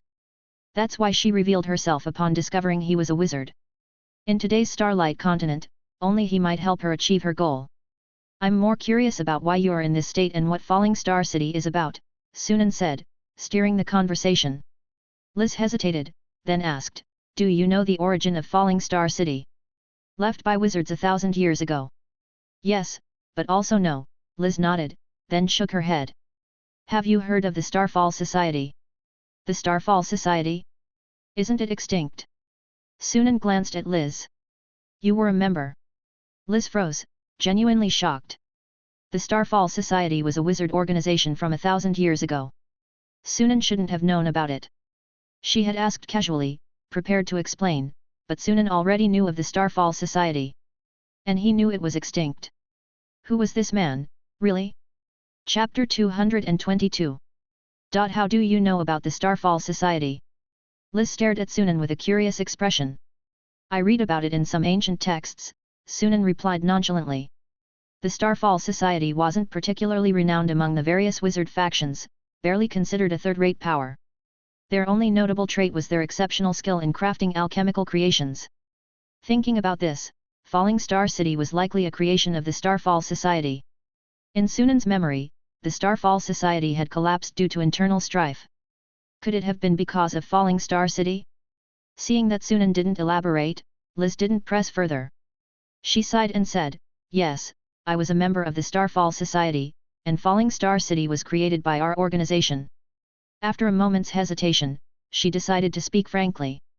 After Falling Star City was completed, the Starfall Society had disagreements on how to handle it. External forces took advantage of this, leading to conflict. The result was disastrous, with heavy casualties. I was the only survivor. But I was gravely injured. To prevent Falling Star City from falling into external hands, I activated its teleportation program, hiding it deep within the Rainbow Sea. By then, I was on the brink of death. Unwilling to die, I merged my soul into the grimoire I carried. Fortunately, I was lucky enough to survive as a ghost. Sunan asked, "And what about the key held by the Russell family?" "When I first became a ghost, I was too weak and fell into a deep sleep. When I awoke, the wizards had already left the Starlight continent. I didn't want to remain a ghost forever, so I found a way to send the method of entering Falling Star City and the Sun Melting Pearl to the Russell family, hoping a genius would emerge, become a wizard, and find a way to resurrect me. Unfortunately, for over 200 years, I found no suitable candidate." "You didn't tell them about your existence?" Liz paused, then said, "Even in the same family, I couldn't guarantee that everyone would have pure intentions." Sunan understood. Even the closest families could produce wayward descendants. If one appeared with ulterior motives, coveting Liz's soul, her situation would become extremely perilous. A formal wizard's soul was among the most valuable treasures on the Starlight continent. Unless a suitable candidate emerged, Liz would continue to wait patiently. Why did the Russell family later become unable to enter Falling Star City? Sunan continued. Liz glanced at the crystal-clear orb, sighing. The Starlight continent's environment greatly affected Falling Star City's star core. Over the years, the core's energy absorption fell short. To maintain operations, Falling Star City closed its entrance over 700 years ago and gradually shut down most facilities, leaving only this tower functional. Hearing this, Sunan was puzzled. If Falling Star City closed its entrance, how did he get in? Could it be? Sensing Sunan's confusion, Liz said, "Yes, I brought you in. While I can't fully control Falling Star City, I have some authority, like making it respond to the Sun Melting Pearl. I didn't have high hopes, but you're more capable than I expected, finding your way here so quickly." As she spoke, Liz couldn't help but glance at the cat on Sunan's shoulder. She suspected that his success in finding Falling Star City had something to do with the little creature. Why else would he bring a cat?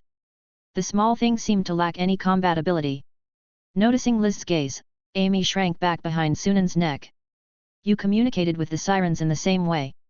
"Yes. What is your purpose?" "I want to regain a physical form."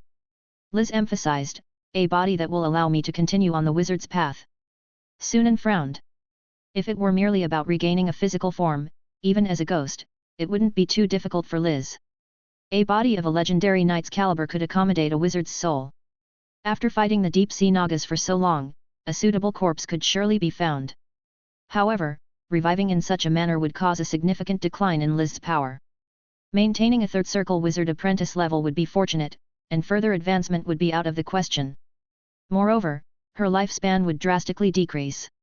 Once she reached the end of her natural life, she wouldn't be able to become a ghost again.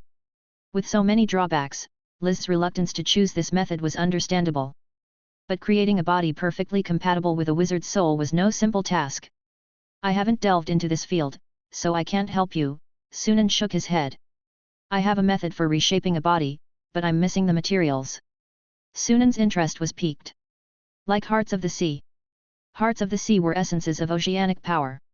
And the ocean itself had the power to reshape bodies. Take the sirens, for example, who were semi-undead beings revived by the sea. Hence, Hearts of the Sea could serve as materials for reshaping a body. Liz nodded, "Hearts of the Sea are just one type. I also need blue lotus flame, sun phoenix grass, world tree branch, blackthorn marrow, and silver silk spring water." As Sunan listened, he was left speechless. Each material was more precious than the last.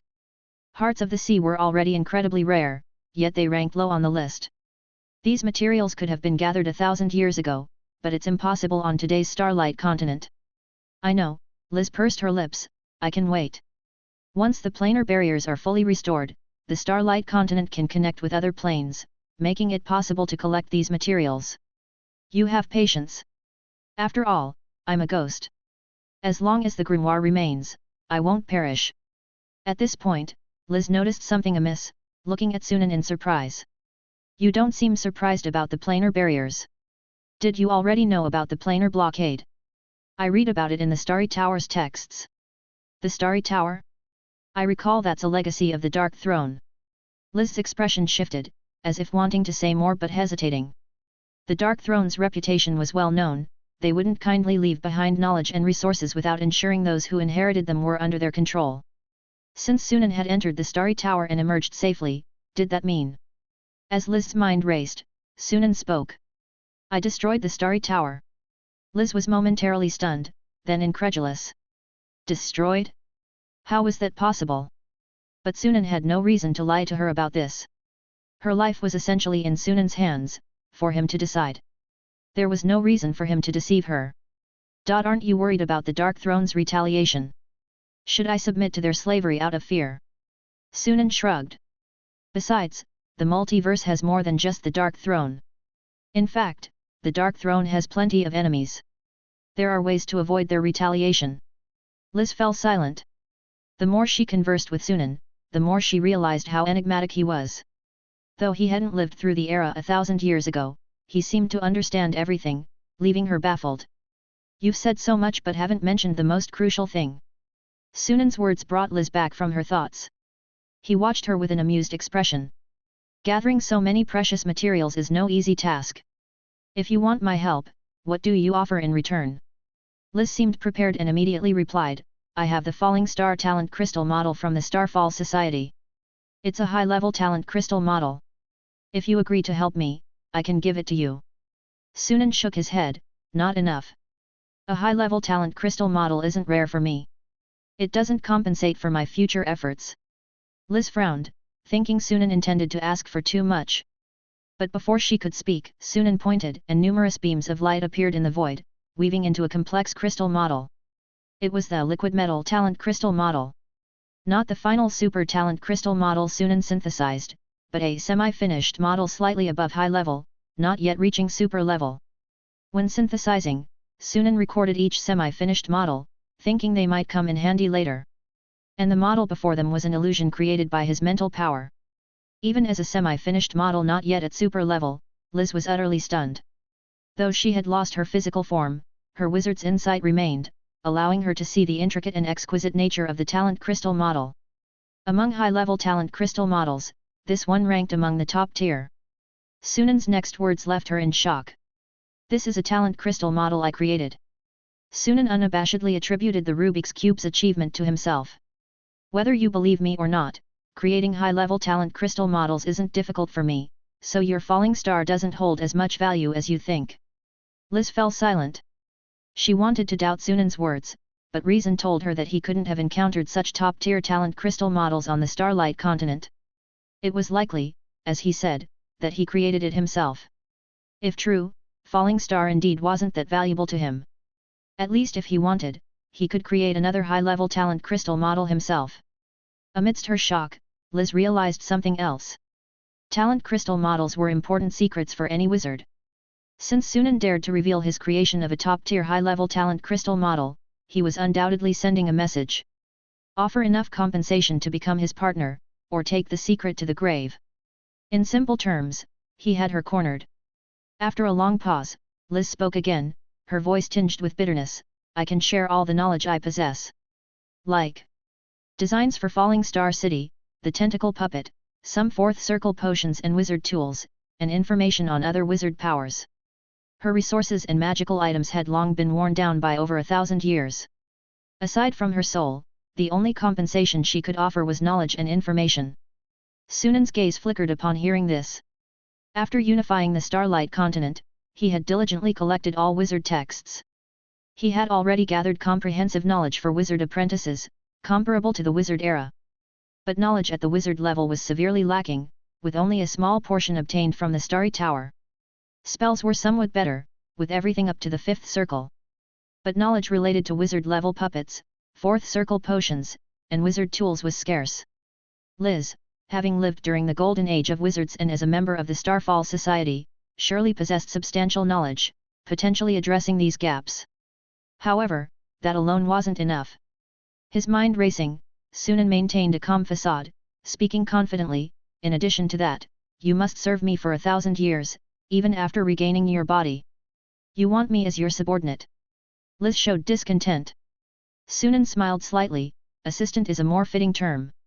Don't worry, I won't force you to do anything that compromises your dignity or values. You just need to help manage the Star Alliance when I'm busy and occasionally assist with experiments. Since you'll be waiting for the planar barriers to restore, you might as well find something to do to pass the time, right? Liz fell silent again, her expression fluctuating as she wrestled with her thoughts. In the end, the allure of regaining a body prevailed. She sighed deeply, giving Sunan a complex look before nodding. All right, I agree. A wise choice, Sunan's lips curled into a smile. A simple verbal agreement couldn't be trusted, so they finalized various details, including Liz's responsibilities as an assistant and prohibitions against actions detrimental to the Star Alliance and Sunan. Most importantly, she had to keep everything confidential. Even after the 1,000-year service ended, she couldn't disclose any secrets of the Star Alliance or Sunan. Once they ensured nothing was overlooked, they signed a vow contract. As the vow's light flickered and faded, Liz exhaled in relief. Though the future remained uncertain, she now had hope of regaining her body. She no longer had to worry about Falling Star City exhausting its energy, leaving her forever trapped in an alternate dimension. Chapter 223. Is this thing called the Star Core the energy source for Falling Star City? After the contract was finalized, Sunan turned his attention to the crystal-clear orb. Yes, Liz nodded, it's a unique energy supply device developed by the Starfall Society. Sunan was curious, how does it differ from an elemental pool? It has all the functions of an elemental pool and more. The Star Core can monitor energy particle fluctuations throughout Falling Star City and communicate unidirectionally with anyone within it. Sunan's eyes lit up. While the energy supply function was standard, the other two functions piqued his interest. Is its range limited to Falling Star City?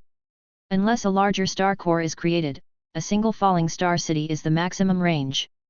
She paused before adding, however, if it's just for communication, increasing energy consumption can extend the range, but not for long. Sunan understood, so you contacted Aida through the Star Core.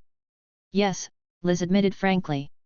Undoubtedly, the Star Core was valuable. Without hesitation, Sunan took the Star Core and stored it in the Rubik's Cube. Once the energy supply was cut off, the energy fluctuations within the walls, ceiling, and floor quickly disappeared, and the tower fell silent. Are there any other resources in Falling Star City?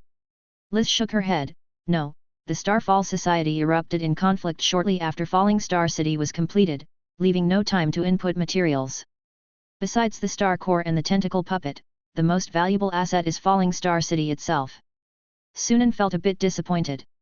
However, upon reflection, just the Star Core, tentacle puppet, and vast quantities of white jade were significant gains. Moreover, there was Liz, a wizard ghost with vast knowledge. This journey had been quite fruitful.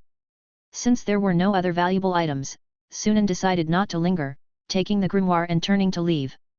At the entrance, Liz looked back at the serene Falling Star City, her gaze complex. What do you plan to do with Falling Star City? Sunan replied without hesitation, take it back and dismantle it for materials. Take it back? Liz was taken aback, doubting her ears. You want to use Falling Star City's teleportation function? But you've removed the Star Core. Even if you reinstall it, the Star Core lacks the energy for teleportation. No need for that. Sunan placed his hand on the wall of white jade, and with a thought, Falling Star City and the black conical mountain beneath it vanished instantly. Liz was left dumbfounded, her eyes wide. How did you do that? Liz asked Sunan, her gaze incredulous. Even as a well-informed wizard, she'd never witnessed such a miraculous scene. A spatial ring? Impossible. No spatial ring could have an interior large enough to contain Falling Star City. A demi-dimensional plane? Even more impossible. Only a true spirit wizard could create a demi-dimensional plane. If it wasn't those, how did Sunan make Falling Star City disappear in an instant? That's a secret. Sunan didn't offer an explanation as he turned to leave. No matter how large Falling Star City was, it only occupied one slot in the Rubik's Cube. The Rubik's Cube didn't have a concept of space size like magical spatial items, it only worked in terms of quantity. Once Sunan exited the dimensional space where Falling Star City was located, water pressed in from all sides but was held back by his expanded energy shield. Liz, regaining her composure, didn't press further when she saw Sunan wasn't inclined to explain. She returned to the grimoire. Every wizard had their secrets, and probing too deeply wasn't wise. After emerging from the water, Sunan casually instructed Andrea before heading straight back to Dragon Forest. With Falling Star City secured, he no longer needed to concern himself with affairs in the Rainbow Sea. The Sirens had aligned with the Star Alliance, leaving only the Deep Sea Nagas in the Rainbow Sea. Alone, they couldn't compete with the Star Alliance. In developing the Rainbow Sea, the Star Alliance faced little resistance. He could leave the rest to his subordinates. Now, he could focus on training and constructing the Wizard Tower. Back in Dragon Forest, Sunan took out the grimoire and released Liz. This is an ecological park. Seeing the vast, dense forest in the distance, Liz's eyes showed surprise. Then her gaze fell on the white tower formed by coiling dragon bones not far away, and she blurted out, "Dragon Bone Tower. This is Dragon Forest." Sunan raised an eyebrow and asked, "You recognize this place?" Liz nodded, "I happen to know the master of Dragon Forest, a powerful second-level wizard. Before I became like this, I heard he participated in an expedition to another plane, but I didn't expect." At this point, Liz couldn't help but sigh. Since Dragon Forest was under Sunan's control, it indicated that the previous master had perished. Only then would an unowned ecological park initiate the inheritance procedure. Realizing that over 1,000 years had passed and the wizards she knew had faded into dust, Liz felt a sense of change and loss. But soon, she had no time for nostalgia. Seeing the imposing giant tower standing in the vast woodland, Liz was stunned, her cool demeanor replaced by shock and disbelief. A wizard tower. Before her was undeniably a wizard tower. Though Liz hadn't built her own wizard tower, she'd seen many and recognized one immediately. Even though it was a small wizard tower, it left her deeply impressed. In the height of the wizard era, a level 1 wizard building a tower was rare but not unheard of. But this was the Starlight Continent, an elemental desert. In such resource-scarce conditions, how had Sunan managed to build a wizard tower? It took her a while to recover, turning to Sunan with an expression as if he were an enigma. "I'm curious, can you conjure resources from thin air?" Sunan smiled, "This wizard tower isn't fully built yet. Even so, by the looks of it, it's only a matter of time, right?" Seeing Sunan didn't deny it, Liz couldn't help but ask, "How did you manage it?" "It's simple. By unifying the entire Starlight Continent, I gathered enough resources." It took Liz a moment to grasp Sunan's meaning, exclaiming, "You unified the Starlight Continent?" Sunan glanced at her and asked, "Is it difficult for a wizard to unify the Starlight Continent?" Liz fell silent, her lips twitching slightly. A formal wizard was a singularly powerful force on today's Starlight Continent, and unifying it wasn't hard. Pure strength could subdue the entire continent, leaving none daring to resist. But integrating the continent's forces to gather resources and build a wizard tower wasn't something brute force alone could achieve. Not to mention, the basic magical treatment of materials for building a wizard tower required many wizard apprentices. Otherwise, doing it alone would take a century. Sunan must have a vast, well-organized force collecting resources for him. And likely, many wizard apprentices were assisting with the massive, complex groundwork. Not every wizard could achieve this. Even if Liz regained her body and power, she couldn't do what Sunan did, not even in 1,000 years. Not to mention, nurturing a large number of wizard apprentices was a monumental hurdle. She didn't have the resources to expend on such endeavors. For a moment, Liz found Sunan increasingly inscrutable, an enigma she couldn't unravel. Entering the wizard tower, Sunan led Liz to the control center, summoned Tower Spirit Number 1, and granted her access second only to his, allowing her free movement in most parts of the tower. With the vow contract's restriction, Sunan wasn't worried about Liz doing anything against him. To enable her to fulfill her assistant duties, he gave her considerable trust. Afterward, Sunan went to Dragon Bone Tower, summoned Butler Number 1, and similarly granted Liz secondary access. With this, she could move freely in nearly all areas of Dragon Forest. I will focus on training and building the Wizard Tower, so you'll handle the Star Alliance and Dragon Forest affairs. Get familiar with these responsibilities quickly. If you have questions, consult Carolina and Red Widow. Sunan briefly explained the Star Alliance's structure, leaving Liz to delve into the details herself. Upon returning to Dragon Forest, Sunan immediately messaged Carolina and Red Widow. Thus, shortly after he settled in his study, the two hurried over. Master. Carolina and Red Widow bowed respectfully, discreetly eyeing Liz with a hint of surprise. A ghost? When did the master start keeping ghosts? She's quite pretty, though. Meanwhile, Liz also discreetly observed Carolina and Red Widow, equally surprised. A Sphinx noble and a vampire? What a combination! Judging by Sunan's earlier words, these two were undoubtedly core members of the Star Alliance. Allowing two non-humans to rise so high, could they be Sunan's concubines? Unaware of the women's private thoughts, Sunan introduced Liz. This is Liz Russell, an ancestor of the Russell family and the only wizard in their history. Due to an incident, she's now in ghost form. Carolina and Red Widow exchanged surprised glances. They knew of the Russell family. After all, many members and 3 instructors at Starlight Academy hailed from the Russell family. With such a long-standing wizard family joining the Star Alliance, they'd naturally investigated thoroughly, knowing the Russell family had produced a wizard. But they never expected that wizard to be the ghostly woman before them. How did she end up here? Suddenly, Carolina and Red Widow were intensely curious about the incident Sunan mentioned. But since Sunan didn't elaborate, they dared not inquire further. However, Sunan's next words shocked them. From now on, Liz will serve as my assistant, helping manage Star Alliance affairs. In my absence, she'll handle all matters on my behalf. Carolina and Red Widow were astounded. This wasn't just an assistant role. If true, this woman named Liz would be second only to Sunan in the Star Alliance. The two women felt a mix of shock and jealousy. They'd been in the Star Alliance for so long without attaining such power. Why did this woman surpass them immediately? Did the master trust her so much? Is there a problem? Sunan asked, his expression calm as he looked at them. Carolina and Red Widow snapped back to reality, quickly bowing their heads respectfully. No, master. Sunan squinted slightly, saying nothing. He understood what Carolina and Red Widow were thinking. The reason for granting Liz such authority was his belief that, as a wizard, she'd handle Star Alliance affairs better than they could. Ultimately, the Star Alliance was a wizard organization. Though it was only beginning to take shape, having a wizard manage it was undoubtedly more stable. Moreover, Liz, having been a member of the Starfall Society, had more experience in wizard organizations than anyone else. Sunan only needed to steer the course, leaving the specifics to Liz. Sunan then summoned Secret Puppet Number 1, handing the grimoire to the puppet girl.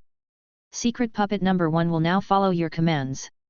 Liz couldn't venture far from the grimoire. To move freely, someone had to carry it, and a puppet was the ideal choice for the job. Liz curiously examined the puppet girl. Her wizard's insight quickly discerned the puppet's peculiarities. A puppet made primarily of mithril and diamonds, almost a wizard-level puppet. Liz pondered silently. Having arranged everything, Sunan waved the 3 away. As they left the study, before Carolina and Red Widow could speak, Liz instructed without looking back. Prepare a quiet room and bring all Star Alliance documents there. I need to review them thoroughly. Yes, Lady Liz. Watching Liz and the puppet girl depart, Red Widow glanced at Carolina, barely suppressing a pout. Are you okay with her outranking us? Carolina remained unmoved. What else? She's a wizard. That was before, now she's just a ghost. Still a wizard's ghost, Carolina said with lowered eyes. More importantly, it's the master's command. Red Widow paused, biting her lip in frustration but said nothing more. Chapter 224. Starlight Calendar 1297. The Deep Sea Nagas surrendered to the Star Alliance. With this, the 2 most powerful marine tribes of the Rainbow Sea had submitted to the Star Alliance, propelling its development of the Rainbow Sea into a period of rapid growth. With Liz assisting in managing Star Alliance affairs, Sunan could finally focus on his training and the construction of the Wizard Tower. Thanks to absorbing divine energy through synthesized elemental crystal cores, Sunan's mental refinement continued to progress steadily. The construction of the wizard tower also advanced slowly but surely. Everything proceeded in an orderly fashion. Starlight Calendar 1304. Kuyi finally reached the pinnacle of the 4th circle legendary knight level, unable to advance further. To progress, he had two paths, becoming a bloodline knight or an elemental knight. Ultimately, Kuyi chose the bloodline knight path as previously decided. After much consideration, he selected the magma dragon bloodline for fusion. Magma dragons belonged to the dragonkeen species and were at the pinnacle of high-grade dragonkeen, with a bloodline concentration exceeding 85%. Even within Dragon Forest, magma dragons were among the most powerful dragonkeen. Especially with the implementation of the high-grade dragonkeen bloodline enhancement plan over the years, the bloodline concentration of high-grade dragonkeen in Dragon Forest had generally increased. The magma dragon tribe, with its already high bloodline concentration, didn't see as significant an increase as other dragonkeen, but their concentration still rose by 3% to 5%. The most powerful magma dragon had a bloodline concentration of 91.27%. The bloodline Kuyi was about to fuse came from this magma dragon. For Sunan, performing the bloodline knight transformation surgery wasn't particularly difficult. After spending 3 days in the lab, Kuyi emerged as a bloodline knight. On the training ground, the sound of blades slicing through the air was ceaseless. Visible shockwaves rippled out, stirring up dust on the ground. After a while, Kuyi finally stopped swinging his sword, stepping off the training ground with satisfaction. "How do you feel?" Sunan asked. "Great, absolutely great." Kuyi's face was full of excitement. "I feel filled with power, and my physique has noticeably strengthened." Sunan smiled. Magma dragons are renowned for their physical strength. Fusing their bloodline results in significant bodily enhancements. Additionally, your energy resistance and control over fire elemental particles should have improved significantly. Of course, the latter won't match that of a fire elemental knight. Kuyi chuckled. "That's enough. I mainly did this to extend my lifespan, the power boost is secondary. By the way, can this bloodline ability be passed to offspring?" Sunan shook his head. "No, it can only slightly optimize the offspring's genes, making them inherently stronger. Neither bloodline knights nor wizard apprentices who fused bloodlines achieved perfect fusion, so their abilities couldn't be inherited. True perfect bloodline fusion required a wizard to continually develop bloodline abilities after fusion, activating bloodline genes and enhancing them to rival or surpass the original bloodline creature. Only at this level would the bloodline truly become an inseparable part of the genes, inheritable by offspring. Thus, every founder of a powerful bloodline wizard family was extraordinary. Hearing Sunan's explanation, Kuyi felt a bit disappointed. Still, optimizing genes was beneficial. Family genes were improved over generations, expecting a single generation to make a giant leap was wishful thinking. Thinking of this, Kuyi sighed. Just 2 days ago, his 12-year-old son underwent a talent test but failed. To date, over 10 of his children had been tested, but none had wizard potential, leaving him quite distressed. Could it be that the Ionist family has weak wizard genes? But that can't be, considering Sunan, the continent's only wizard, emerged from it. Perhaps his own wizard genes were poor? Thinking about talent tests again, Sunan patted Kuyi's shoulder. These things can't be forced. Sunan had a rough idea of what Kuyi was thinking. Strictly speaking, Sunan Ionist wasn't born with wizard potential either.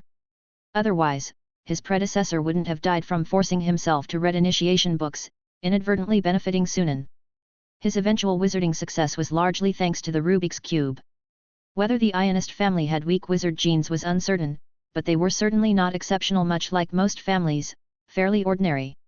In fact, to date, aside from the Russell family, no family had produced 2 wizard apprentices simultaneously.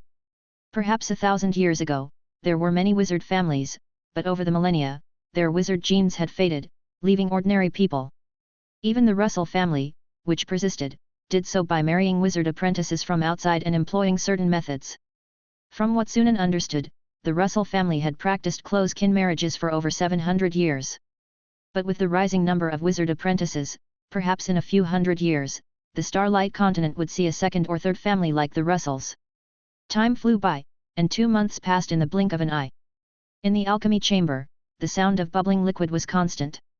Sunan used Mage Hand to add the final ingredient to the liquid, which quickly turned a starry deep blue like blue ink, gradually ceasing to boil.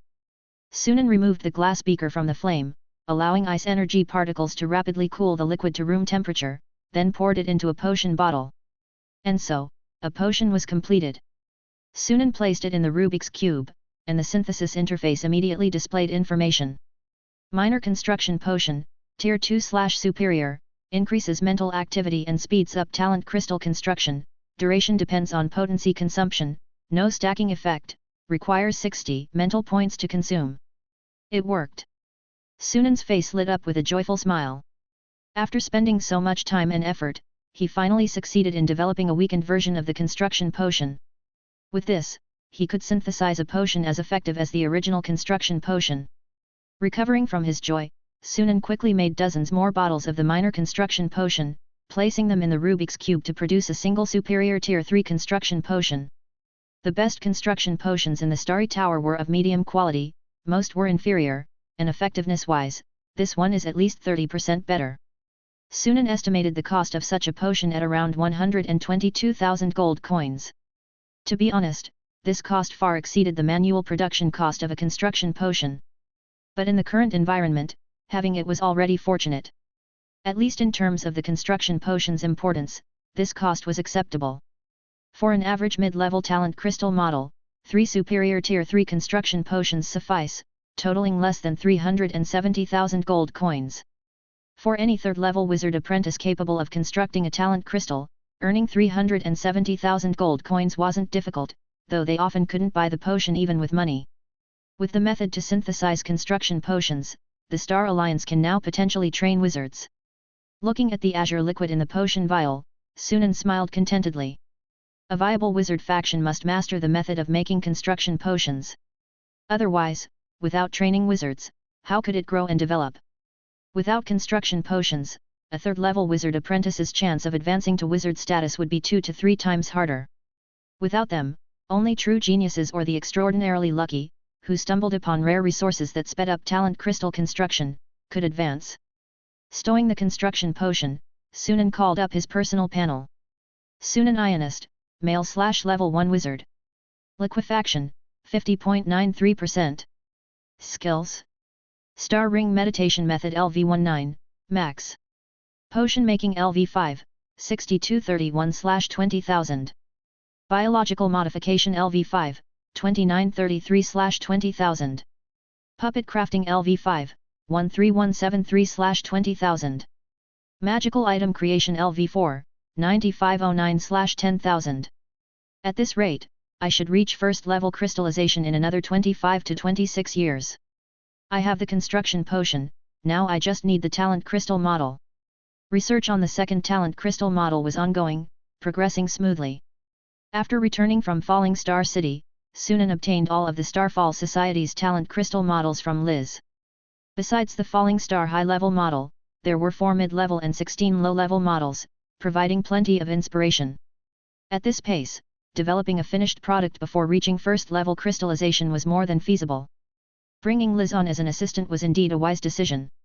After quickly familiarizing herself with Star Alliance affairs, Liz efficiently managed everything in an orderly fashion. Crucially, her knowledge helped Sunan solve many problems.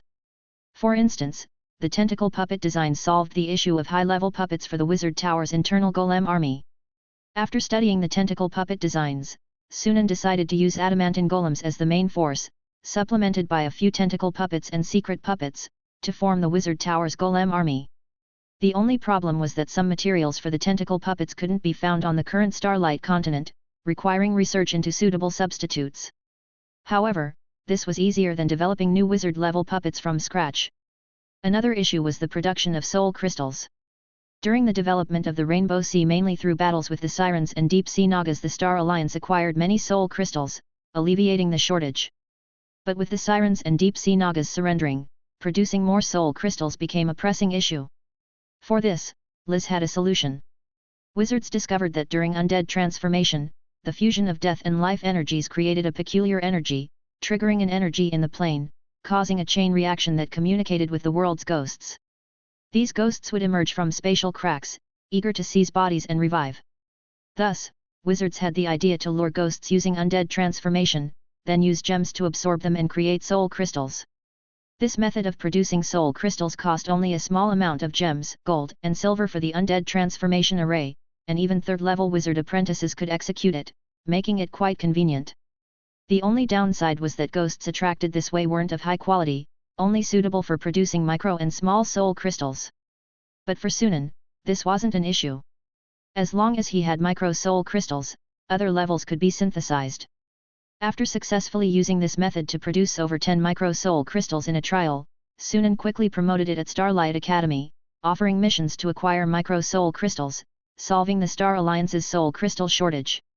Additionally, Liz knew how to build teleportation arrays. Though they could only teleport short distances under 1,000 kilometers, they were invaluable, significantly improving the Star Alliance's transport capabilities. Previously, the Star Alliance relied on Dragon Forest space channels for pseudo-long-distance transport. But as the Star Alliance's territory expanded, the number of space channels increased, and Dragon Forest's burden as a transit hub grew heavier. Especially after unifying the Starlight continent, over 500 city-states used Dragon Forest to transport goods at peak times, impacting its normal operations. Carolina had reported this issue to Sunan early on. But back then, Sunan had no solution until Liz appeared. The teleportation arrays were a godsend. In Liz's second year managing the Star Alliance, the plan to build a teleportation network was implemented continent-wide. Though progress was slow due to manpower shortages, Sunan was optimistic. Once the teleportation network was fully established, the Star Alliance's transportation ability would make a qualitative leap. If they could expand the number and density of teleportation arrays and reduce usage costs, allowing ordinary people to use them, it would greatly boost economic development. Transportation is the lifeline of the economy and the link of civilization. Comprehensive, developed, and convenient transportation conditions greatly promote commercial and trade prosperity, increasing economic activity's frequency and scale, thereby driving rapid economic growth. The teleportation network's importance to the Starlight continent's development was on par with sub-magical technology. In Sunan's eyes, Liz was an inexhaustible treasure trove, always revealing invaluable knowledge. He eagerly anticipated Liz bringing more changes to the Star Alliance, making it stronger and more prosperous. Support me in Patreon for more chapters, 35 plus chapters in there. Chapter 225. Time passed like a fleeting horse. Year 1330 of the Starlight calendar, month of summer long, June.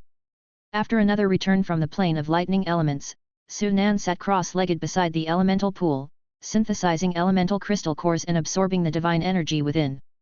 The elemental pool in the Starlight Wizard Tower, enhanced through 4 rounds of synthesis to +4, now rivaled a medium-sized elemental pool in performance. Its energy absorption rate, capacity, mental energy recovery speed, and meditation efficiency had all more than doubled. Thanks to these improvements, Sunan's mental refinement progress was faster than expected. Liquefaction, 99.99%. As the divine energy within the elemental crystal cores gradually fused, there came a moment when the progress bar on his panel flickered and reached 100%. At that instant, deep within Sunan's sea of consciousness, the liquid mental energy that swirled around his talent crystal abruptly halted. Then, as if encountering the chill of ice, it swiftly crystallized into countless tiny hexagonal particles.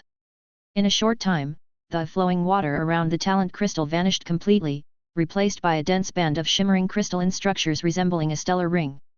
These translucent hexagonal crystals, like the finest gemstones, revolved gently around the talent crystal, their beauty akin to a galaxy. Success! Sunan opened his eyes, joy radiating from within. After nearly 50 years, he had finally broken through from level 1 liquefaction to level 1 crystallization. Now, with the construction of a second talent crystal model, he could ascend to level 2 wizard. Sunan raised his hand and lightly tapped the void before him, summoning countless thin, thread-like beams of light. These beams rapidly interwove into a complex, intricate model, the culmination of his years of research into a second talent crystal. Of course, this was only a synthesized lower-tier talent crystal model. Its effect was somewhat similar to Forbidden Zone, forming a high-density invisible energy field around him that neutralized all damage entering it, physical, energy-based, or even intangible soul attacks. Moreover, all entities entering the field would experience immense suppression.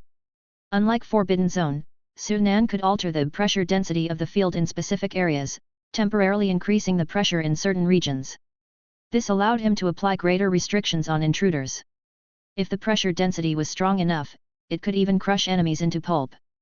Thus, this ultimate defensive talent could sometimes be used offensively.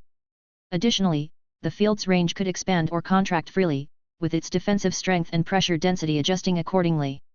The exact specifics would require Sunan to master the talent and conduct practical tests. He named this talent crystal model Absolute Zone. Liquid metal required 32 lower-tier models to synthesize into a higher-tier one. Absolute Zone should be about the same. When he constructed the liquid metal talent crystal model previously, the average time to construct a single lower-tier model was 13 days. With his current vastly improved mental strength and superior construct potions, Sunan estimated he could reduce this to under 10 days. If all went smoothly, he could synthesize the higher-tier Absolute Zone model within a year. The truly time-consuming step, however, was filling it with mental energy. Talent crystals grew stronger as a wizard's mental refinement increased. The current liquid metal talent crystal was far more potent than when it was first completed. In other words, constructing a second talent crystal with similar strength would require significantly more mental energy. When he filled liquid metal previously, even with the help of spirit pearls and golden apples, it took him nearly 3 years. Now, lacking such aids apart from the elemental pool's recovery buff, the difficulty had only increased, and the process would take far longer decades, possibly even a century or more. This mental energy infusion step is going to be a real grind, Sunan sighed, then downed a bottle of construct potion and began constructing the talent crystal model. 11 months passed swiftly. Sunan successfully constructed 32 lower-tier talent crystal models and synthesized the second higher-tier Absolute Zone model. Without pause, he immediately began infusing it with mental energy. Sitting cross-legged beside the elemental pool, Sunan closed his eyes as crystalline mental energy threads from his sea of consciousness seeped into the new talent crystal model, gradually filling its interior. After a month of cultivation. Talent crystal model infusion progress, 0.06%. A month, and only 0.06% progress. At this rate, it'll take about 140 years to fully infuse it. Sunan understood that this speed was already impressive. Barely 60 years had passed since he became a wizard. Even if another 140 years were needed, the total time of 200 years to progress from level 1 to level 2 was extraordinarily fast. Even in the golden age of wizardry 1,000 years ago, such a pace would have been considered outstanding. Apart from the descendants of true spirits, who were essentially cheats incarnate, few could match him. Still, Sunan couldn't help but wish for an even faster process. If only there were something to speed up mental energy recovery. His eyes gleamed as he left the top floor of the wizard tower and entered the bright, spacious study. Liz sat engrossed in her paperwork, her focused expression lending her a unique allure. The quartz clock on the wall ticked away silently, chiming only at the hour. After a while, Liz set the documents down and rubbed her temples, a habit she'd developed over the years, even though spirits like her didn't experience fatigue. It had been over 30 years since she joined the Star Alliance. Familiar with its workings, she now managed its affairs with ease. Initially, when she agreed to serve as Sunan's assistant and oversee the alliance, she hadn't thought much of it. After all, how far could a wizard force grow in the current state of Starlight Continent? At best, it might become a super-sized human nation. But after delving deeper into the alliance's workings, she realized she had severely underestimated it. The alliance controlled not only the surface world but also the underground realms. It possessed entire legions of golems. While its high-end constructs were lacking, the scale of its mid- and low-tier constructs rivaled that of many third-rate wizard factions. Most shocking of all, the Alliance had its own wizard academy. Though only a few decades old, with even its instructors being level 3 wizard apprentices, the mere existence of such an academy in a mana-deficient plane was extraordinary. The more she understood the Alliance, the more curious she became about Sunan. Thinking about something. A voice startled her from her reverie. Looking up, she saw Sunan standing there, watching her with an amused expression. "Weren't you in seclusion? Why are you out? I have a question." "What is it? Do you know any methods to accelerate mental energy recovery?" Sunan paused, then added, "Something feasible in our current situation." Liz's eyes flickered with surprise before she frowned slightly. "The elemental pool in your wizard tower isn't enough." She had seen the pool before, and its effects rivaled those of medium-sized ones. Sunan only smiled enigmatically without explaining further. I'm constructing my second talent crystal and have reached the final step, infusing it with mental energy. Liz's expression stiffened. I remember when I first arrived, you had just broken through to level 1 liquefaction. Correct. Liz took a deep breath, suppressing the storm of emotions within her. 60 years to progress from level 1 liquefaction to level 1 crystallization and construct a talent crystal model? That was absurd. It had taken her 283 years to achieve the same, and she had been hailed as a genius. Yet compared to Sunan, her achievements seemed almost insignificant. As she gazed at him, the mysteries surrounding him only deepened, shrouding him in an ever thicker veil of enigma.